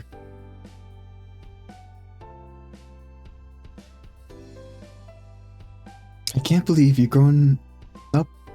Can't believe how grown up you are, but I couldn't be happier with how it all happened. Congratulations, Gad. You're one of the smartest cookies there are. You're making an amazing life for yourself. Oh, this is the picture I wanted. I'm gonna take a picture of this real quick. This is a good one too. We had a picture of the Holdens, and now we have a picture of our family, including our cousin.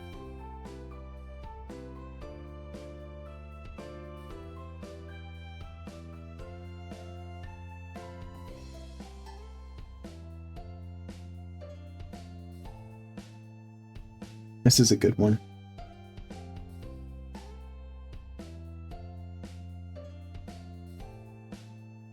Liz elbowed her way to the front with Lee not far behind. Your mom stayed at your sides. Lee squealed in your face, pumping a fist into the air. Seriously? This is totally amazing. You're seriously getting married. It's like we're real adults and all that. Yeah. It'd almost be hard to believe that my baby sibling is marrying a person, you know, if Cove wasn't such an obvious choice as a husband for you.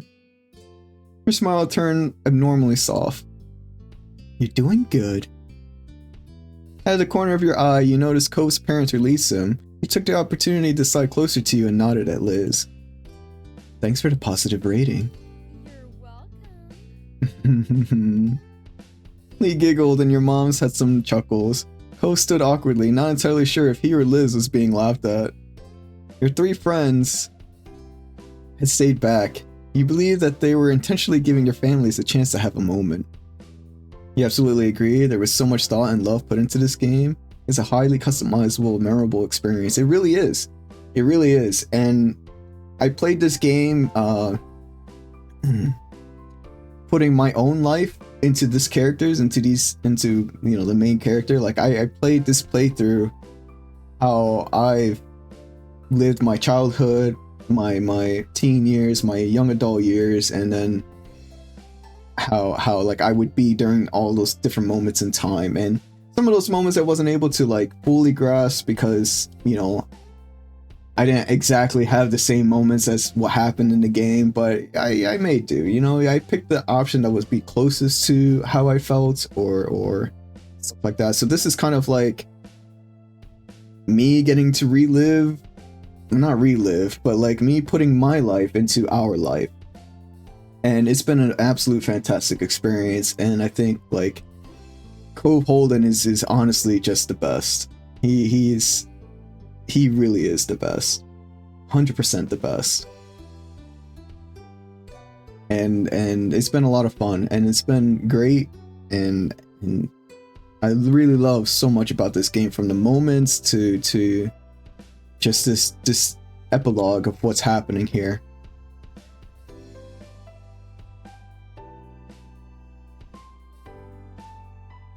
But once they said their pieces, it didn't take long for your friends to swarm you excitedly. Congratulations on the engagement! It's crazy how we're really at this point of our lives. Some days it feels like high school was yesterday. So great. But it's great. You both are definitely Sunset Bird's best couple. Terry nodded eagerly. You're an aspiration. I'm stoked that you're gonna be official. This is a big step, but I'd say you've more than earned it with everything you've been through over the years. You both deserve to be with each other for the rest of your lives. Cove had appeared weepy before, but this sealed it. He cried. Everyone's words had built up and coalesced into Cove shedding the happiest tears you'd seen. Thank you. Group hug. He smiled. Oh yeah, let's go for the group hug. You spread your arms wide, welcoming everyone in for a good squeeze. There's so many people. You can hack it. Sure, let's do it. Cove sort of first arms around you, although it didn't take long for everyone else to join in. You and Cove were squished into a giant hug of family and friends. Cove wiggled a little to embrace you tighter. He pressed his cheek against yours, still wet from his oncoming tears. Good luck, kiddos. You've got a journey ahead of you. Cliff agreed with a chuckle. They've known each other for 15 years already and still haven't gotten sick of each other yet. How hard can making it work for the rest of their lives be? It's no trouble. For the two of them, not difficult at all. Thank you so much, everyone. I don't even know what to say. Y'all better come around again for the actual wedding. I'm impressed Cove didn't run away even once during this big life change. He focused on taking in the moment.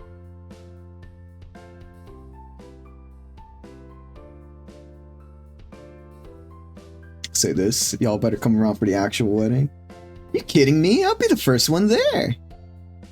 Anna snorted and then tried to ruffle her cousin's hair. Lee ducked out of the way. I'll be there even if you forget to send me an invitation. You don't get to escape me that easily. Wait, is this your way of inviting us to your wedding?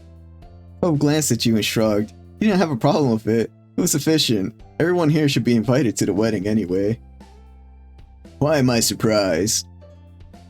Everyone started laughing. To your satisfaction, it seemed like they had already started planning to be guests. With the hug complete, people once again spread out so everyone had breathing room. From your ear to your cheek, over the bridge of your nose, and to your other ear, your blush warmed your skin, and it didn't stop there. It spread over every inch, encompassing you with affection. You could feel with every encouraging pat and excited hug the outpouring of love and acceptance from your friends and family. Truly touched, you watched them step back and take their seats again. When the excited energy buzzing around the table started to calm, you had a second to truly appreciate this view, the most important people in your life all together again. It still felt too good to be true to have everyone here. And then you noticed that Kyra stood back up. She clapped her hands once in a satisfying smack. I hate to interrupt, but I thought you'd want to know that the food's done cooking. Oh. Food? Oh, I kind of forgot that's what we were here for. Embarrassed, Cove scratched the back of his neck and kept his gaze away from anyone in particular, and crowd burst into loud fits of laughter. Wow, I didn't think you would ever forget about your presser's food.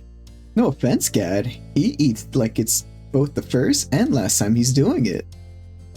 This directed the last part at you with a sincerely apologetic shrug. Meanwhile, Derek shook his head, fighting back a grin. As funny as that is, Gad definitely does a better job at getting Cove's attention than meals do. Clearly. Cove's stare never left the floor, but you could tell he was listening to their teasing. Leaning back in his chair, he quietly crossed his arms and pouted. Equally bashful, you averted your eyes from the unfolding scene. So while you wouldn't admit it out loud in front of your friends and family, you were thrilled by their observation. Cliff crossed the floor to place a pile of silverware on the table, and then he dropped stuff off on other surfaces around the rest of the living room. When he was done, he gestured towards the food. Okay. Plates are in the kitchen, serve yourselves and sit wherever you'd like. The guests happily formed a line and the meal was steadily passed around. Before long, each person claimed a seat in the Holden living room area, some at the table, others on the kitchen island, and some situated at the couches. Conversations trickled across the various clusters of friends as everyone dug in. Pope finished his plate in record time with a pleased sigh. He put his fork down and surveyed the room. This is really cool. Is how we're getting to do this kind of thing? I like this too, Cove. I hope we'll be able to make this happen again. Of course, there'll always be more reasons to get the gang back together in the future. Yes, the two of you might even dare to celebrate your yearly anniversary every year. The smirk on Liz's face grew only wider as your mom's giggled at her teasing. Ma shook her head, chuckling softer now. True. Honestly, we just might. You made a good point. It does come around every year. You should. Seriously? You deserve a big celebration for your magical day. The kids are right. You got a lot of people who want to appreciate you. You gotta give them a chance. It's true. I know I have a lot to thank you for. There were more nods of agreement around the room, and your moms took each other's hands for support. Neither were expecting so much encouragement. We'll think about it. She'll think about it, and I'll tell Lonnie to stop thinking so hard if she doesn't agree. Damn. Good job, Mom. Now with that settled, let us continue to enjoy this perfect gathering. Agreed. Actually, you want to know who else being here would make this extra perfect?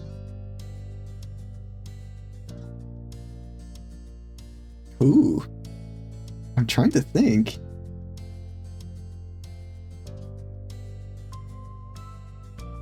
Were we introduced to other characters? I mean, I know we were, but nobody's stuck around.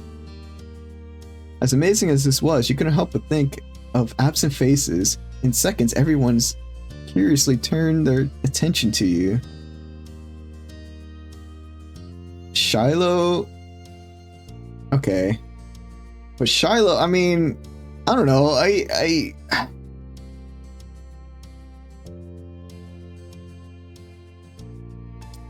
Shiloh was a friend from like childhood who eventually didn't recognize who we were.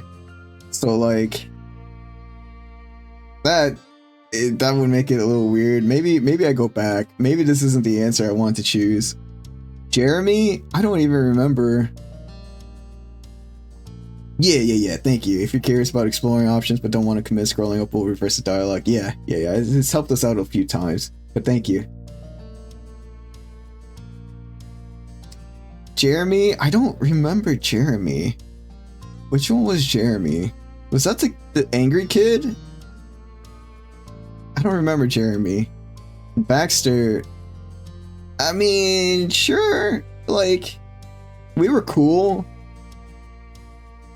But it's not like we were like... I mean, I don't know. The beginning of the game, or beginning of this chapter said that we were close friends, but then like after the summer, he was never heard from again, right? Yeah, the one who made fun of Coast. Okay, yeah. Yeah, I don't know. I think we go back. We have like our tight-knit family of all of our friends here, and I don't think these three kind of like...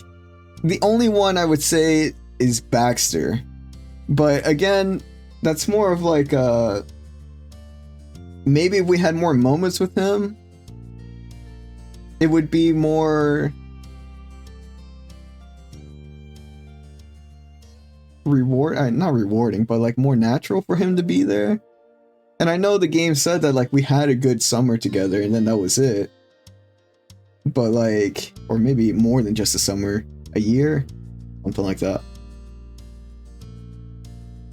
But I feel like, I don't know, I feel like that's just a weird moment.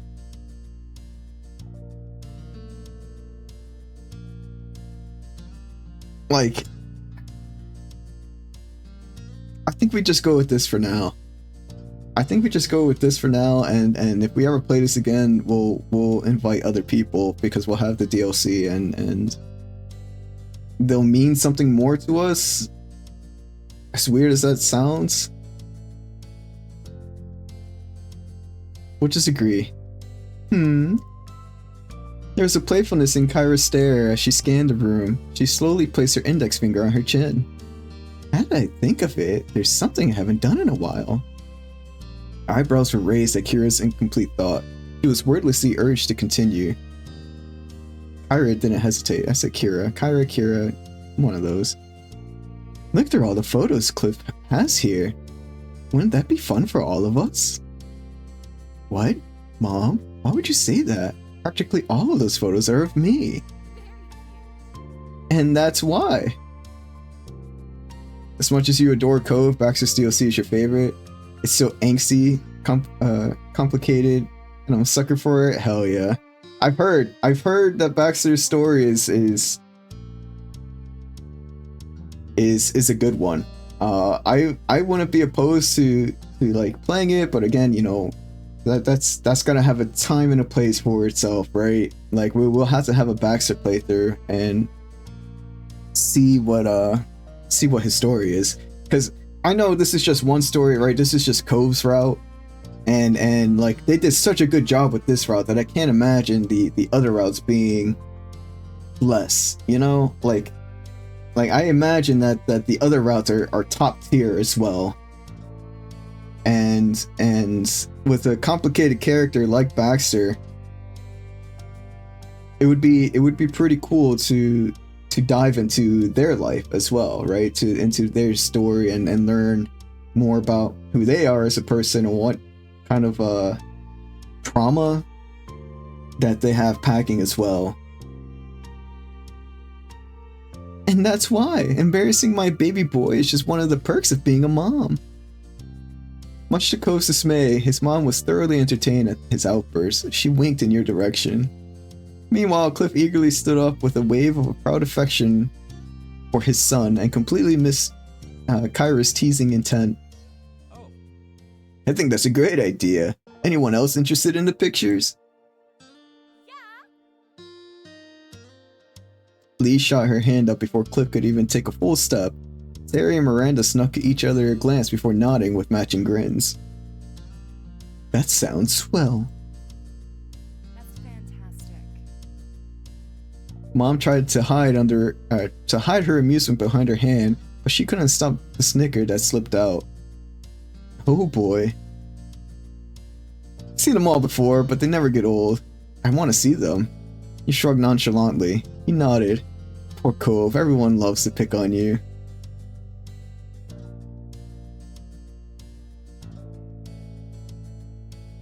We'll be enthusiastic about it.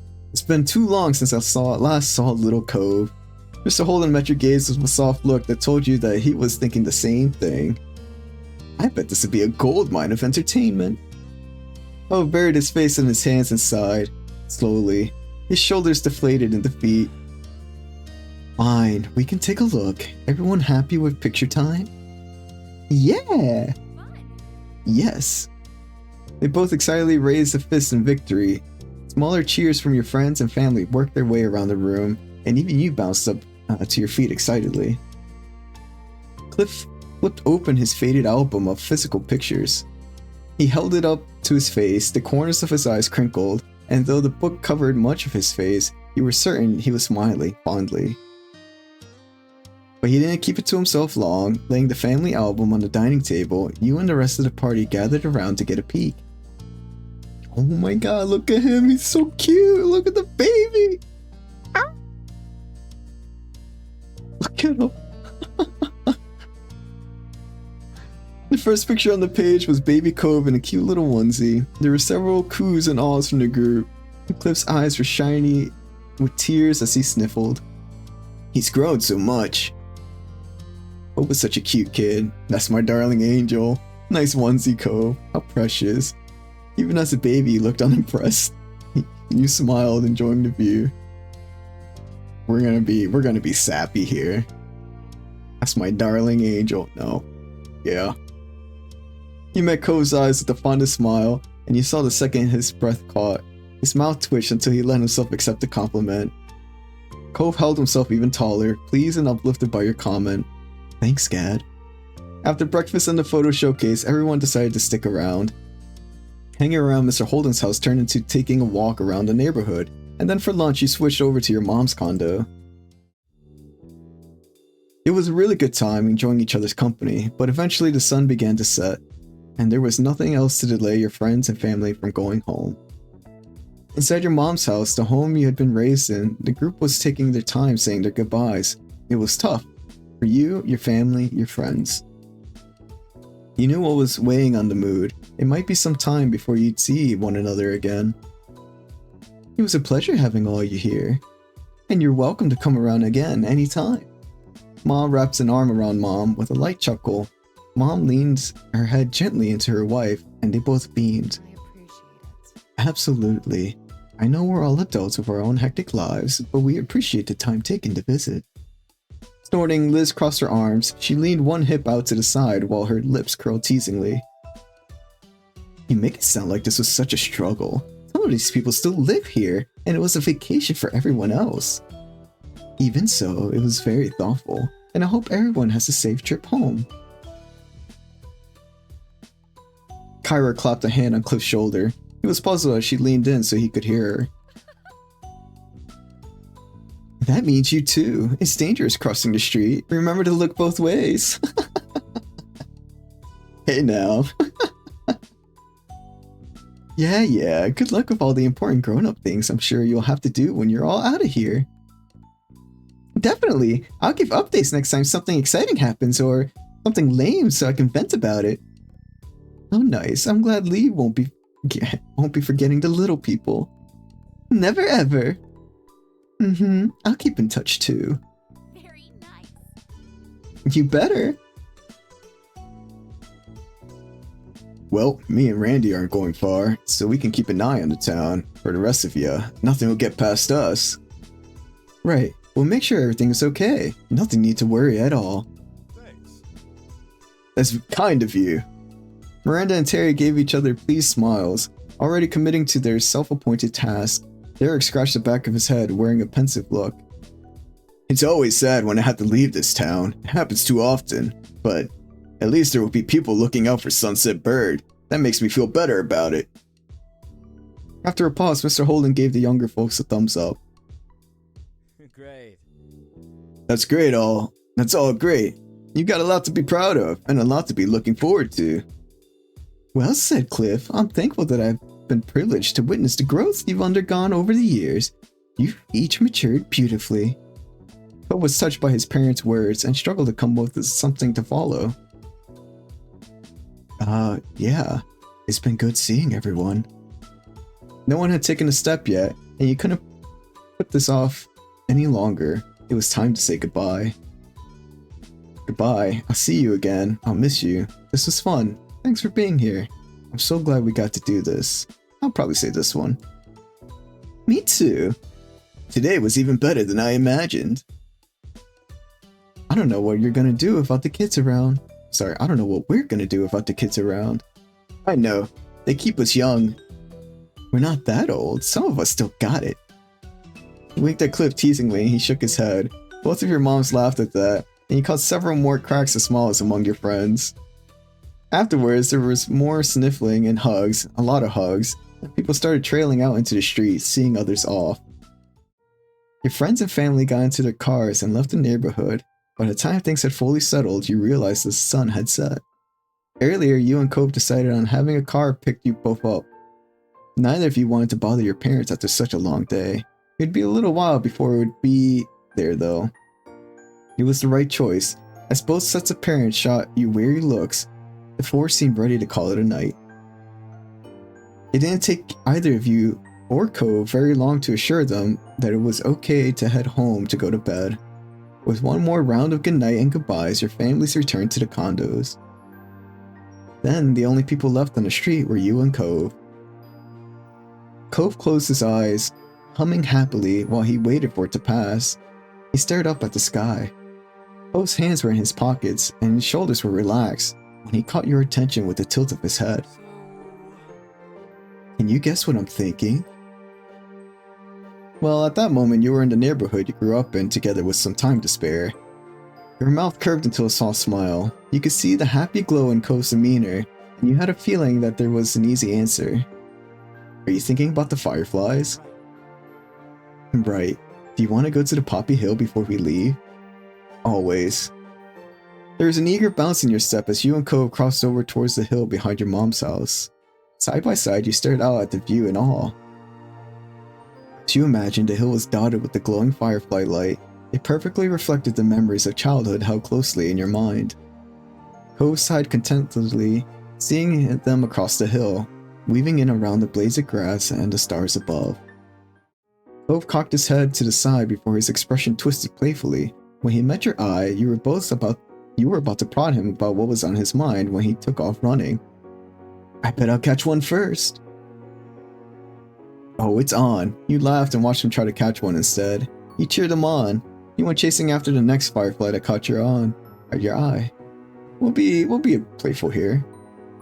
Picking up a bit of dirt and leaves, you bolted in the opposite direction after a few fireflies that captured your attention. The first one that flitted into your range, you dove for it.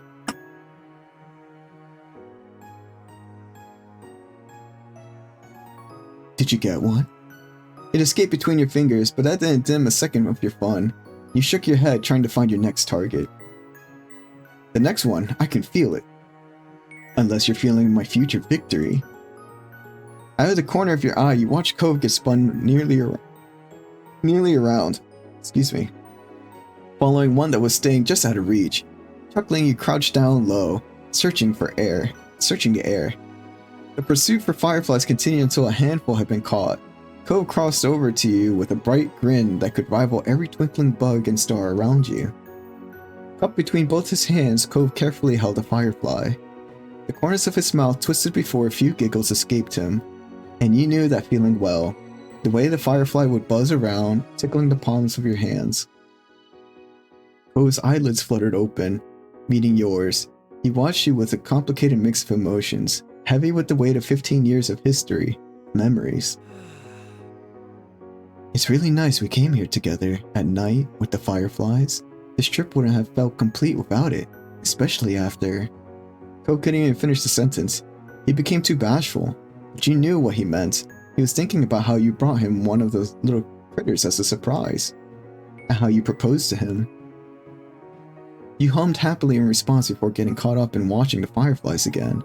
You couldn't believe you hadn't planned on doing this all along. This felt so right to end your trip. Taking a deep breath, Cove held your eye.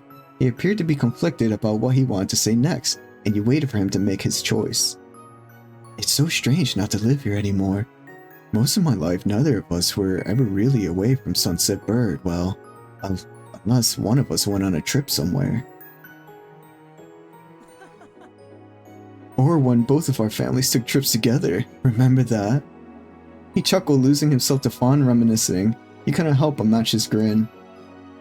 I like that road trip one a lot, though I don't think we all could squish into the RV again, we're way too big.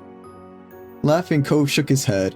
His brows creased the longer he sat with the thoughts spinning in his brain. Those visits back then with my mom, I remember what a big deal they felt like then.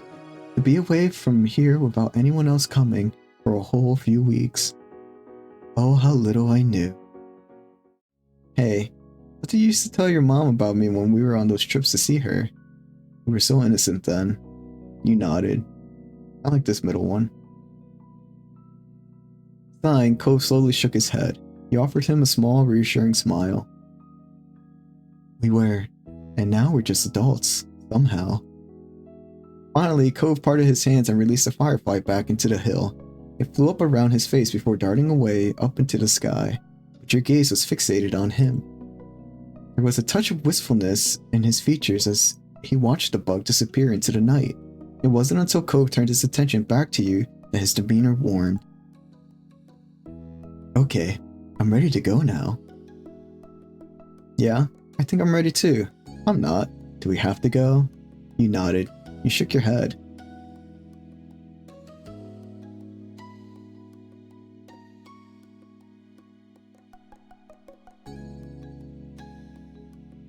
I think I'm ready too is probably what I would say.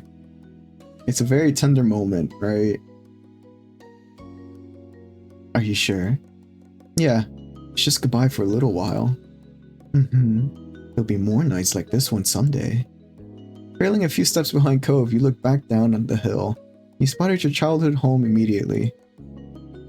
I'm grateful we could come home here and see how things are without us. It was nice. Yeah. It really was. With Cove right there along with you, you made your way down the hill, with the same stars above trailing the way. Your last night in Sunset Bird was closing out.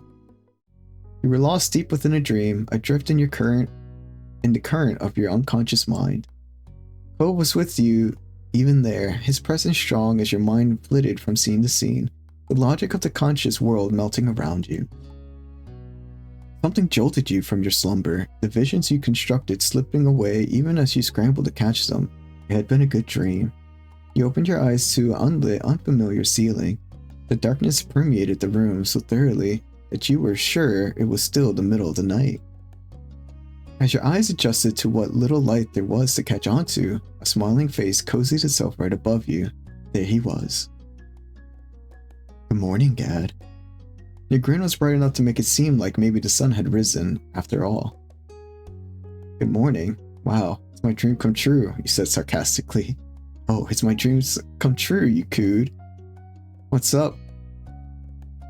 What have you got up your sleeve today? Please stop being a morning person. You're growing as grumpily as you could manage. I'd say something cheesy. Oh, it's my dream come true, you cooed. Naturally, you weren't surprised to see him, but that doesn't stop you from enjoying it every time. His expression softened at your voice, the tender affection in his gaze, obvious despite the dim space. You kissed him, you flicked his nose, you ruffled his hair, you pulled the covers over your head. Let's give him a smooch. Propping yourself up on your elbows, you lean in towards him. Cove read the intent in your movement and bent down, meeting you halfway in a kiss. Would you have preferred me to wake you up by tapping on the window? Yes, no, maybe. I'd have preferred neither. Ah, you're so funny. I chose the haha, you're so funny.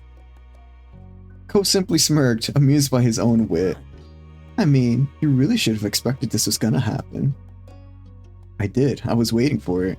I hoped you might have outgrown it. Fine. Shame on me, because you got me more than once. I did. I was waiting for it. Good. Glad it didn't disappoint. So why are you doing this? Well, this is our last day here. Everyone might still be asleep, but if we get up now, we can at least see the neighborhood. Do you want to? Of course. With you? Definitely. And the reason that you didn't tell me this plan last night is... Here we go, yet again. You just nodded. I doubt I have a choice here. Let's go, of course. Alright. Great. Then he held out one of those hands to help you get up too. You took it. He held out both arms, wordlessly asking him to lift you up. Uppies! He shuffled out of bed without assistance. Cove's grip was strong as his fingers closed around yours. He pulled, tugging you up with ease. Before you could head out, you and Cove both needed to get dressed. You did so quietly. The strangeness of the hour meant that your body seemed less coordinated than usual, each article closing a new puzzle, but you managed it. The two of you were eventually ready to head out into the wide world. Dawn still hadn't broken when you left the hotel, yet it was easy enough to get a ride down into Sunset Bird. The journey was peaceful. You might have expected sleep to attempt to claim you once again, with the sky still so dark, but Cove's excited energy was infectious. Morning was finally starting to come over Sunset Bird as you arrived, almost like the sun itself wanted to be there to welcome you. Cove turned towards you, his eyes sparkling with anticipation. One more summer beach trip?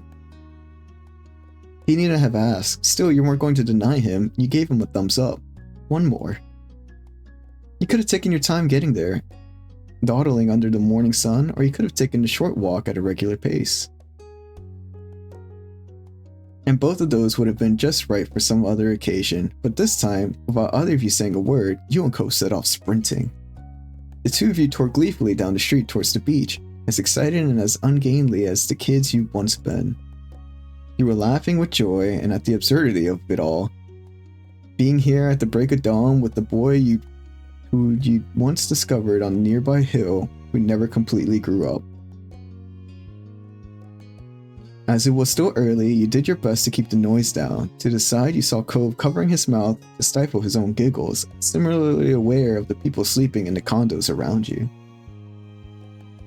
He thought of what the mean old not-grandparents would have said if they could see you now. All you could do was continue running and stumbling down towards the beach, away from the residences and their sleeping occupants. It was only a few minutes before you arrived at the expansive ocean shore. Cove kicked off his shoes and strode right into the water, not stopping until his feet were entirely submerged and the waves tickled his ankles. He stood close by on the damp sand. You got into the water with them. Yeah, we're getting into the water with them. After slipping your shoes off, you let the sea blow over you. It was cool against your skin, but not as cold as when the wave pulled back and your wet feet were exposed to the air again. The two of you stood there, watching as the sun continued its ascent over the horizon. Silence fell between you until finally dawn had fully broken. Even then, Cove spoke in a whisper. Wow. I can't believe it's over. I can't either. How were we already at this point? It all went by too fast. Boy, you're really sounding like a kid again, you joked. I think it was good enough. He shrugged. You nodded. We're gonna go with... How are we already at this point? It all went by too fast. A ghost of a smile crept over Cove's face like the sun peeking out between clouds on an overcast day. Ooh. I love this angle change. Oh, our hands are... Oh my goodness, this is cute. I love this. I'm gonna take a picture of it. I love it so much. By picture I mean screenshot. Y'all know what I mean. Y'all know what I mean.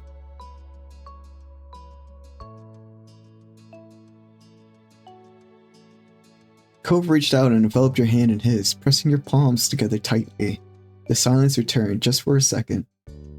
I'm glad we came this morning, and that we came on this whole visit back. I'm so glad. But more than anything, I'm glad for ending up in this town in the first place where I got to grow up with a really nice neighbor. I wouldn't have wanted any other life. I'm most grateful for meeting you too. Thank you. Thanks for being here. He smiled at him. I would say the first one. I am most grateful for meeting you too. Cove looked over at you out of the corner of his eyes, not turning his face away from the sea.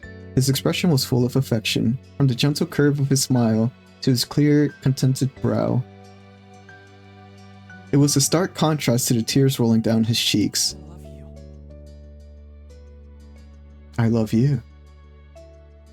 You counted yourself lucky. Even though you were leaving now, this place had gifted you with so much that you'd carry with you wherever life might take you. The memories you've made, the lessons you'd learned, the people you'd built relationships with. You'd keep those pieces of your life in Sunset Bird forever. You stood with Cove, silently watching as bright rays swept away the last of the night's shadows until the day truly arrived. Your spirits were high as the sun rose ever higher in the sky. Ooh. Have we heard this song before? I don't think so. Was this the ending? I don't remember. I'm not sure if we heard this song before, but I dig it. The two of you had found yourselves meandering back to the neighborhood street on sandy feet, strolling down the path just as you'd done thousands of times before. This was where it all started. You were compelled to look at the exact spot you'd first encountered Mr. Holden, sitting dejected on the curb. He wasn't like that anymore. Still, you couldn't forget the day it began, just as you couldn't believe what an adventure it led to. Things had never been the same since that moment, and you couldn't be happier for it. Your mental lingering on that meeting had turned physical, causing you to stop in your tracks. It was only when you heard Cove's voice calling your name that you remembered when you were, and realized what you'd done. And what a present it was, a shining sun, a clear blue sky, and Cove by your side, all the most natural things in the world. So what's the next step? You watched Cove expectantly waiting for him to guide you forward from here. There was a crinkle around his eyes as he laughed. It's up to you now. Oh, exciting. You're giving me too much power. I don't know. But I don't want it to be. You should pick. He cleaned up. I'll go with ooh, exciting. You began to think where the two of you should visit next. Cove perked up, energized by your enthusiasm. I'm listening. No matter how much time might pass, there were some things that you could count on to be constant. Cove, your family, his family, and all your other loved ones being there for you when you needed it was one of those things, since the beginning and for always. That's the name of the game, right? Beginnings and always. Knowing they were there, and you would never be truly alone, made the future look all that much brighter. Could we go to Poppy Hill? Want to find somewhere private to make out? You want to keep walking and go through town? Want to grab something to eat? We should see who can reach the end of the street fastest. I just want to wait and see what happens. Let's keep walking and go through town.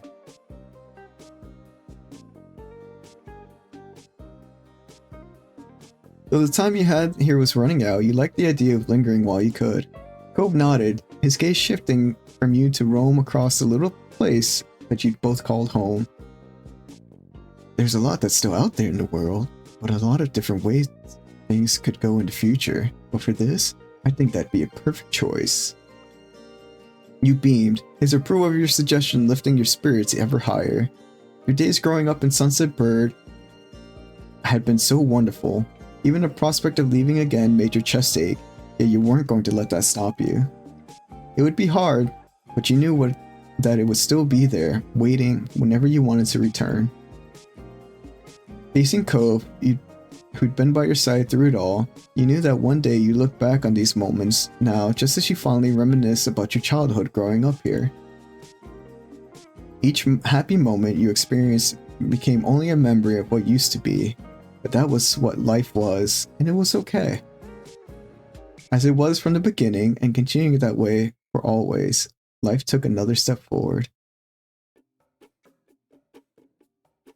Thank you for beginning a life here. Damn, what a good way to end that. What a good way to end that.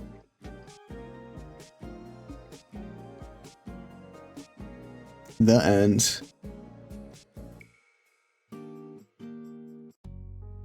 Wow, what an ending.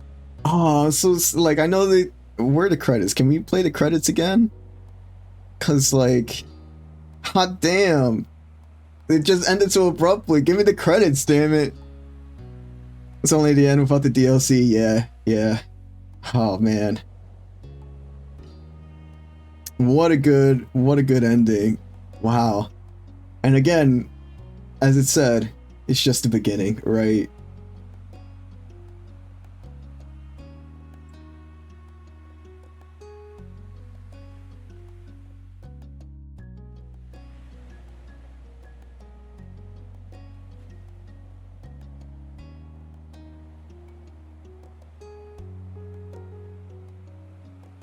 Wow, what a fantastic way to end it.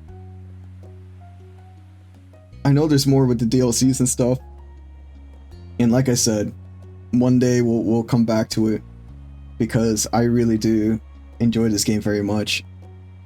We got Derek, Baxter in different mode, the wedding DLC, and the 18 plus Patreon stuff. Yeah, we got a lot, right? There's definitely a lot to accomplish, and just even being introduced to this game like we were with just the original, not knowing anything about this game and just going in with just what was available, right? What was free, and this was a fantastic story.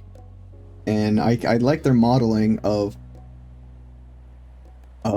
they gave you the full game, right? This is it with just the bait. Like, this is just the basis of it. You got from beginning to end. Sure, there's extra stuff, but like the story is feels kind of complete. And of course, you know, there's definitely a lot more. And then like all the extra stories and stuff like that it's just like, hey, if you want to check this out, here you go. You know, this is extra stuff that adds to the story for sure. And it's definitely nice to see. It's definitely nice to be able to have that where you can just play from start to finish and have it tell a fantastic story. Yeah, that's true. I wasn't expecting to beat this game today. I thought we had some more. We're gonna snooze a little bit so we have time to talk about the game a little bit.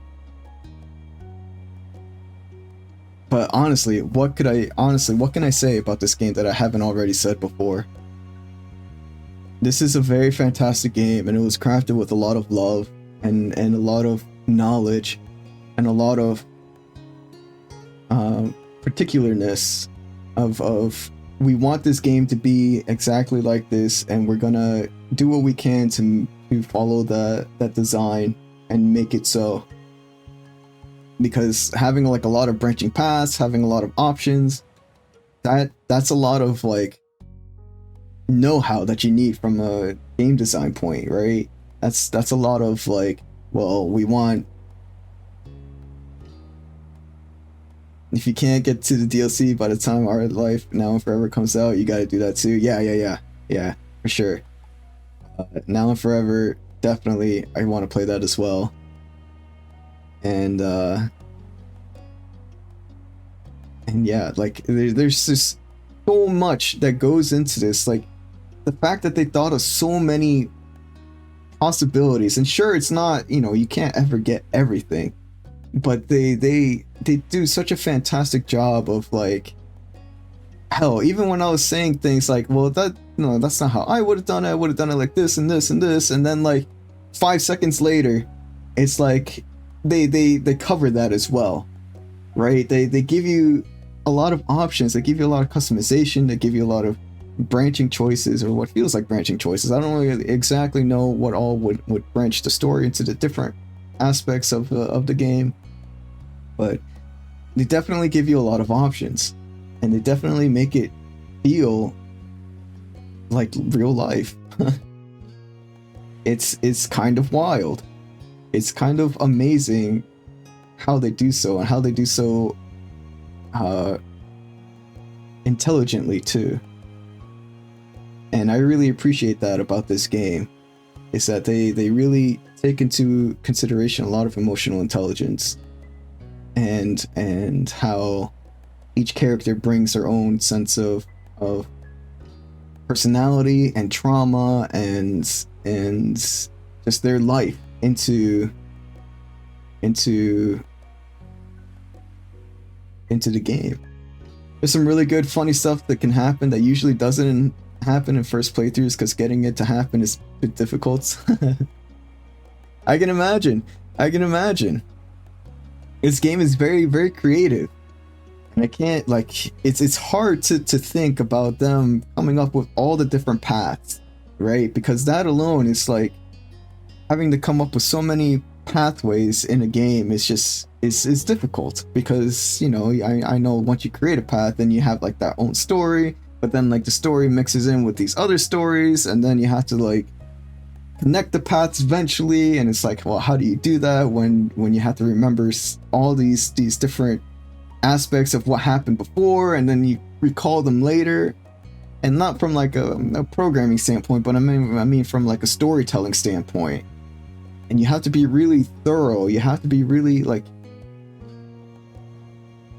you have to be concise with it all. And they do such a fantastic job of integrating that. And even when you don't have the DLCs, right? They let you know that, like with Derek, with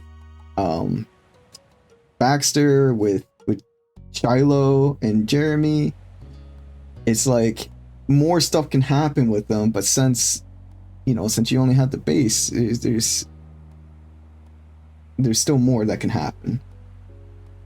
I've been in the game files and looked at everything, and I was shocked to find out that you can get swear points that can, in a specific set of circumstances, get code to say something a little spicy. What the heck?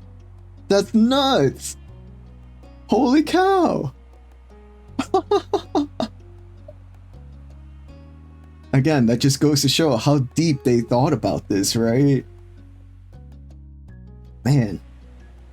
Eventually, this kind of game design is exactly where I want to get to eventually. And it was an honor to play, like an actual honor to be able to play this game, and to experience it. And like I said, yes, I think so. Yeah, I believe so.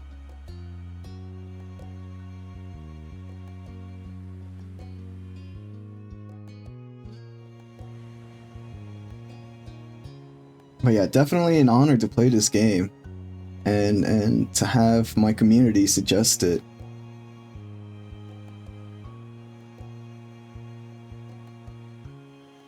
It's an honor to play it, and it'd be an honor to replay it with the DLC. So we're gonna add it to our community game, like our Sunday community game day, and with the DLC included. And if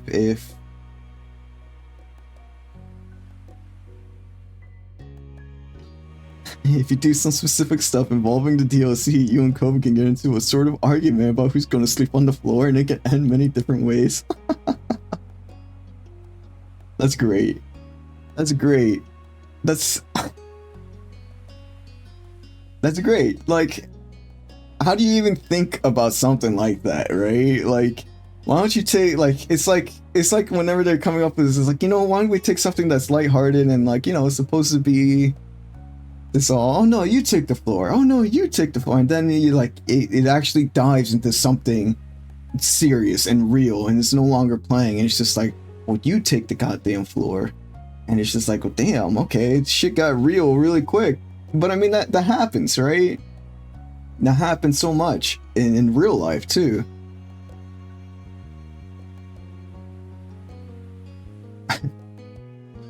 But definitely a good game. I highly recommend it. And Kova's just like, you know what? We're both sleeping on the floor. No, my mind is made up. Wonderful. That's great. I love that. Oh man, I love that so much. That's so real. That is such a real reaction right there.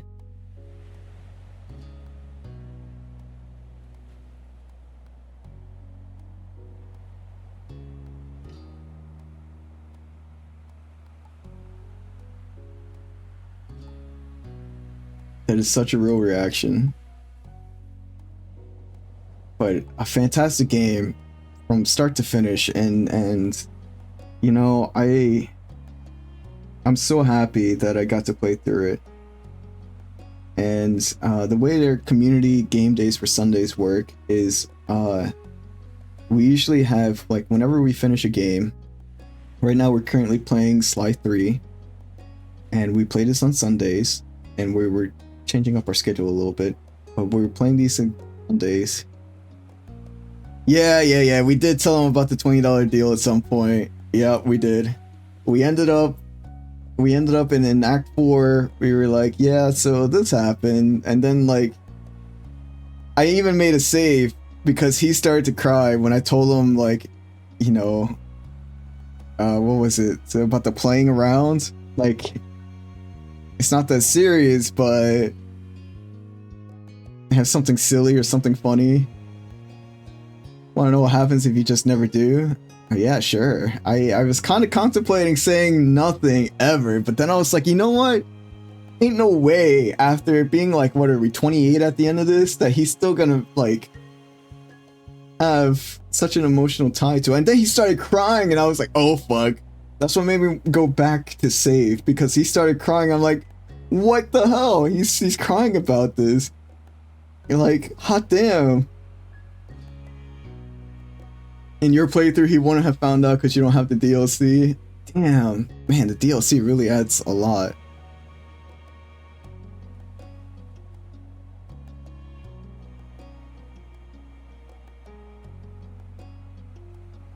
Damn, we're gonna have to get it. We're definitely gonna have to get the DLC at some point.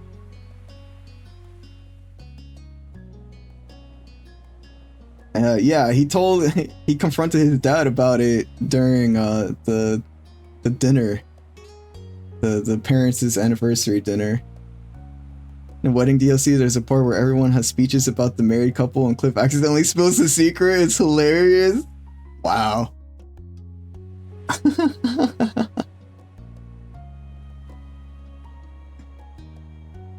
Oh man.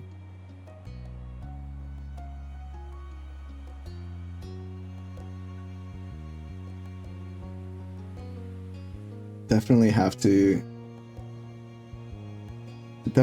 play it. Excuse me. You could accidentally tell him during the wedding vows too? Oh boy. Oh boy, talk about the wrong time to bring that up. Oh man. Oof.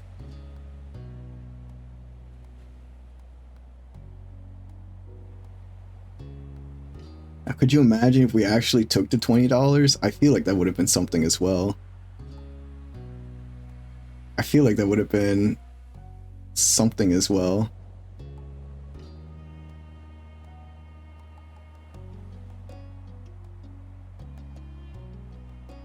The worst feeling time to tell him is in step 1? Yeah. Yeah. Because it's not something, I don't think it's something that, like,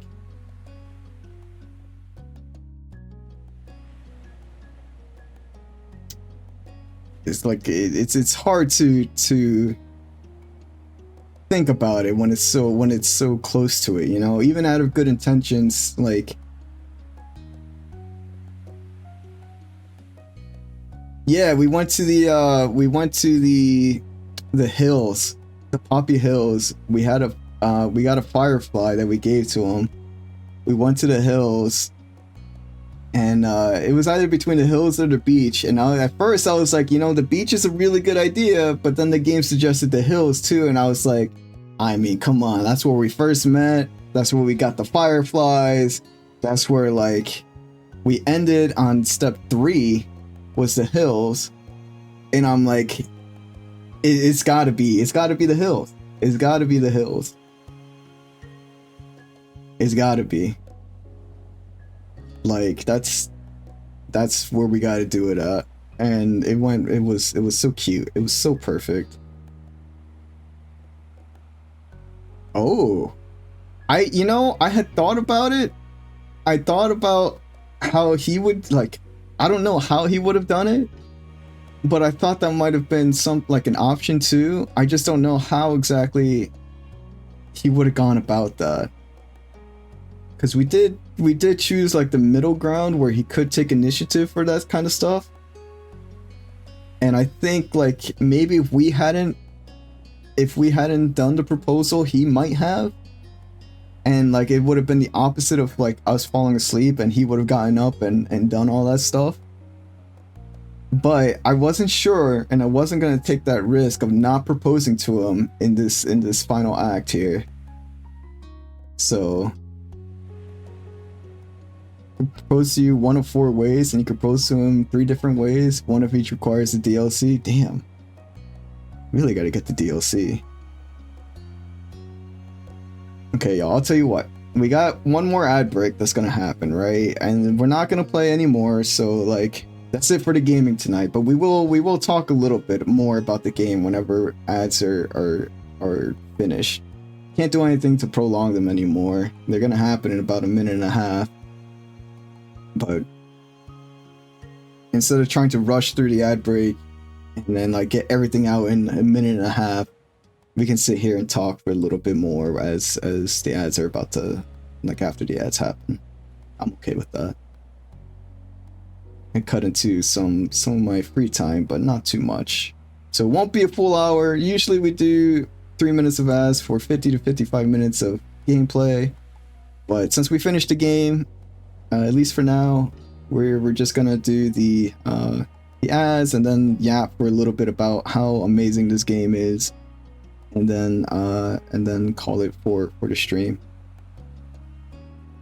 But yeah, wonderful game.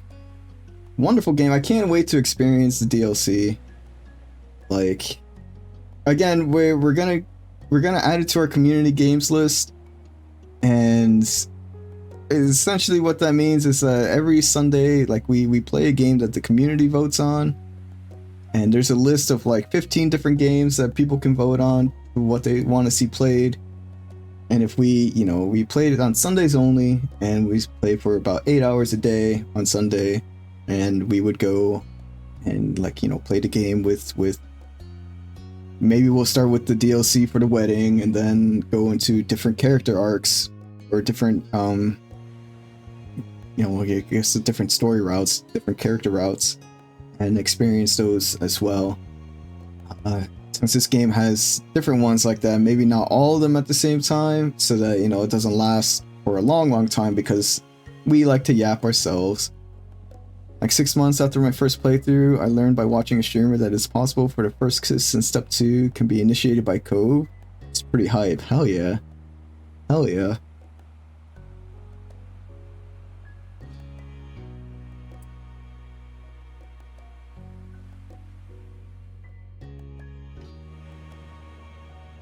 Oh wow.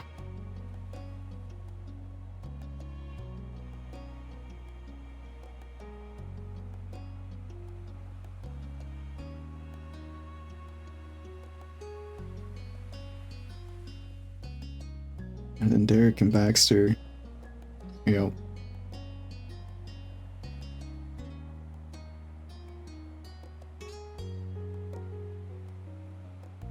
Favorite picture in the gallery? We'll We'll talk about that after the ad break. I didn't even know this was here. We'll go over these. We can look at all of them.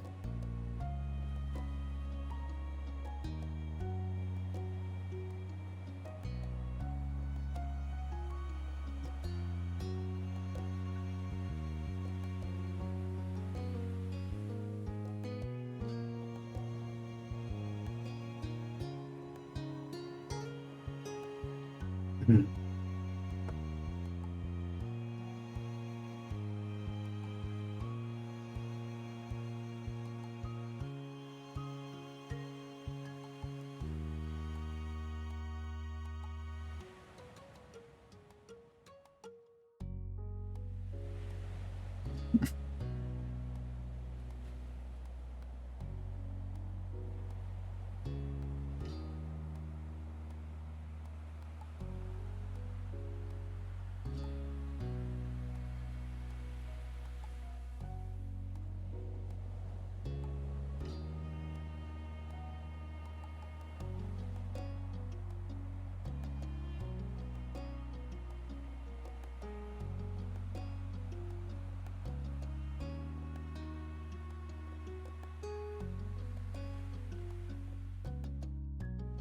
We'll put on the music again, right? We'll put on some cool music. Well, I say cool, but it's cool to me. I love this music too, but I kind of want something different.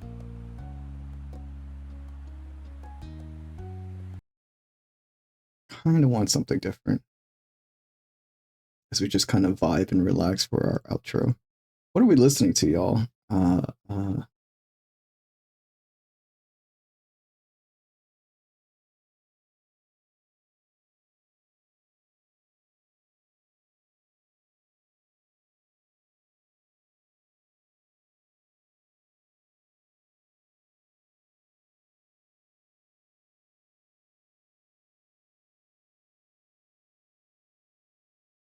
We could listen to 90s alternative.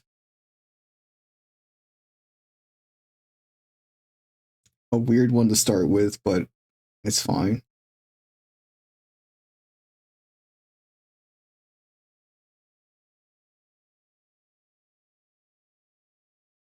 Welcome back from the ad break, y'all.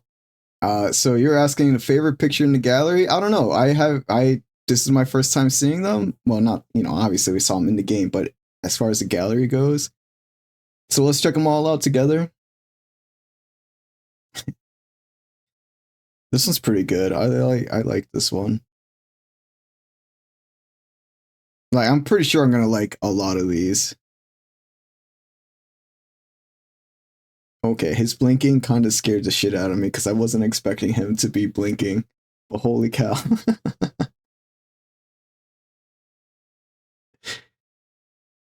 This is I really like this one. It captures so much of the game, right?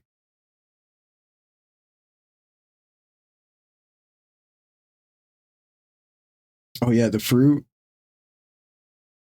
Yeah, I remember that. The surfing. God, he's got to stop blinking. It's freaking me out. I don't know why, but like I'm not expecting it, and then he blinks, and then it's just like holy shit. He's staring at me. He's alive. Get him out of here. We missed one. Damn, we missed one.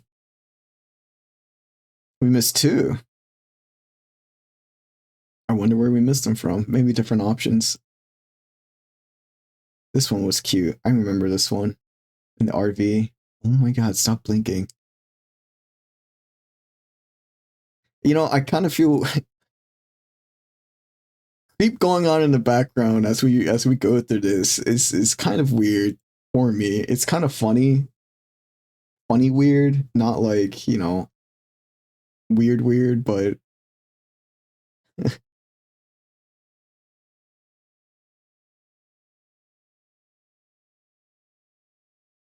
this one's a good one. I like this one.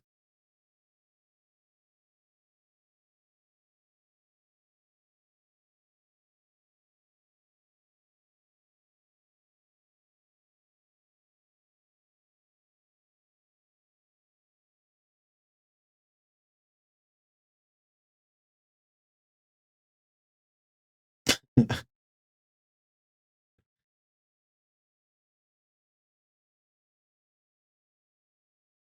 just looks so nice.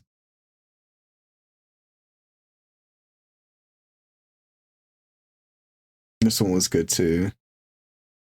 I really like this one.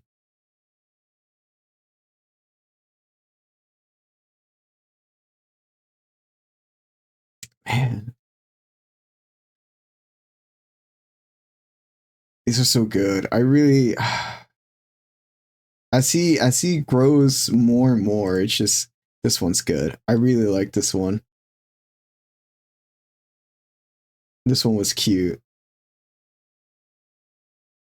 I took a screenshot of this one because I really love the family. Like this family is just it's just so cute. The baby one. Someone did a Photoshop photo of this picture of Cove at the car and replaced Cove with Cliff. Oh damn. Okay. Oof. Oof. Hold on now. Let's get some Cliff love in here, huh?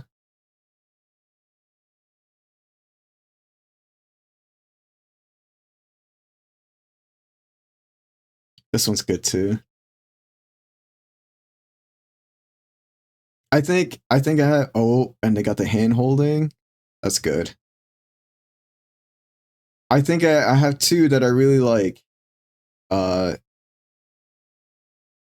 the very first one, I don't know why, like there's something about it that just seems so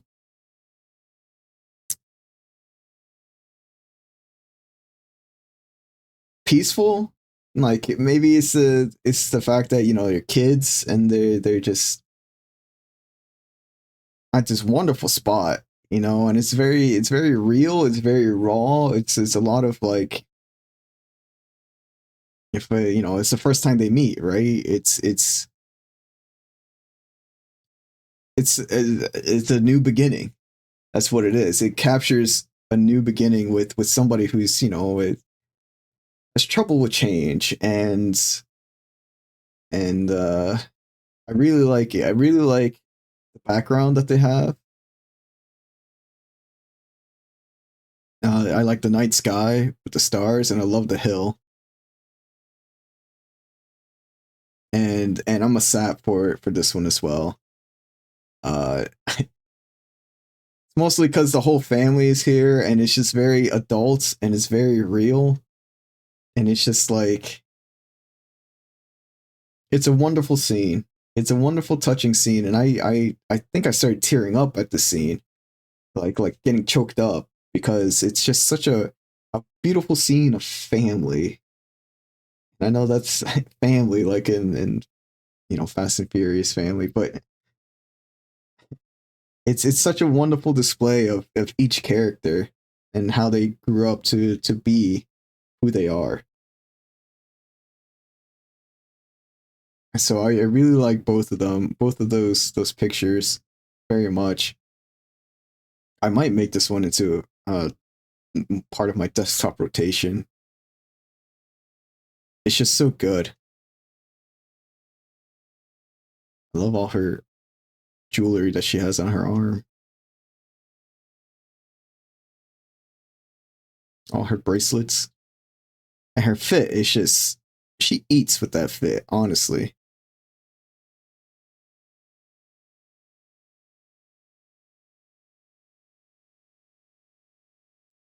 But yeah, we'll definitely have to come back to this at some point because I really want to see the different stories. I want to see the different, like, you know, I want to see the wedding as well and the 18 stuff plus, you know, yeah, we get that too, you know. Surely we couldn't stream it, or at least not here, but maybe like a Discord stream or something, depending on how 18 it gets. If not, then that might just be a little something for me, you know.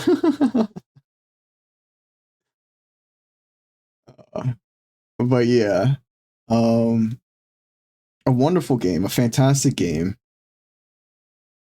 and I can't stop thinking about how even from the tutorial, even just reading the tutorial, it's a very cute tutorial by the way too.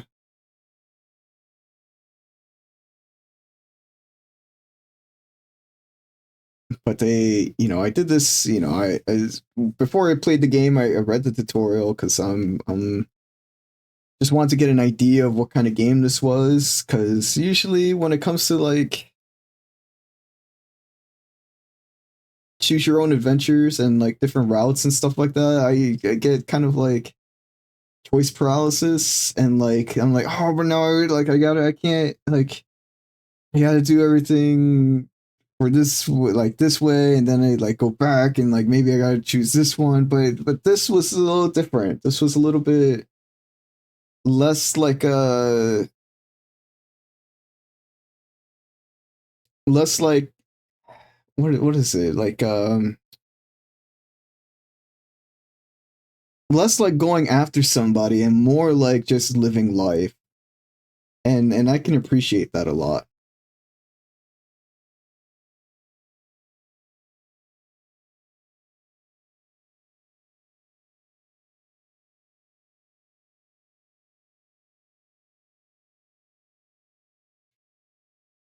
But it's uh it's definitely just even from the tutorial,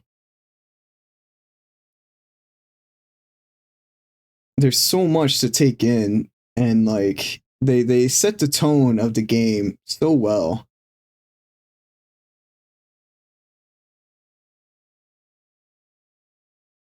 and they set up each, I feel like they capture each part of life pretty well too, from childhood to teenage years to early adult to adulthood. They capture quite well.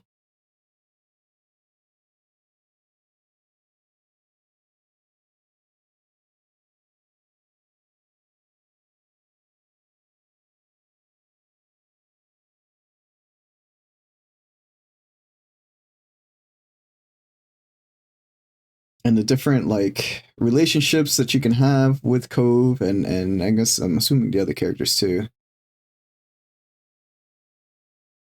It's just choosing the type of relationship and how that plays out too. It's just a really amazing game, really well thought out and well crafted game, and you can tell that they poured a lot of their love into it and a lot of their knowledge about life and emotional intelligence and accounting for so many people, so many different outcomes, just so much. It's wonderful. It's a wonderful game, and I can't wait to play more. Like I said, we'll vote on it for Community Sunday games because I really would love to see more of this game. And each time that it wins, we'll do a different route with a different character. And first maybe we'll start with the wedding and then go from there. But yeah, definitely a fantastic game, and I I highly recommend it. I highly recommend this game 100%. It's a fantastic visual novel, and it makes things feel really comfortable. It's probably not going to take you as long as it took me to beat it because I love to yap and dive deep into how they explain things and how they show their process, their thought process behind it, and how I relate to it and all that stuff. It's a very thought provoking game if you want it to be. If not, you could just easily just play the game for how it is. But seeing as how we played it with our own personal life implemented into the game, there's definitely a lot of parts that hit home, and there's definitely a lot of parts that like, okay, I see where this is going.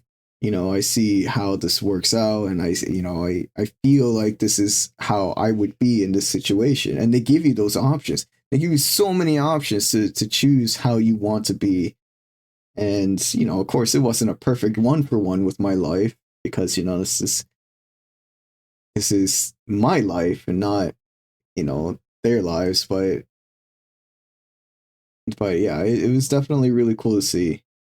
Glad you're liking the game. Yeah, Fungi, thank you so much for suggesting it. This was a fantastic game to get into, and again, like I said, we'll add it to our community game day list for Sunday, so that we can see more of the game and more potentially see more of the game if it's voted upon enough, and to explore more of the DLC and stuff, because this is fantastic.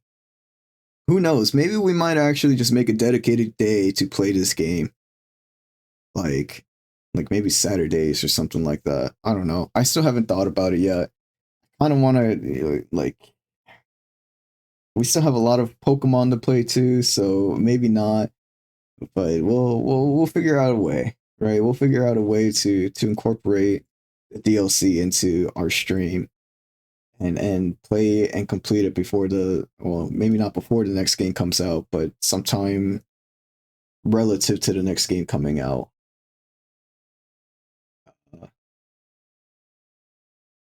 Yeah, the fantastic, wonderful game. Thank you so much for the suggestion, and I can't wait to play the DLC. Honestly, almost like the wedding is gonna be fantastic. I like this whole game. I kid you not.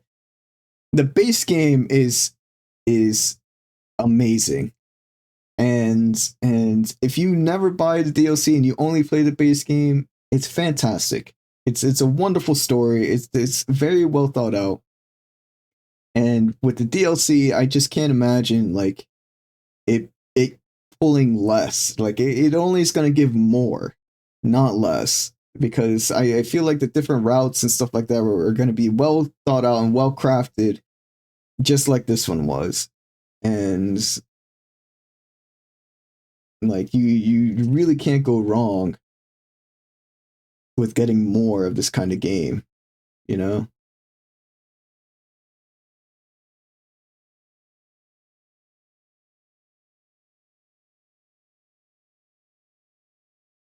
And I've seen a little bit of gameplay from the other routes and stuff like that. Not that,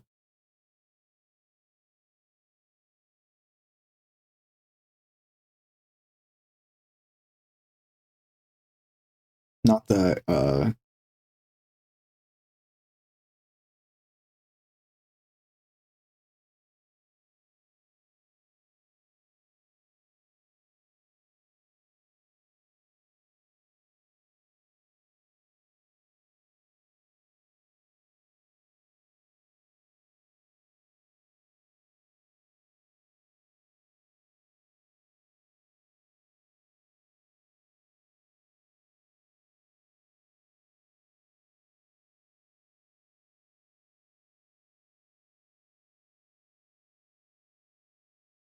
I completely lost my fucking line of thought there. So we're just gonna say I can't believe, I can't wait for more to play more of this game. It's gonna be interesting.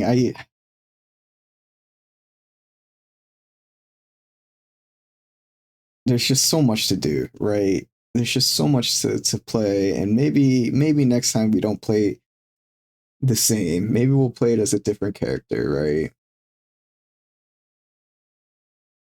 Who knows? Who knows? We'll definitely give the DLC a chance eventually. It's gonna happen. I know one way or another, it's gonna happen. Even if we don't get to it, uh, even if we don't get to it sooner, we will eventually get to it, and we will definitely add it to our rotation, and we'll definitely be able to see more of this game, because it is fantastic, and I really enjoy this game.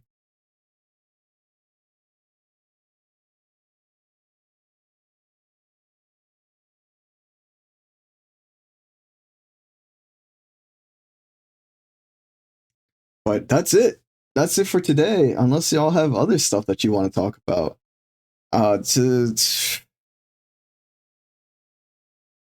Tomorrow we're gonna be playing The Legend of Zelda: Ocarina of Time. We're gonna be continuing from where we left off. Again, we're gonna go for 4 to 5 hour streams. I know we almost went for 6 hours today. And it happens, but we're gonna try and stick to that 4 to 5 hour stream. And then on Sunday, I'll just pull up the schedule. I made the schedule for a reason. So we're gonna change this up a little bit. Friday is gonna be Legend of Zelda Ocarina of Time. Saturday is gonna be Legend of Zelda Ocarina of Time. Friday we're gonna play for 4 hours. On the weekend we'll play for 8. And Sunday will be Sly 3 as well. I know I said that weird. We'll get better at talking about our schedule and stuff like that. But yeah, so expect that next week we will have our next episode of our podcast, Press F for Feelings, up on the board, so that we'll get the promotional poster out and we'll get prepared for that. In about a month from now, we'll have our affiliate anniversary.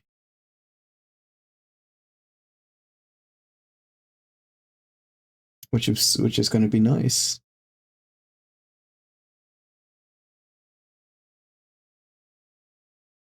I can't believe it's our anniversary is going to be coming up again.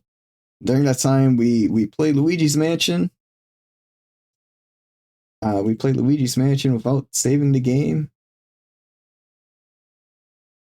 and we're not going to do anything different from there.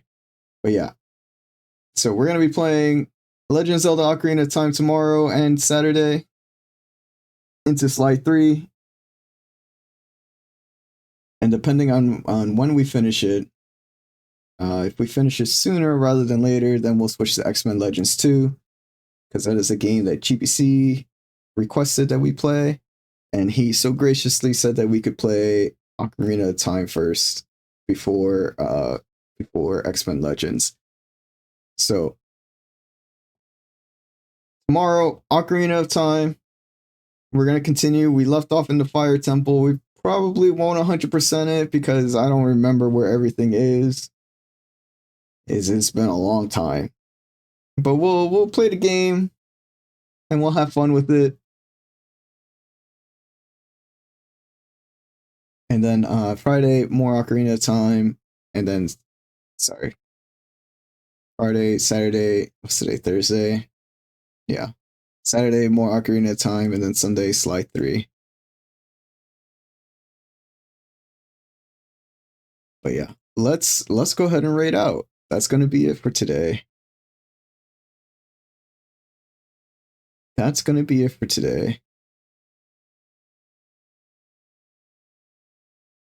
GBC, do you know if Hemp is going to be on for a while longer?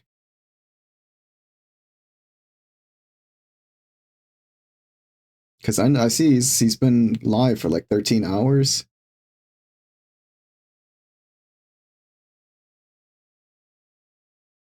You don't believe so? Okay, that's fine.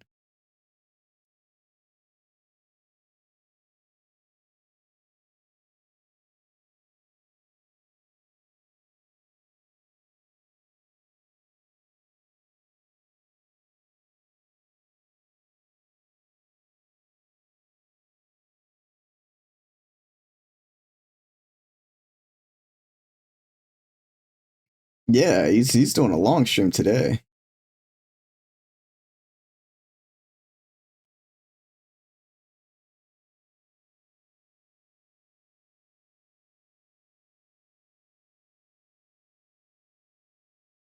I don't know who to raid.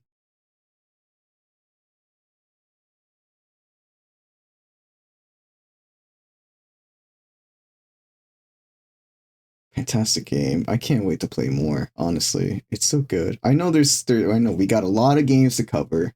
Hey y'all, listen. We have a whole segment of playing PlayStation games. Like, I'll show you where we're at right now in that. Look where we're at. We're at game 23 out of 1419. No, we don't. Don't be silly. Look, we got a lot of games to play for the PlayStation. We got to finish Martian Gothic Unification 2. We're at the end of that game. We should have finished it before the end of the year, but eventually we'll get there.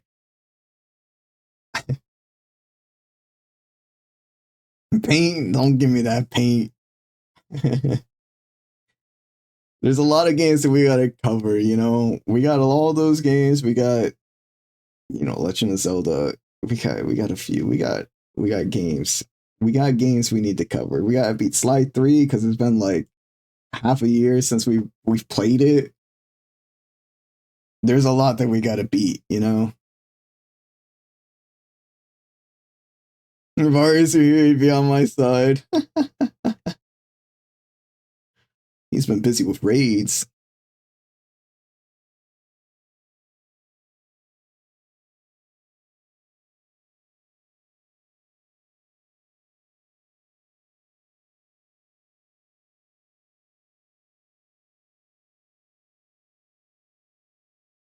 Man, machine, he really is. He's been playing oh god, Liv just said the name of the game earlier today, and here I am fumbling for the name of it. Clear Obscure Expedition 33.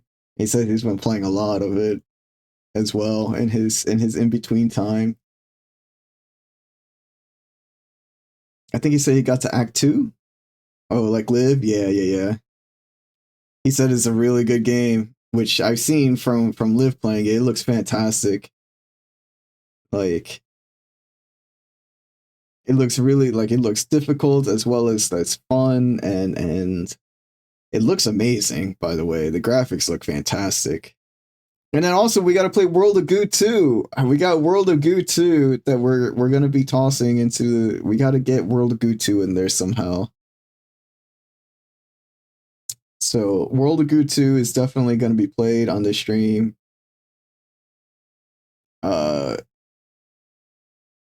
I might make like an executive decision to play it. You're waiting for Doom? Like the old Doom? The one that you hated?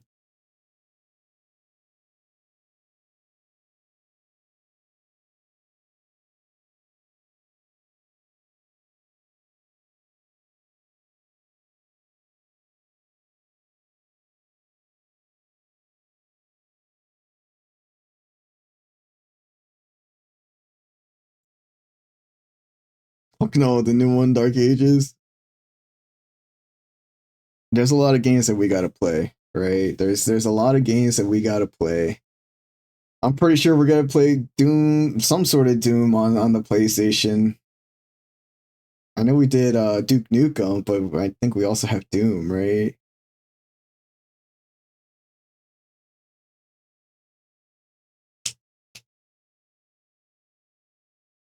Just a dream, just a dream. I mean, fuck it. If we might just go ahead and raid Hemp, and if he ends early, like soon, then I'm sorry, y'all. It's just what that's just bound to be, right? But it looks like he's chilling with Persona 4.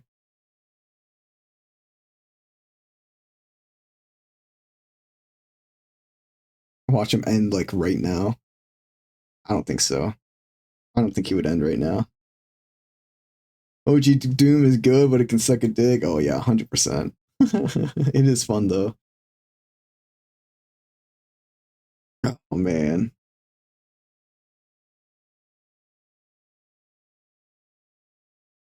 Wonderwall.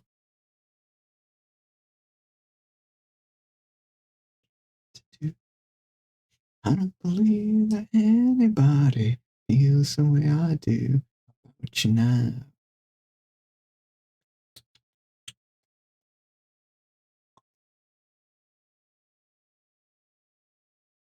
All right, we're gonna go ahead and raid Hemp because we're gonna get out of here and go eat and study. We got some studying that we need to do. We'll be back tomorrow, 5 p.m. Eastern, for Legend of Zelda Ocarina of Time.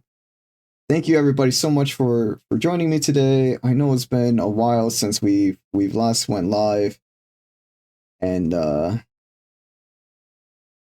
you know, our health issues have kind of gotten the best of us for the last 2.5 weeks, 3 weeks. I feel like it's been a while since the last time we streamed, right?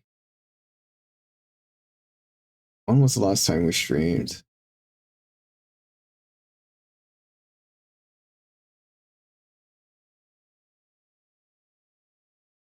Was it on the 23rd of last month?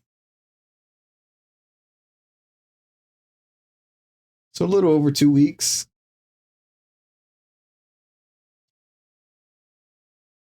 Somewhere around there. A little over 2 weeks. We can just pretty much say 2 weeks ago. And I appreciate y'all coming to support me and yeah. I appreciate y'all, all of y'all, so much. Let's start the raid. Let's start the raid before I start yapping too much.